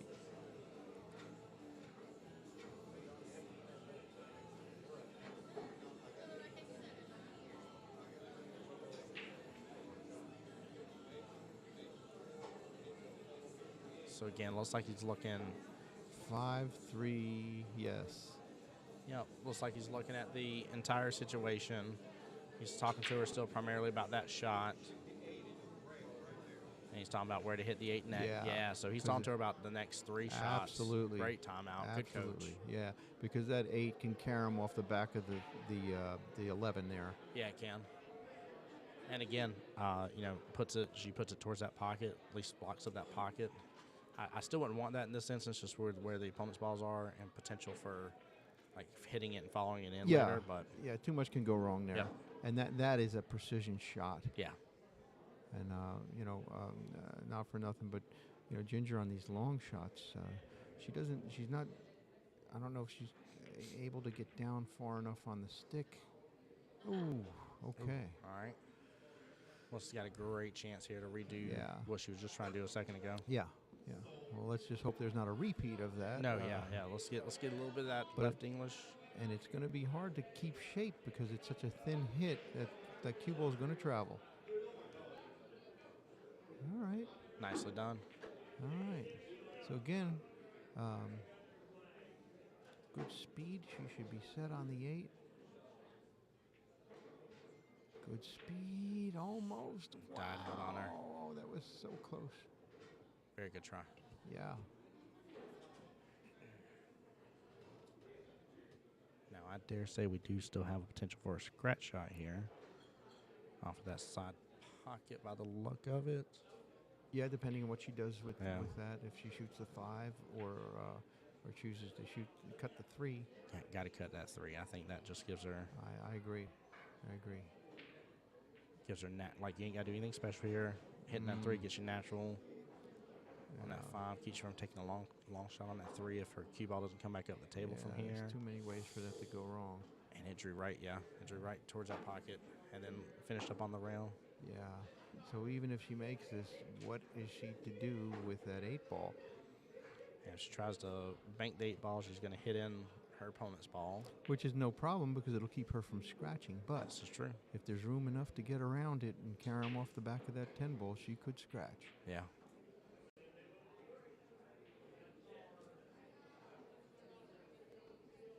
A little chicken wing going on there. And, you know, she's just not, her dominant eye is not over that cue. Oh, very good point. I didn't even see that. Yeah, she's too high above the cue. And Yeah. usually women have less of a problem than men being down on the stick and being able to get that cue in line with their dominant eye. Just observations that I've made watching some of the professional women Good play. shot. Good leave. Looks like, oh, yes, side pocket. Yeah, and even if she misses, I think she'll be in good shape. Yeah. Because that ball's close to the center of the head rail. Nice and easy. Nice and easy. Just let it go. Yo! Oh my! Yeah, on these right here, it's one of those you'll hear me, like I said, I end up talking to myself like, it's just the 8 ball. There's nothing crazy about it. It's nothing special. It's just a normal ball. Like, you know how to make this shot. 9 times out of 10, you make this shot. Like, Well, I call it 8-ballitis, Yes. 9-ballitis. I played Masters years ago in Knoxville, and I was always hanging up the 8 ball, and I was Yep. always hanging up the 9 ball, Yep. and I was gonna buy a whole set of 8 balls and a whole set of 9 balls just to cure myself of that. And somebody suggested, well, why don't you just make believe that you got to get shape on another ball? And that's a good you know, point, yeah. you know, it took away that stress on that one ball, the I like emphasis that. on that one ball. I like that idea. That's such a thought process. That's awesome. Yeah. Oh, Good try. Hit pretty much straight on it almost. yeah.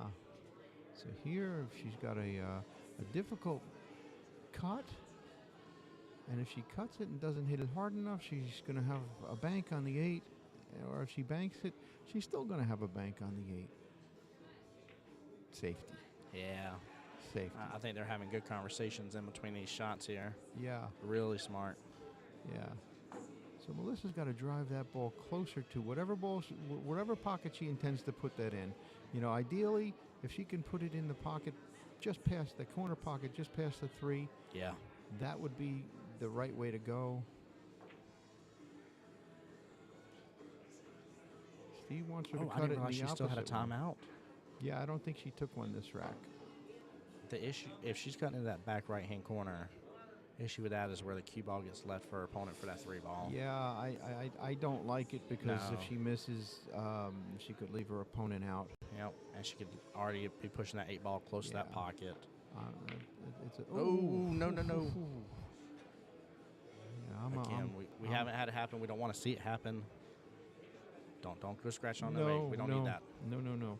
But you know, she has left Ginger long, but Yeah. she's had some difficulty with the long shots because if you notice, she just does not get down far enough on Yep. that stick. See how high she is over that Yeah. stick? And then there's chicken wing involved. Good speed. Good speed, yeah. Wow. But yeah, so it's tough.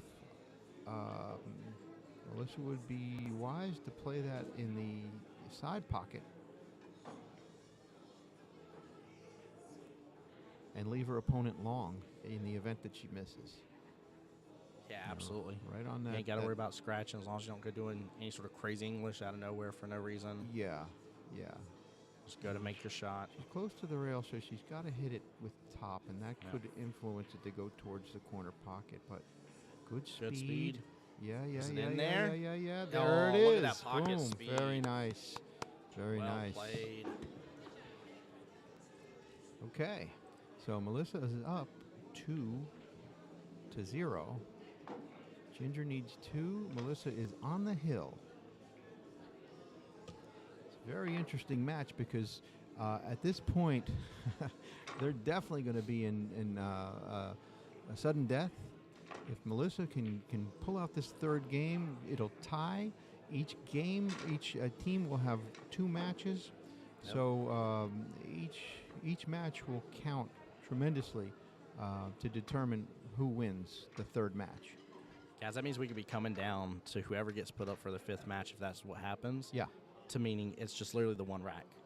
Because Yeah, Sun Death yes. first rack's 2 points. that's correct. Like, think about that for a second. All this hard work and everything that's happened comes down to one singular rack between 2 people. Well, here's the other thing. man. Here's a little caveat there.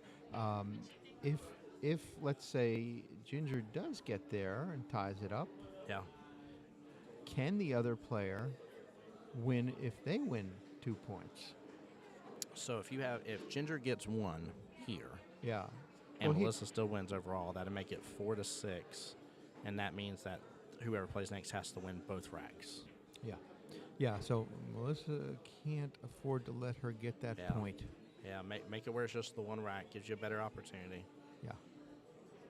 Good luck to both of them. Well, good solid break, no scratch. Yeah.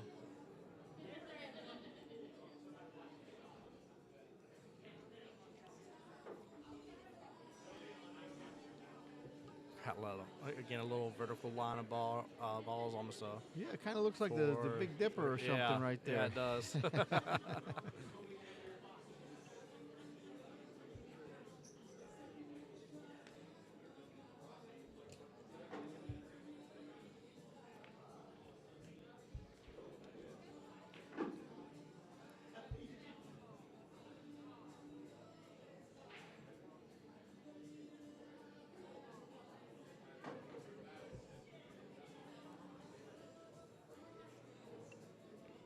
Ooh, ball in hand.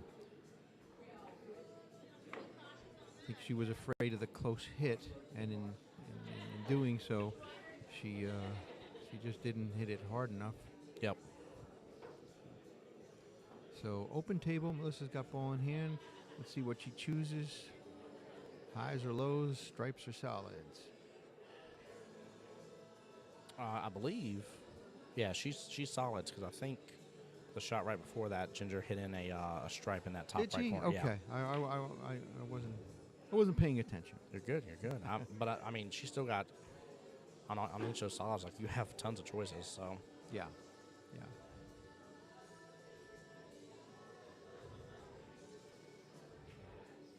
here we go, shooting over a ball. A lot of people are very uncomfortable with that. Yeah. Yeah, you definitely. I forgot who it was I was watching. One of my old team captains actually posted a video and it was talking about like the 10 most common shots. And I love the phrase they used to like get you ready for what the reason like they were doing what they were doing. And they're like, you've got to be uncomfortable in practice. Oh yeah. And I was like, oh, I love that, because if you're avoiding anything and you're just doing what makes you comfortable in practice, you're never growing. You're not going to get further. And you know it's going to happen when you need it not to. Oh yeah, 100%. Again, it brings me back to the bridge issue and people using the bridge properly. They have this aversion to using a bridge because they don't use it properly. That bridge, if you use it properly, is more stable than your hand on the table. And you're not balancing 2 sticks. There is a good way to do it. It doesn't always work because sometimes you have to shoot over a cluster of balls, and you've got to balance 2 sticks. But for the most part, when the table's open and you've just got to reach because of the distance, there's a great way to lock that bridge down and get yourself some accuracy. Whereas you're afraid to use that bridge stick. Yeah, I definitely agree with that 100%. I ended up costing a ball in hand this past Wednesday from not using the brick because I didn't want to because it was ball in hand. Stubborn. I was very stubborn. And like my buddy looked at me, he's like, "Did you just refuse to use the bridge?" I was like, "Yes." And he's like, "What did I tell you?" I was like, I ain't going there. we ain't gonna talk about it. Oh man. But you're 100% right. It definitely the bridge gives you that extra accuracy. You know. It can if it's Yeah. used properly. Wow, Yeah. what a great shot! Very nice. I feel like, and I don't want to misspeak here because obviously I don't know Melissa personally. I feel like we're seeing a little bit of a different Melissa here on this. I feel like there's a And maybe it's just because she's hitting the balls a little harder. She's bearing down, but Yeah. shooting over a ball like that is it's difficult. Oh, it definitely is. But I'm feeling like there's a more confident Melissa, and maybe it's because she's up 2-0 Yeah, with and this one here. and that's where you can't lay down. Oh no, yeah. That's when it falls apart. So Yeah, you can't be too confident. Keep that foot on the pedal. Yep. Always play scared. Yeah, A little bit. a little bit, smidgen. Yeah. It's like spices. You can overdo it. Yes.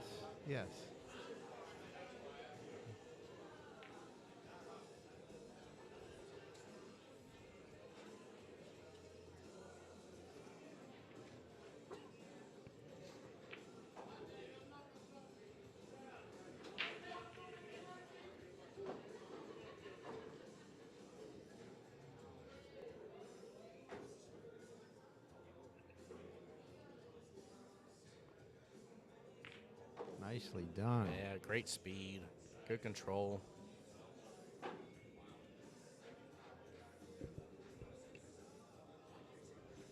Looks like that 3 ball might be kind of tied up there, or not. As I look at the camera's perspective. Did that? Well, Did you see that one like wobble a little bit? Yeah. I just watched the shot. It looked like she was getting towards the pocket. Whether she made it or not, she Yeah. really didn't leave her opponent much. If she does choose that stripe, it looks like the 9 next to the 8. I'd watch that hit. Definitely would. Yeah, absolutely would.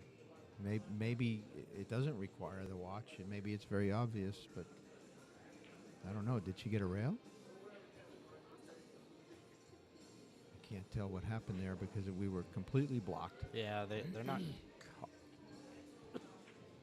This is one of those times where I use too much assumption. I'm assuming one of the team members would have been like, it wasn't a rail, but nobody's calling it. So, but I've seen whole teams miss out on that before. Absolutely, absolutely. And I agree with you about the 9-8 shot. I think just from a standpoint of just like, hey, like CYA, like don't take the chance.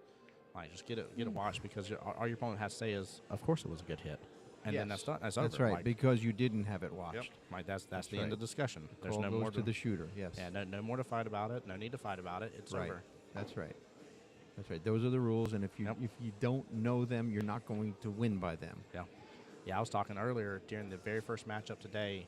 One of the guys didn't mark his pocket the first time around, and his opponent was kind enough to mention it afterwards, but still like let him have the point. And then he started using the chalk to mark the pocket, and it was so bad that even his own team was like, "Hey, like don't forget to mark that pocket." He was like, "I just put the chalk right here," and it didn't look obvious at first, right off the bat. And I was like, that's why like just use a custom marker, like nothing Right. wrong with that. Like Right. no need to take a chance in these situations. I was like, we got really good sportsmanship, so the other team hasn't said anything about it. And I know you're allowed to use that chalk. However, And several years ago, if I'm not mistaken, in the official team manual, you were not permitted Correct. to use the chalk just because of that confusion. Yep. That could be there. There could be multiple pieces of chalk on the table. and there was that was where the Yeah. issue came in. Is he literally walked the table, put it by the right hand side pocket, and then went and still chalked over here and put the other chalk near this corner Which pocket. could be misinterpreted as marking that pocket. Bingo. Yeah. Yep. And of course, people are very quick to win by the the ominousness, Yeah. if that's a word. It is today. It counts. If it's going to rain all weekend, we're You're- allowed to make up You're some all words. right, Tim. You're all right. I don't care what anybody says. I don't care what Alex says. Good. Yeah, Alex is a buddy of mine that I've met through streaming on Twitch and video games and stuff. He's actually a really good close friend of mine. Nice. Yeah. Nice. It took me a moment until afterwards he messaged me on Discord, and I was like, that was you, wasn't it? He was like, did you like that? I was like, stop it. Oh, man. You gotta have fun. Absolutely do. Yeah, he was sad. He was like, you're not going to be on playing in any games? I was like, no, like I got a job to do this weekend. I was like, we got a fun tournament. And he's like, but wouldn't you rather be playing video games? I said, no, I want to be here with this tournament. I was like, this is such a treat. I was like, I know, pool may not be your thing. I was like, but all it took was a buddy of mine first talking to me about it and just convincing me to come out to one APA league night. I wasn't even on the team yet, just to watch and enjoy and understand that, like, APA League is for everybody. It is. You know, It and truly is. Yeah, I was like, I haven't picked up a cue in like 5 years, like this and the other. And at that point in time, fun fact, I shoot left-handed. I'm a right-handed person. It was 3 It's years. interesting. It was 3 years in APA before somebody asked me. They said, "Why are you shooting that way?" I was like, "What do you mean?" They're like, "Why are you shooting left-handed?" I was like, Wow. not. What a great shot Melissa just did. "Drain that. Look at that. Holy Look at the shape. shape." Yeah. Question is, was that a 3? Yeah, it's the 3 ball still. Oh, nice. Okay. Now the question is, if she shoots that 6 ball straight, she needs to follow it, and will that go without interfering with that stripe that's down on the foot rail?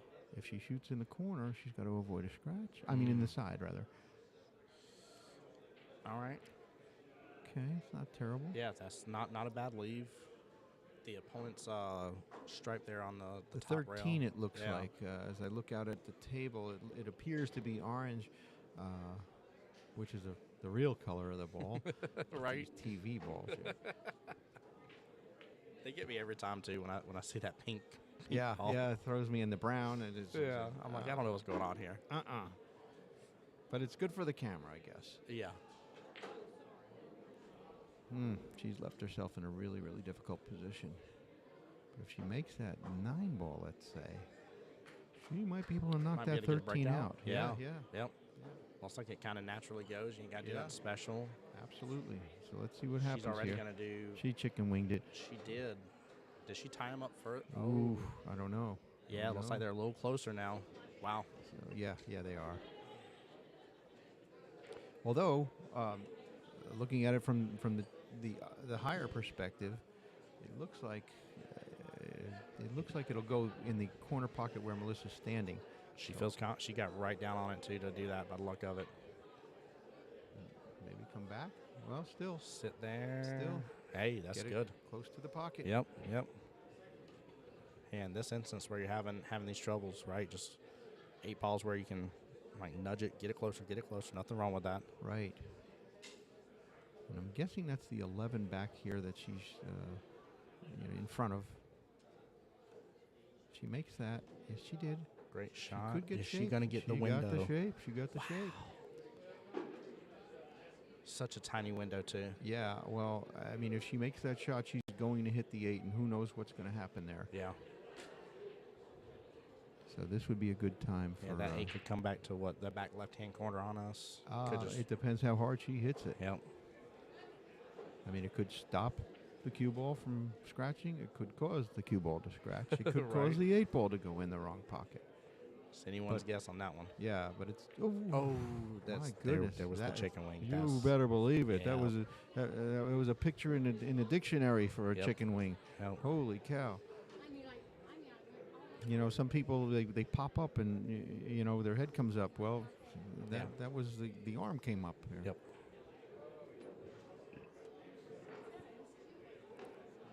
I think she put too much stress on herself. Yeah, exactly. Ooh, why so hard? Got pretty close to it, but And again, it's so hard to judge the perspective from where we sit. yeah, it looks like she's almost 2 ball lengths away at most, but Don't do Get out that. of Don't do that. Ooh. My goodness. good job not giving your opponent ball in hand right there. Both Yeah. down to the last ball. Yeah. 8 balls center of the table, so it can go anywhere. Yeah, it's a nail biter. You know, if you look at it on the television screen, it appears that the 8 ball is blocking, but as I look out at the table, it's clear as a bell. Yeah. If you are here for the 8 o'clock breakfast, tables 28 through 33 are open for practice. There are no other practice tables except for table 28 for the 8 o'clock round. Thank you. For anybody tuning in that's here, that announcement was table 28 through 33 if you're here for the 8 o'clock round. Not if you're currently playing, but if you're here for the 8 o'clock round, tables 28 through 33 are open for practice. Keep in mind, while you're in a matchup right now, you're not allowed to be practicing. Okay, so it looks like Ginger's going to take her timeout here, and she makes this ball. It's a thin hit, which again, the tangent line is going to send that cue ball all the way up the table here. If she hits it with top, which she's close to the rail, and she might, she hits it too hard, she could scratch in the corner up here as well.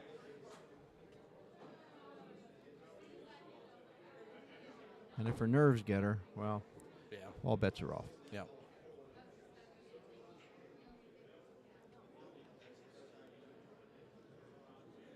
I wonder if Steven's looking to see about. Oh no, he's just talking to Melissa. That's what it is. I was wondering if he was looking to see if there was something else going on there. But he's just talking to Melissa. Never mind. Yeah. Probably giving her an alternate scenario. Yep. If you know, What if you get ball in hand? What if she still hits it and you don't? Right. She hangs it, you know. But Yep. there's a possibility if she hits it just soft enough, that 8-ball could eclipse the 6, and who knows? Who knows? You know, when you know your senior level players have a lot more control and precision Yes. than the junior level players. Let's call it that. Yeah, absolutely.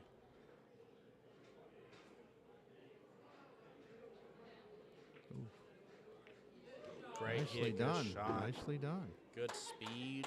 Yeah, I mean yeah. she stabbed at it, but she did it well. Yep. The only way that would have been more perfect is a little more speed. Get the cue ball closer to us. Yeah. Take that 8 in Yeah. the corner, but now you have the 8 inside is a great choice. And take a second, look at your shot. Because this right here, again, even if Melissa still takes her ball win, Crucial. if she gets that 1 point, it forces Misfits to have to win. 3-0 on the 3, next yeah. one. Oh, good speed. Oh, Wow, barely. Wow. Right. Good try. Yeah. Very and- nice try. And that is not an easy shot where that 6-ball is. Mm-mm. So the best thing she could do, I think, is just kind of clip that 6, put it in front of the pocket, Yeah. and leave Ginger with a two-way scratch. If she tries to shoot it in the side, Mhm. or if she tries to shoot it down, she scratches in the side or the Yep. corner. Yep. That's what I would do. Yeah, and especially, again, this is not against Ginger here, especially with how fast she shoots Yeah. as well. That definitely makes that, I think, She's gonna kick at it, and the danger is giving ball in hand. yeah, I would not take that chance. No, but she feels like she has to. confident. Hit it. Oh, She hit. got She almost made it. She Wow. almost made it, Bill. Great Wow. shot. Great shot. Wow. Whew. Whew. I was so afraid she'd miss Yeah. it. Oh my gosh, I was too.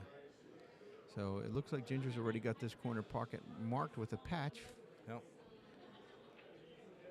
Still a little hard place to get like your bridge and stuff. You're over that 6. And you know she's shooting over a ball, and she's had a problem with chicken winging Yep. and miscuing. But there's also potential for a scratch here. Yeah, that top or bottom right hand corner pocket Absolutely. will gladly accept that cue ball 7 days Nice. a week. That was Nicely it. done. Nicely done. All right, pressure is on. So now to stay in it, Melissa has to take the win here. Yeah. And then whoever plays next for Sunday has to take both racks.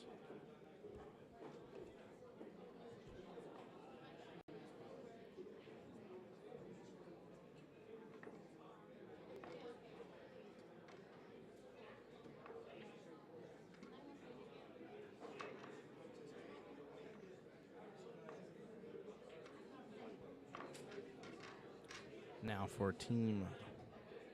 Actually, I won't say that over here. I'll take that back. I was about to say what has to happen here, but never mind.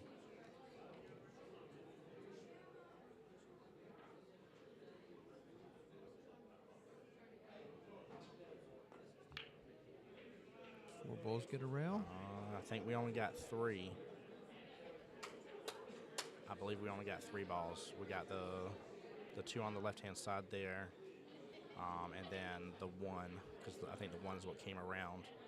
Yes, it didn't definitely. Yeah, it's a re-rack. Not enough. And since it wasn't a foul, it is still Ginger's shot for it. Correct. Had she scratched, then we would have changed over and re-racked. Yep.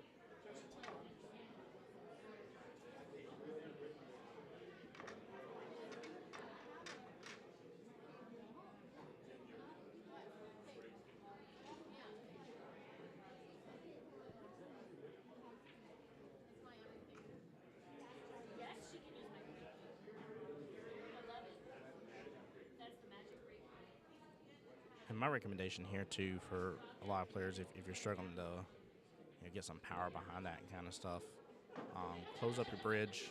Don't have an open bridge. That way Oh, you yeah, absolutely. can get a little bit more. And then also as well, nothing wrong. I know some people like shooting from the side and stuff. Shoot center. Oh, sure, Yeah. sure. Unless you're, an advanced level player. Yeah, use that Center ball. That rail. There we go. Yeah, we got some action that time. That was better. Definitely 4 balls.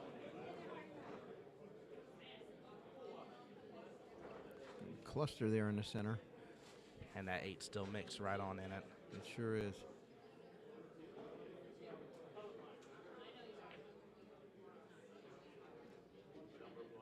I think we have teams arriving for the 8 o'clock round. If they lost what round was that? 10 a.m. round. The 10 a.m. round, and the winner came back here at 3 o'clock to play in this round, and the losers are coming back to play. I hate saying that, but the non-winning team. There you go.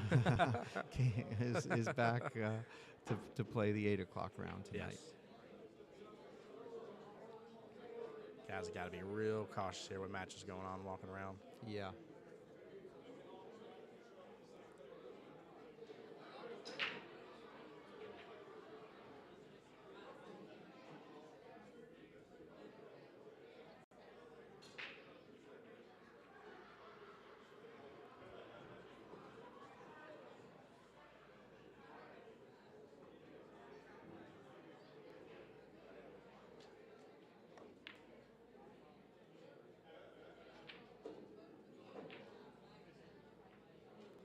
Okay, we still got that big cluster. So it's going to be a tough rack. Either way, it's hill right now. Yeah, that cluster amplifies the stress of what this rack could mean. Yeah, and Melissa needs to win this if Misfits are to stay alive into, because I believe we are definitely in sudden death right now. Yeah. So Melissa needs to win this. Get a round. She got one. You got a rail? Okay. Yep. All right. I don't know what ball it is, but whatever that very the left of the 3 balls of the Orion's belt. I can't see it. I'm gonna say it's the 4 because it looks like the Pepto-Bismol ball. Oh. Oh my gosh.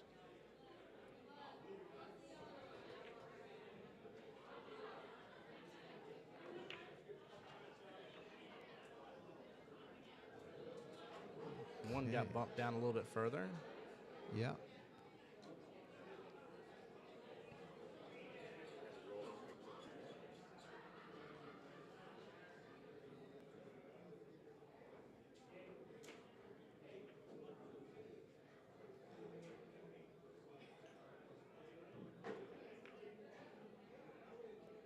Well, okay.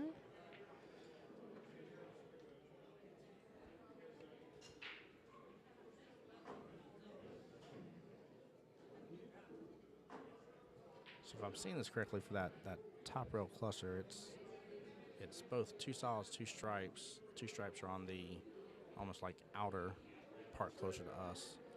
2 solids are a little closer to the rail. Yeah, it appears that way. It looks like possibly the 11 and the 9 and the 7, the brown one, and the Pepto. And the Pepto ball, yeah. If you go back home and you say that on one of your live streams, I'm going to be so happy, by the way. I love it. Oh, my goodness. That all came from one night. Me and a player took 4 chances at that 4 ball.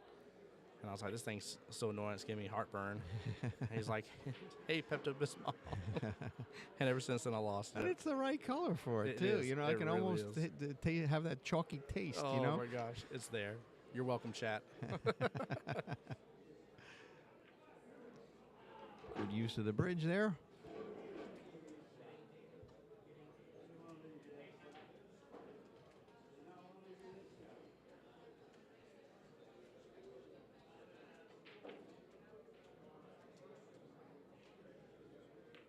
Good speed.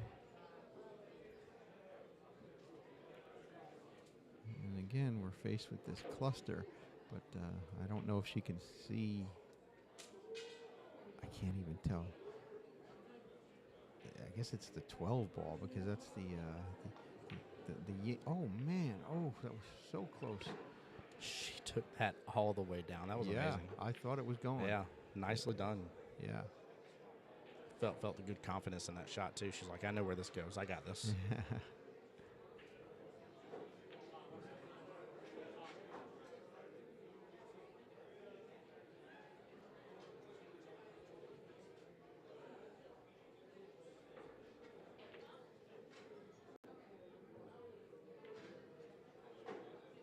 Nicely done.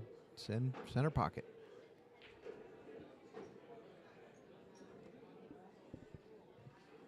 Yeah, those short distances she does not have a problem with. It just seems when there's a long distance, she gets very tense, and that chicken wing starts coming out.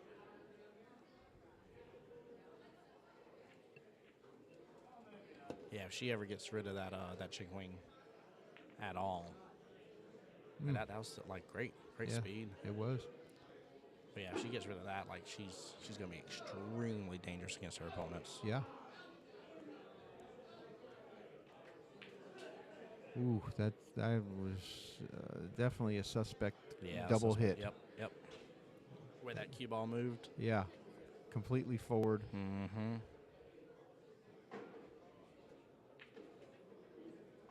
Could have sworn I almost heard the double click. Right. But again, if it's not watched, it's too late.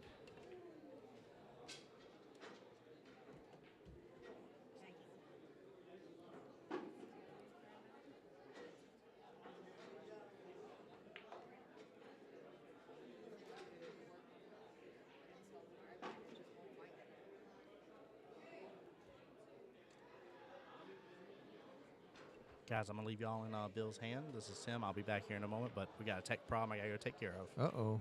Leave me out of that.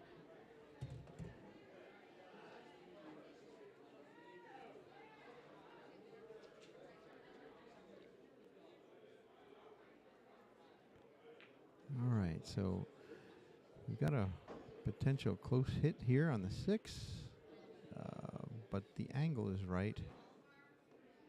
Yeah, the angle was right. Let's see if that scratches. Yep. Okay, so Melissa gets ball in hand, and she's got a cluster down there. What to do? That might be worthy of a timeout. Steve or Bryant wants to step up there, help her with that. See something that possibly she doesn't see, because from this perspective, I can't tell if a carom will work. Oh, I couldn't even tell their balls could go behind there. That's how bad the perspective is at table level.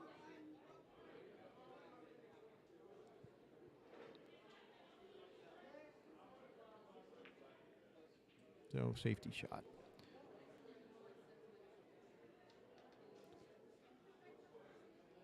Don't know if it got better or worse, but nonetheless, I think it's better. I think Melissa will be able to see the 13, which will get her a breakout on the 11. And then we've got Ginger here shooting at the 6. Good hit. And not a bad leave at all. I mean, Melissa can certainly hit one of her balls. She's got 3 that she can hit, but how she hits them and where she leaves them, she needs to leave them in a spot where she can get in a position to run those last 3 balls and the 8.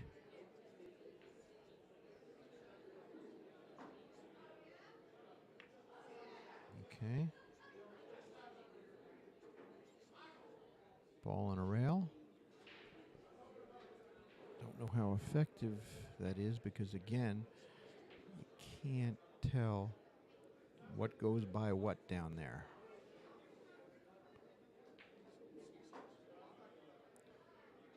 Now, Ginger's shooting over the cluster. Makes it. Good shot.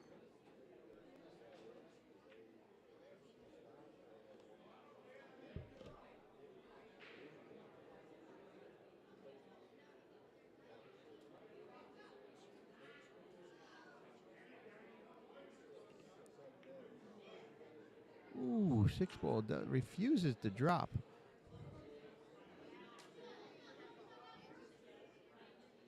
Had that dropped, could have been really bad, because looks like she got a bead on that 7 ball. Now that she's sending the 7 ball to the other end of the table. So wow, it looks like Ginger's got some ducks over there. She's gonna do some duck hunting.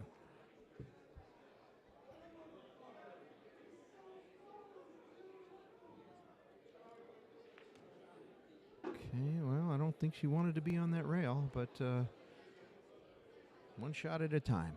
One shot at a time.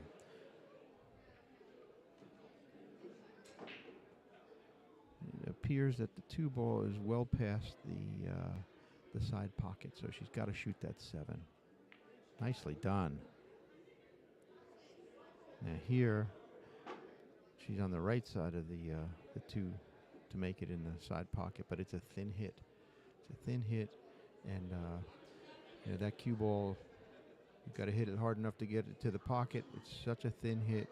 It's going to hit the 13, possibly hit the 9-11 as well.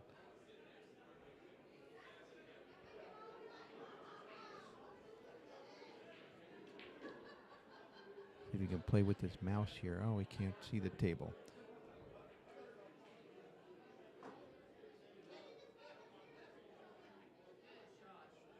Nicely done. Wow. Nicely done. So she's marking. Where's my mouse? Oh, it goes between 2 screens. So she's got to cut that 8 ball over here, and the cue ball is over here. It doesn't appear. I mean, there is a possibility she can scratch in the corner down here. There is that possibility, but let's see what happens. She's shooting over a ball, and she's on the rail. Her hand is on the rail. Let's see what happens here. Good speed, nicely done. Wow, very nicely done. Okay, so I think that's it. I don't think there's any coming back from this. That puts the other team at 7, and at best, we've got 3. We can only go to 6. So the Misfits are going to the next round. I believe this is modified single elimination. They'll probably be coming back tomorrow, and a few balls short out of Orlando. They will go on to the next round. So I don't know. I know there's an 8 o'clock round coming in here. I don't know who's coming in on this table, but we may have a change in commentators at that point, because I'd like to take my team out to dinner if I can get a hold of all my teams. But if they're not playing, it'd be a good time to do that. So we're just going to kind of go on radio silence, and rather than me fumble for things to say and and random banter here.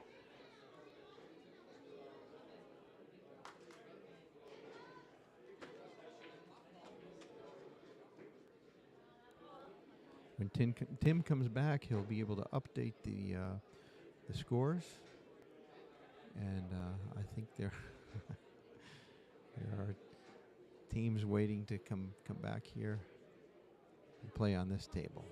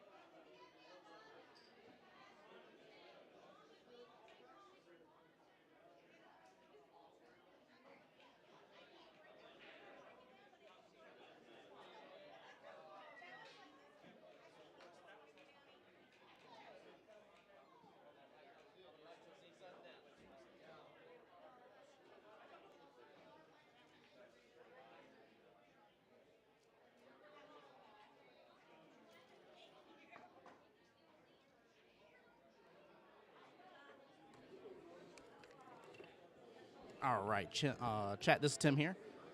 So unfortunately, Melissa did not pull out the win there. Ginger took the win, fortunately for her, and a few balls short. Move on and advance into the next bracket here. So they'll be playing, I believe, tomorrow morning. For right now, we're going to go in stream. We'll restart it back up here shortly when the 8 o'clock hour officially starts. So bear with us here for a few minutes,